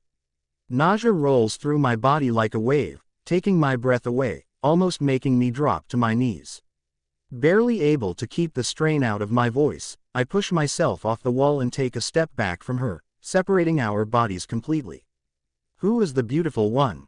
I ask levelly. Oh, come on, Edward. You have to know, she answers, her eyes still closed. I don't know. Is it that fucking guy from last night? Taylor. I ask, trying but not succeeding to keep the acid out of my tone. She laughs and opens her eyes. His name is Tyler, she says. I don't give a flying fuck what his name is. Is he the beautiful one? The one you want to kiss you? I stuff my hands into my front pockets. My right index finger and thumb trap the Chinese fortune that I've been carrying around all day. Now I wonder if I'll even get a chance to give into Bella temptation. I rub the narrow strip of paper gently between my fingers as I wait for her answer. No, he's not the beautiful one, she answers matter-of-factly. Good. One motherfucker down. Am I still the last guy you kissed? I ask quietly, even though I'm not sure if I want to know the answer. Well, I want to know if it was me, just not if it wasn't. Yep, just you. My friend, Edward, she says sardonically. She squints her eyes as the headlights from a car wash over us. It pulls in the parking lot and parks near the side door of her studio. Jasper gets out of the car and walks toward us.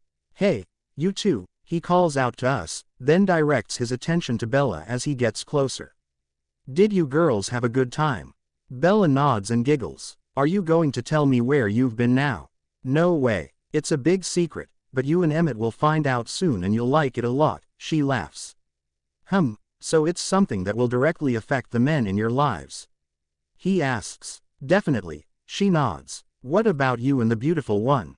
Will it affect him? He asks. I look quickly at Jasper. He's smirking at Bella. When I turn to her, she looks absolutely panicked. Jasper, you promised, she says, her eyes wide, her face paler than normal. Oh, relax, Bella. I'm not going to say another word, he says, turning to go in the side door. After the door bangs shut, Bella mumbles that she wants to go in, so I open the door for her and we head inside. Bella goes down the hallway toward the ladies' room while I walk back toward the bar, deflated and depressed. Jasper is standing at the end of the bar talking to Alice and Rose. None of them look my way as I approach. As I get close to the bar, I hear Alice ask Jasper if he saw Bella on his way in. His reply knocks the wind out of me just as effectively as if someone had punched me in the chest. Yeah, she's outside with the beautiful one. EPOV. I'm the beautiful one. Holy shit. Surprised by what I just overheard, I back up 3 steps and then turn and duck into the dark kitchen. At first, I felt like the wind was knocked out of me and I couldn't breathe. Now I'm breathing so fast that I'm getting lightheaded. Jesus, I'm glad there's no one in here to see me practically hyperfucking ventilating over a woman, a ballerina, my ballerina. Well, almost my ballerina. I lean back against the wall trying to slow my breathing. I still can't believe it's me. Of course, I know I'm pretty good looking. Women have been telling me that since high school. But I've never been sure the ballerina thinks so.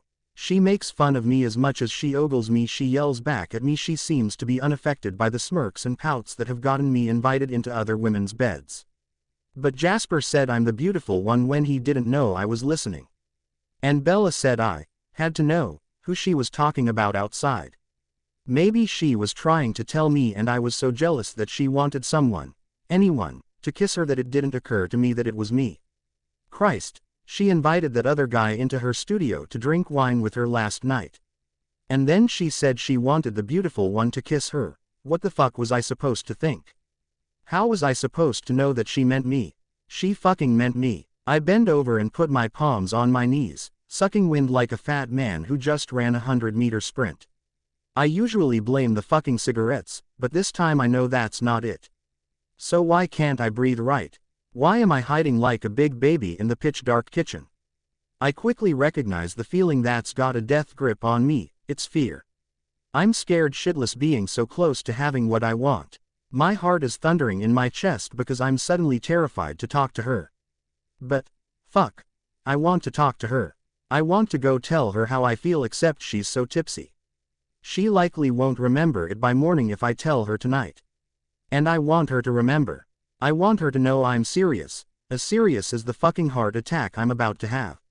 Tomorrow, then. Tomorrow I'll call her, take her somewhere away from here, away from all of our well-meaning, but over-involved friends and tell her everything. Then I'll beg her to give me a chance. I still want to find her tonight though. Maybe she'll be able to stay awake long enough for me to drive her home. Finally, I get my breathing under control and walk back out front, hoping I don't look as scared as I feel. As I walk behind the bar, I realize I shouldn't have worried because no one even notices me. Rose is still sitting at the bar and still pissed off, but her glare is aimed at Emmett now. I shift my gaze to Emmett. He's leaning against the back bar, glaring right back at Rose. Goddammit. This is exactly the situation I was afraid of when I found out that my best friend and my sister were in love. I knew it would fucking go south at some point, at least temporarily, and that I would be caught in the middle. Jasper and Alice are on one side of Rose talking quietly to each other and ignoring everyone else in the bar. I stop next to Emmett and put a hand on his shoulder for a second. You want to take off? Take Rose home. It's okay. I can cover, I tell him quietly. No, thanks, but it's probably better if we aren't alone right now, he responds tensely. I know I'd say things I'd regret later. Your sister would definitely say things too, but I don't think she ever regrets a damn thing she says. He crosses his arms across his chest and sets his mouth back into a grim, tight line as he continues to stare icily at Rose. I lift my eyebrows at him, but don't respond. He usually knows not to badmouth my sister to me. He must be really pissed. I see Bella walking toward us then. Since I'm distracted, I am able to keep my breathing and heart rate normal for the moment. I cock an eyebrow at Bella and jerk my head toward Rose to try to give her a heads up as she sits down warily beside Rose. Rose pauses in her Emmett glaring long enough to aim a half-hearted smile at Bella. I move to stand in front of them as Bella reaches for Rose's hand where it's resting on the bar top. Rosalie, do you want me to take you home? I ask quietly. She shrugs, shifting her gaze to meet mine briefly. I'm surprised at the sadness evident in her eyes. Goddamn it, I really didn't want broken ribs or a split lip tonight, but it's looking more and more like I'm going to have to hit my best friend. And he'll definitely hit back. Emmett, we need to talk. My office. Now, I growl, turning to him. I ask Tanya to cover the bar for a minute and lead the way down the hall. I don't realize Bella is following us until Em and I are in my office and I turn to shut the door. Bella puts a hand against it and pushes hard, then comes storming in behind us. Tiny, this doesn't concern you, Emmett tells her. I really don't need both of you back here trying to tell me what to do. Jesus, you and Edward can't even figure your own shit out. Oh, hell no, he's not going to start spewing shit on Bella, too. That pisses me off even more. I start to defend Bella, but she beats me to the punch. Emmett, maybe you should worry about your own fucking relationship and leave Edward and me alone, she says forcefully. Right now your girlfriend, who is completely crazy about you, by the way, is sitting at the bar thinking that you don't trust her. She pauses and straightens her shoulders in determination before she continues. We had a fun night tonight and you ruined it for her. You should be ashamed of your behavior. I'd like to knee you in the nads, but Rose will be pissed at me when you two make up if I do. Tiny, I really didn't, Emmett tries to interrupt, but Bella's having none of that. She furiously shakes her head at him and draws a hasty breath before continuing loudly, talking over him. So you'd better pull your head out of your ass and go apologize to her, dickwad. Don't make me regret not hurting you. You've been warned, she finishes, narrowing her eyes at him, daring him to give her a reason to inflict physical pain. At the conclusion of the tongue lashing, Emmett is speechless. So am I. All I can do is smile as I look at her, drink in the sight of her face flushed, her eyes flashing with indignation after sticking up for her friend with a vehemence that I've never heard when she defends herself. Her face is still covered in lipstick prints and I still wonder where the hell she was tonight, but more than that, I wonder when the hell she's going to let me kiss her again. She looks too mad to be receptive right now. Fleetingly, I remember my assessment the night I met her, she's absolutely stunning when she's pissed. Jesus, I want this girl. I want her in a way I've never wanted anyone else.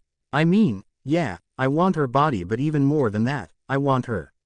I want her to talk to me and yell at me and defend me and laugh with me and hug me. I want her in my bed, but I want her out of my bed, too. And suddenly the fear is back, adrenaline coursing like fire through my veins again. But this time, instead of being afraid of getting her, I'm fucking terrified that I won't. Defeated, Emmett leans back and sits on top of my desk, looking at the ground like a little kid who's in trouble with his mommy. Intending to break the silence, I clear my throat and start to thank Bella for sticking up for Rose, but she's already turning to stomp back out the door. Idiot, she says quietly, but loudly enough that we can hear her, as she walks out the office door, slamming it behind her. I chuckle as I look at the closed door. I'm not sure if she's talking about Emmett or me, but I'm going after her as soon as I beat some sense into my friend, all thoughts of waiting until tomorrow to tell her how I feel quickly abandoned. Emmett, you're my best friend, but she's my fucking sister, I begin, then halt when he holds his palm out toward me. Don't start with me, man. I'm pissed and I don't want to talk to you or Rose right now. Just give me a minute, here, okay? He asks, finally looking at me. I nod and drop onto the couch behind me to try and get my fucking thoughts organized. I've been all over the place since Bella and I came in from outside. After a minute, I ask the question that keeps popping back into my head. Where the fuck do you think they've been? I wonder. I'm somewhat amused by their steadfast refusal to tell us, but also a little annoyed. He shrugs. I don't know. I don't even know why I'm so mad about it. It should be funny. Guess I'm a little too possessive to have a threesome, he says. Whoa. Fuck, stop that shit. That's my goddamn sister. Jesus. I didn't want to have that visual ever, I lament. Resting my head against the back of the leather couch, I press the heels of my hands to my eyes and rub, hoping to erase the last 10 seconds of conversation from my memory. He chuckles like an evil genius and I know he did that shit on purpose. At least he sounds more like regular Emmett. Maybe I won't end up with a black eye tonight after all. I sit back up and look over at him. His face is more relaxed than it was before we came back here, so I'm hopeful that he's finally calming down. I stand up and open the door to the hallway. All right, I'm going back. Take a few more minutes if you need it. You'll fix this when you come out front? I ask. He nods. Yeah, but seriously, man, get off your ass with Tiny before you lose your chance. She's the best thing that's ever walked into your life, he says. I nod back at him before I go out the door. When I walk back out to the bar, Rose is sitting alone.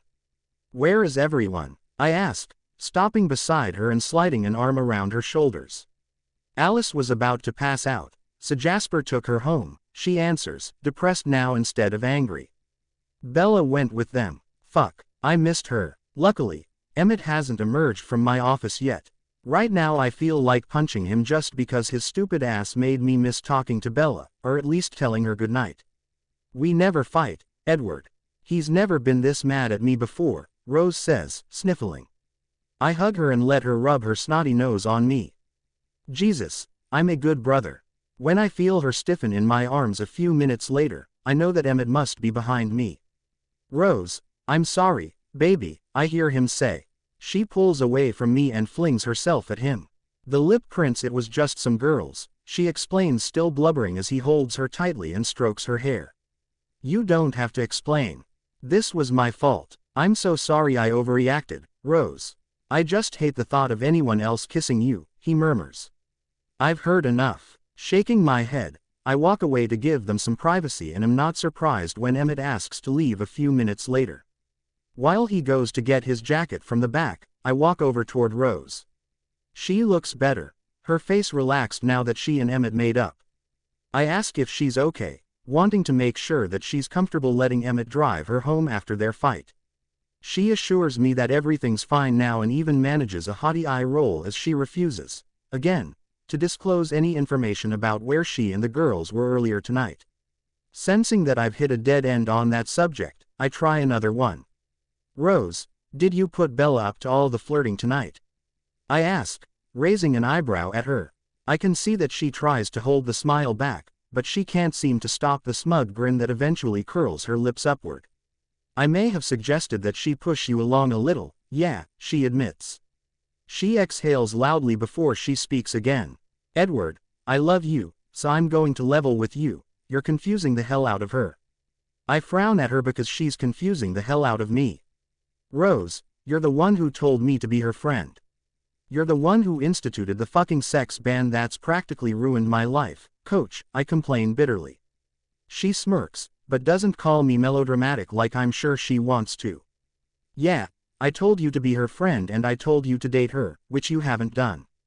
It's sweet that you take her drinks and sit with her when she comes here, but, Edward, she has no fucking clue that you like her the way she likes you. And, no, I didn't tell her because she should hear that from you, not me, she says earnestly. I sigh, knowing she's at least partially right. I've been dragging my feet on the dating thing because I have no idea what I'm doing. I'm telling her everything tomorrow. I wanted to tell her tonight, but she was too tipsy. I smile thinking about her little drive Edward crazy routine tonight. It was an arousing success. Stop looking like the cat that ate the canary. The sex ban is still in effect. But you've probably spent enough time being her friend, she says, smiling at me. She turns to go join Emmett at the door, but then whirls around quickly to lean back across the bar toward me. Edward, she's naive about guys. She hasn't been romanced properly out of bed or in it, she says. So, even though you're avoiding the actual sex for a while, use this time to show her how it's supposed to be, you know what I mean. Huh, did she just give me permission to do stuff with Bella as long as it's not sex? She turns around to walk away again until I call her name. Yeah, she smirks, looking back at me. I'm sorry about earlier today what I said to you, I say. I know, but thanks for saying so. Jesus, you'd think by now I would have learned not to fucking talk to you when you're hungover, she smirks. I laugh. Thanks for real, this time. Coach. She rushes toward me, jumps into my arms and presses her lipstick-stained cheek to mine. You're welcome. I love you, baby bro. Love you, too, big sis, I say, kissing the side of her head and squeezing her tightly for a minute just like the pansy I'm becoming. Jesus. Thank goodness it's late enough that most everyone is either gone or trashed. Call her tomorrow, she advises, turning away again and taking the hand Emmett holds out to her. I will, I answer. I will, Saturday morning, I text Bella before I leave my condo. It's only 10, but I bet she's up. Morning, ballerina, you free for lunch? I don't have to wait long for the answer. No, sorry, going out of town. Forgot to tell you last night. Where are you going? Home for a few days, riding with Jake and Jared. They say hi. Tell them hi. When are you coming back? Next Friday. Alice will be running the studio if you need anything. Okay, come see me when you get back. Sure, have a good week. You too. At first, I'm upset at the thought of having to wait so long to see her and tell her how I feel. But since there's nothing I can do about it, I'll just have to come up with a foolproof plan for letting her know what I want. By the time the next weekend is over, she will understand exactly how I feel and hopefully she'll let me fucking kiss her. Without Bella next door, the week seems to crawl by. Tuesday and Wednesday nights are pure torture. Em and Rose have both nights off this week, so I'm stuck working with Tanya and only have Lauren to keep me sane. I'm careful not to get stuck alone anywhere with Tanya, sending Lauren or one of the kitchen guys every time she asks me to help her get something from the back room. By early Wednesday night, I think she's on to me.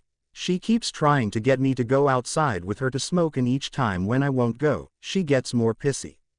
I catch Lauren snickering when I blow off Tanya's attempt to have a conversation with me. She's tenacious, huh, Lauren says as Tanya stalks off in a huff after I answer every question she asks with a one-word reply. Jesus, like a fucking pit bull, I mumble, shaking my head incredulously. Do I have to paint her a goddamned picture? I'm not sure she'd get it even then, Edward. Maybe you should let Bella paint the picture instead, she says slyly. What? I ask, wondering how much Lauren knows. Oh, come on, Edward. Tanya is the only one around this bar who is so blind, or maybe so delusional, that she can't see how you feel about Bella. Dude, even the kitchen guys know you're smoked, she says, smirking at me. Well, fuck. So everyone around here thinks I'm a pussy-whipped fool. I ask. Damn, they're all good at keeping it quiet. I thought only Rose and Emmett knew. Not exactly. Thanks to Rosalie, we all know you're not pussy-whipped, she laughs. I'm gonna kill my fucking sister. When I put my hands over my face, Lauren grabs one of my arms and pulls it down, then forces me to face her. She seems like a nice girl, Edward. And it's good to see you looking so happy when she's around. I mumble something, I'm not even sure what, under my breath as I walk away from her. She laughs behind me, then spends the rest of the night quietly teasing me about Bella while she does her best to keep Tanya away from me. I take the early part of Thursday night off and have dinner with my parents. I'm nervous as fuck driving to the restaurant they chose, afraid something's up since it was my dad who called yesterday and asked me to meet them. He so rarely calls me that I was taken by surprise and couldn't think of a good reason to turn him down. I didn't really panic until he said they wanted to eat with me alone, no Rosalie to help deflect all the parent questions. Dinner is actually enjoyable, even though I have to wear an appropriate shirt with my jeans, as my mother so sweetly reminded me via text this afternoon. By the time we're having an after-dinner drink, I've decided that maybe they don't have an ulterior motive for inviting me out tonight. So, Edward, are you getting along any better with Arrow? Dad asks, leaning back in his chair and swirling his scotch and water before he takes a drink of it. I frown as I answer. No, he's an asshole. I mailed him the rent check early last month just so I wouldn't have to look at his freaking face, I say, tempering my language slightly. My mom really hates when I use the word fuck as an adjective or an adverb. I doubt if she likes me using it as a verb either, but since I never tell my mom who I've been fucking, it's never come up. Rosalie told us what he did to Bella, my mom cuts in, leveling her green laser beam eyes at me, waiting for me to chime in. Curiosity or ulterior motive? Too soon to tell. Yeah, I also mailed the check to him so I wouldn't pound his freaking face in when I saw him, I see it. I'm not sure what Rose told you, but I don't feel comfortable talking about what Bella told me without her knowing. I don't think she wanted me to tell a bunch of people, you know. I look down at my plate for a second as I shrug.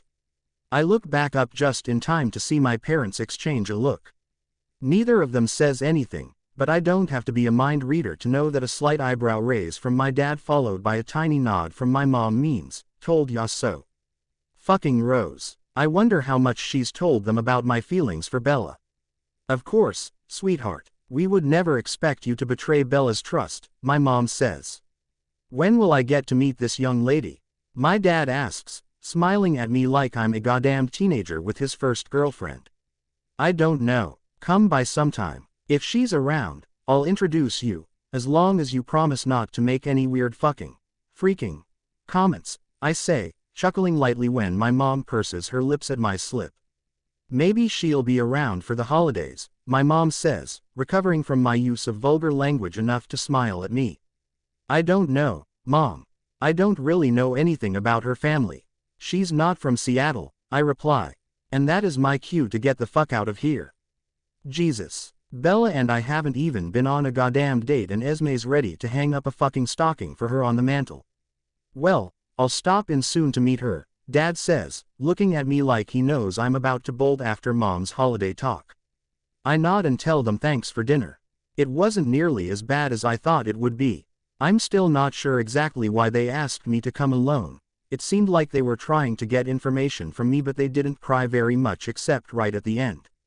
I hug and kiss my mom, then pat my dad's shoulder as I leave the table, wondering if they got what they wanted. When I walk into the full moon a little before 9, I am surprised to see Bella sitting at the bar, talking to Rose. I didn't think she'd be back in town until tomorrow.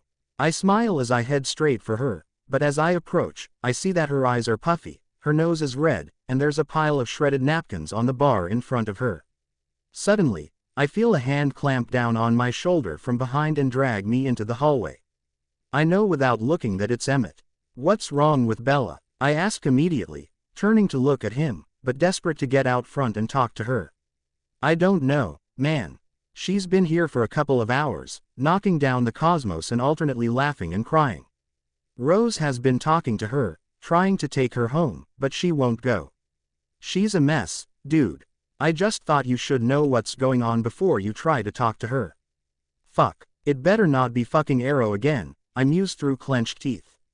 I walk back out to the bar slowly so I don't alarm her when she sees me. Edward, she says excitedly, laughing and raising her arms in the air over her head.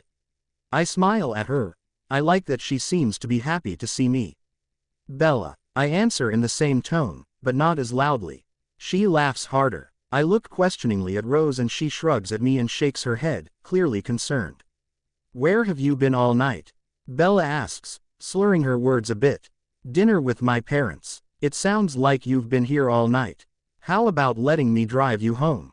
I ask gently. Nope, not going home, she answers quietly as tears quickly begin sliding down her cheeks. Oh, shit, Emmett wasn't kidding. Too many things there remind me of him. He was everything to me. I can't face it tonight. Please don't make me go there, she pleads. Settle down, Tiny. Nobody's going to make you go anywhere. But where are you going to sleep? Emmett asks, sitting down on the other side of her and putting a hand over one of hers on the bar top. I'll sleep in my office. I just need one more drink to knock me out, she says, sniffling.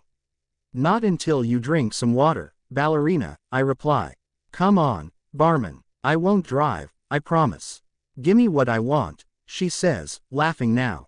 Hello, mood swing. She pulls the t-shirt she's wearing down off one shoulder like she did last weekend and shimmies at me, laughing harder and falling into Rose suddenly, almost knocking both of them to the floor. Rose chuckles as she gets Bella straightened back up. You know, Bella, if you were just regular drunk and not upset drunk, this would all be really entertaining, Rose says to her while she gets Bella's clothes situated again. Thank you, Rosie. I love you, Bella says and pulls Rose to her for a hug. Oh my God, I'm letting that slide because you're out of it, but if you ever call me Rosie again, I will hurt you, Rose says, hugging back. With difficulty, she disentangles herself from giggly Bella and looks at me. Jesus, she's stronger than she looks. I don't know what to do, Edward. Emmett and I are supposed to be meeting friends downtown. Go ahead, I'll deal with the ballerina. Lauren and Tanya can close without me if it's necessary, I say. Thanks, little bro, she says, smiling at me. I shake my head at her. She's always so sweet when she's just gotten her way. She turns to Bella. Bella, Em and I are leaving. You stay here and do everything Edward says, okay? Wait. Not everything he says. Well, you know what I mean. She levels a glare at me. Please, like I would with her in this condition, I say, annoyed. I'll just make sure she gets home when she's ready. Not going home, Bella pipes up. And why is that again? Emmett asks, making a final attempt to figure out what happened.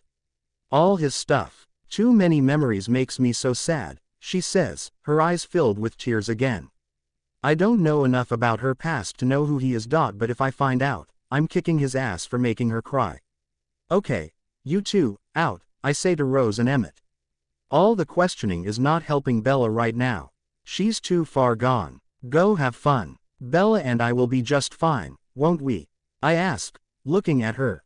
Yep, me and my friend Edward will be just fine. I'm going to the ladies' room, Bella announces and hops down from her stool.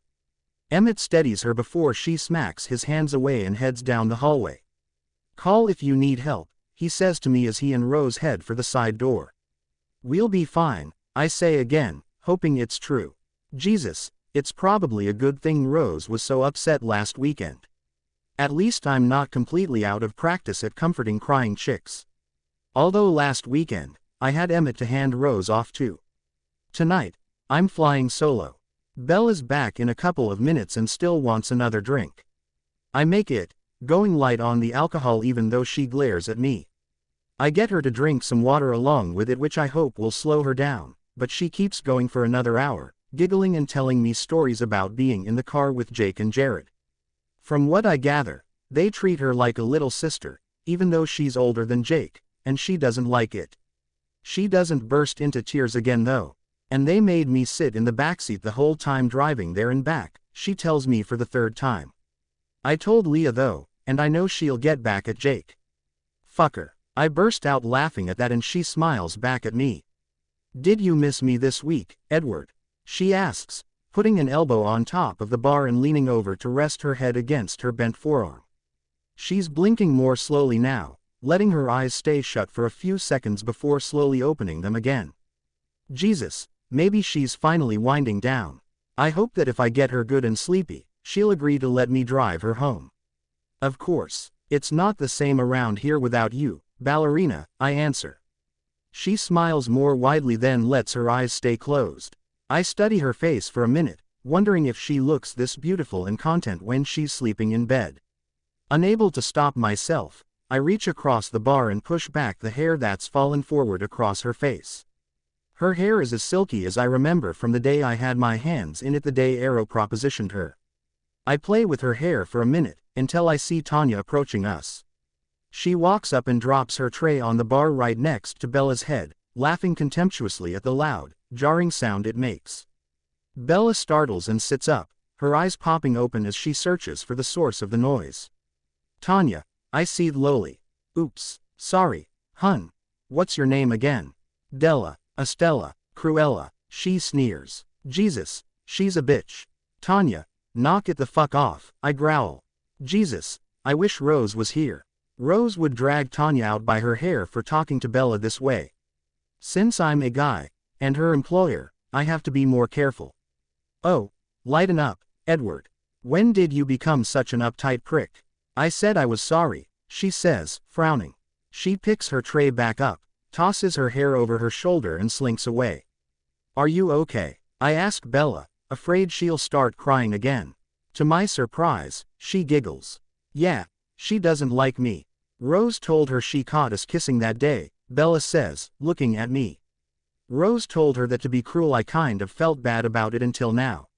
Now I kind of want to kiss you in front of her. So go ahead, I answer, smirking at her. Nah, if we ever kiss again it will be because we want to, not because of her, she says. Damn, I thought I was onto something there. She picks up the lightweight Cosmo that I was hoping she wouldn't drink and slams it. One more, Edward, she says, pushing the glass across the bar toward me. Sighing, I turn around to make her the drink, only splashing enough alcohol in the glass to make it smell normal. Maybe I should just hand her a bottle of Jack and let her do shots until she passes out. Okay, ballerina, here you go. Last one, okay, I ask. She nods happily, her eyes wide open and shining again. Shit, I think she got her second wind. She drinks half of her drink immediately. Edward, you have any cigarettes? She asks me, smacking her hands down on the bar top, proving my drunk girl table smacking theory once again. Yeah, I have some. Why? I ask, slightly amused by her question. Last week you said you were quitting, she says, frowning at me. I have mostly, but I still have some back here behind the bar, just in case I want one, I explain patiently. Good, I want you to teach me how to smoke, she announces. Huh? No way, Bella. You don't want to smoke, I say, shaking my head at her. Please, just one little lesson. I just want to try it one time, she begs, pouting her lips slightly the way I used to when I was trying to get something from a woman. She looks so fucking cute that I know I'm not going to be able to deny her if she really wants this. It will probably make you throw up, I hedge. She tilts her head down and looks up at me from under her brow. Edward, I think it's very likely I'll be throwing up at some point tonight anyway. So this is a good time, she says seriously. She pouts again, really sticking her lower lip out this time. I chuckle in spite of myself, then try to look stern as I answer her firmly. No, yes, no, Bella, yes, Edward, I groan and look up at the ceiling. You are the most fucking stubborn person I've ever met, I say, lowering my eyes to hers. That's not true. Rose is way more stubborn than Bella. I just said it for effect. Come on, we go out the side door and stand in the same spot we stood last weekend. It's chilly tonight, so I pull my hoodie from around her waist and help her put it on.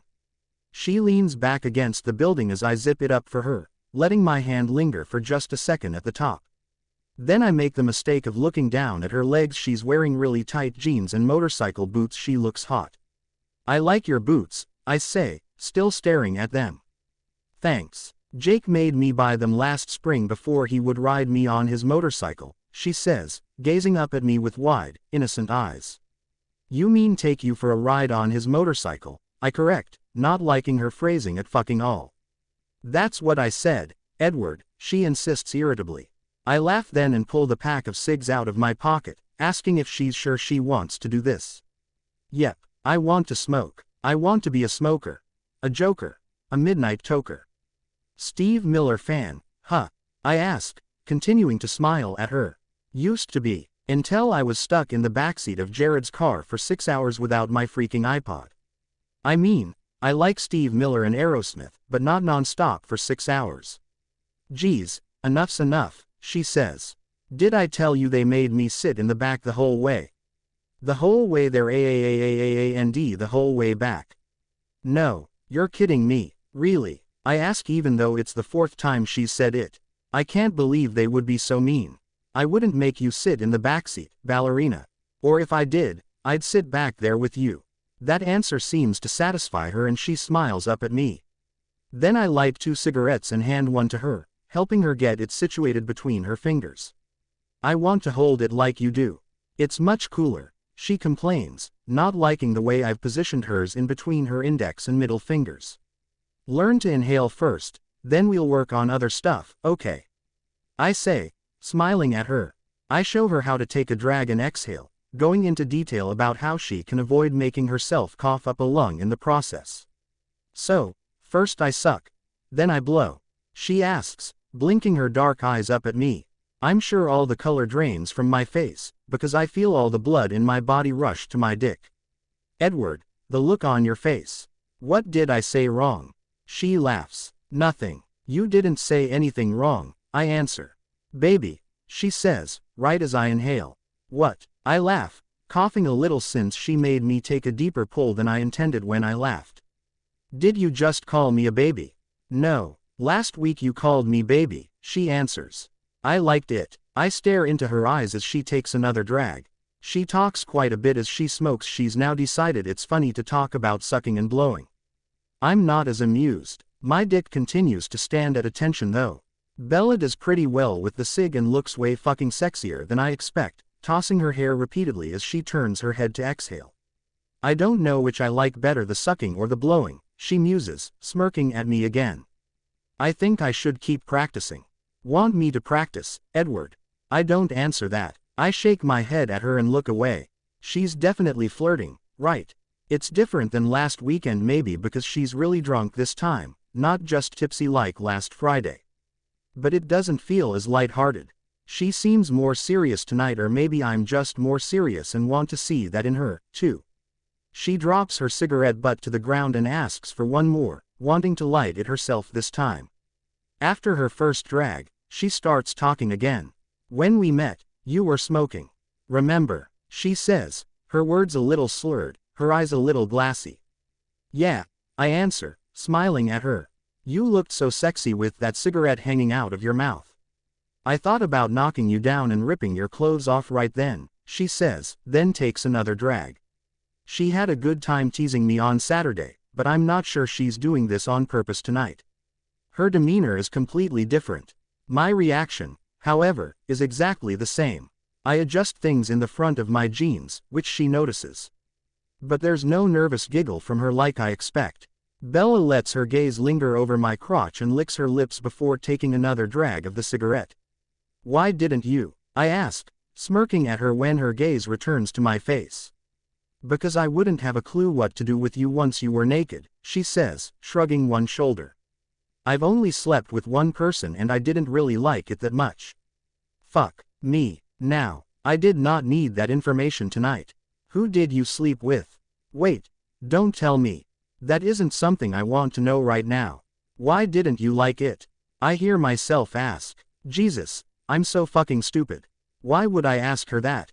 I should be fucking running back inside by now, forgetting this conversation, and calling Rose to get the hell back here and do something with Bella before I end up screwing her drunk ass up against the bathroom wall. It just didn't feel that good. Rose says he was doing something wrong if I didn't like it. She says it's like the best thing ever. Is that right? She asks. This time I close my eyes, then I pull another cigarette out and light it for myself. Fuck. Bella, I'm not sure we should be having this conversation, I answer, trying to be honorable. I scoot away from her and lean one shoulder against the wall, still facing her but putting several feet of space between us. She finishes her second cigarette and looks over at me. I need information, Edward. And you're my friend. And I heard you've had a lot of sex.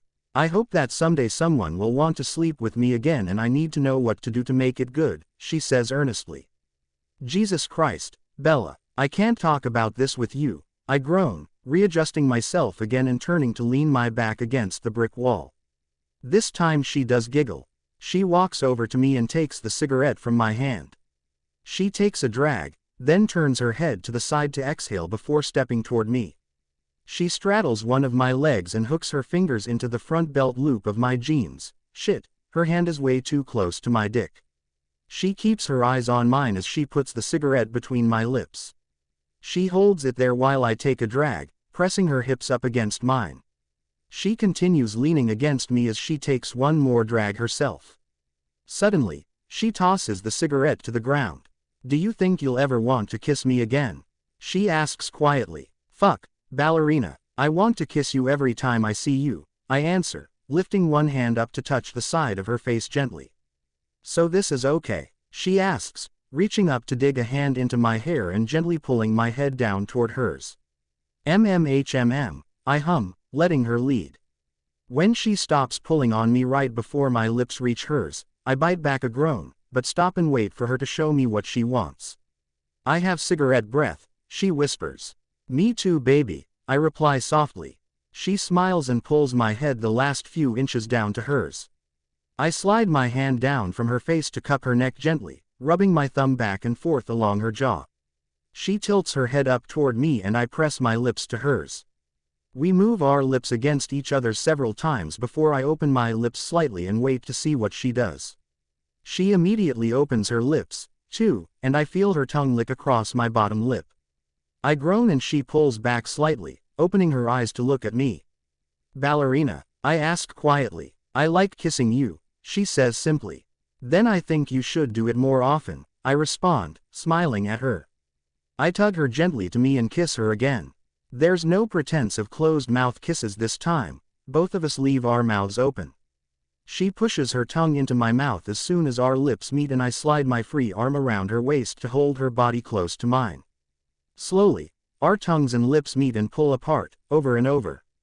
Christ, I haven't been this fucking aroused from just a kiss since I was a teenage virgin. She slides her hand from my hair down to my neck and under the collar of my shirt to rest on my upper back. Her other hand moves from my belt loop up to my stomach to stroke gently against my abs. Involuntarily, I pull them in when her touch gets to be a little too much and I pull her more tightly to me to stop the movement of her hand. When she pushes her tongue into my mouth again, I pull it in further by sucking on it lightly.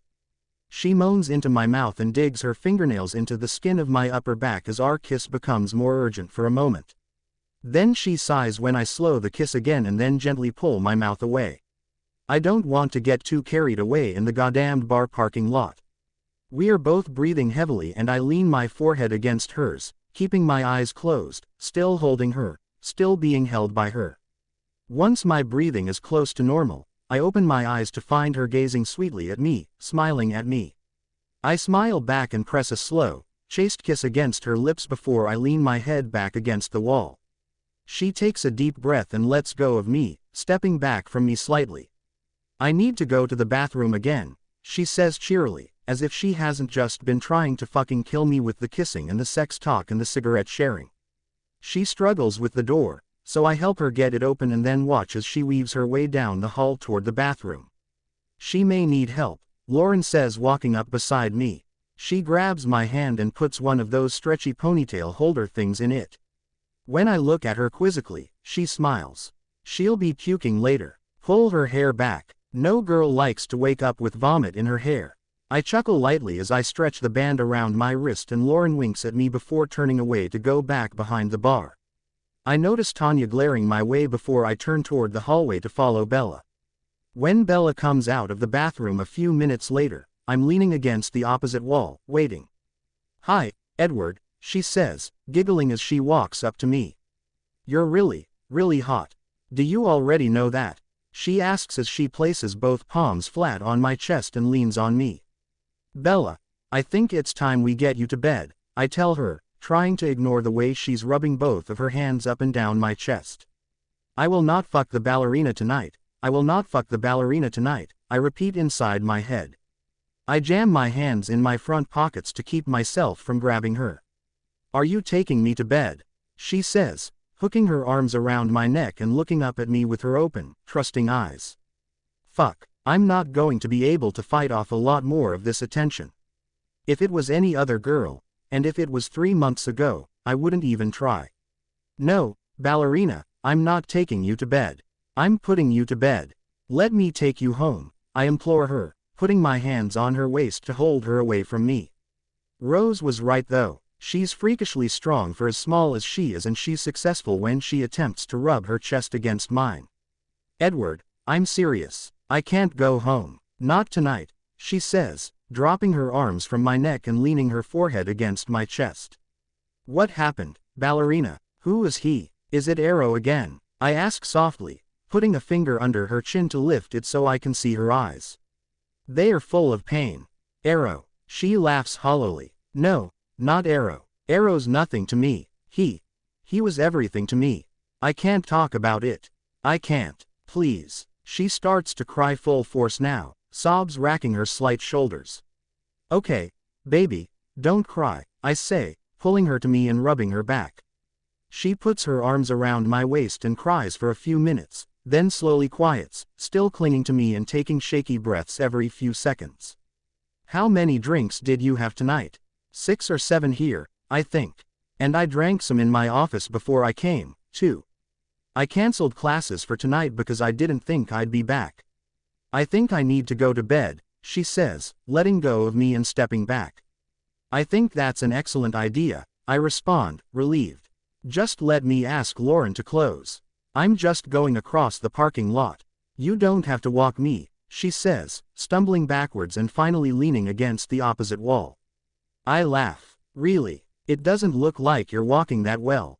And I'm not letting you sleep this off in your office. I look over at her beautiful, tear-stained face, at the way she's wrapped both of her arms around her middle and is kind of hunched over as if she's in physical pain, and make a decision that I truly hope I don't come to regret. You're coming home with me. We will continue in next part.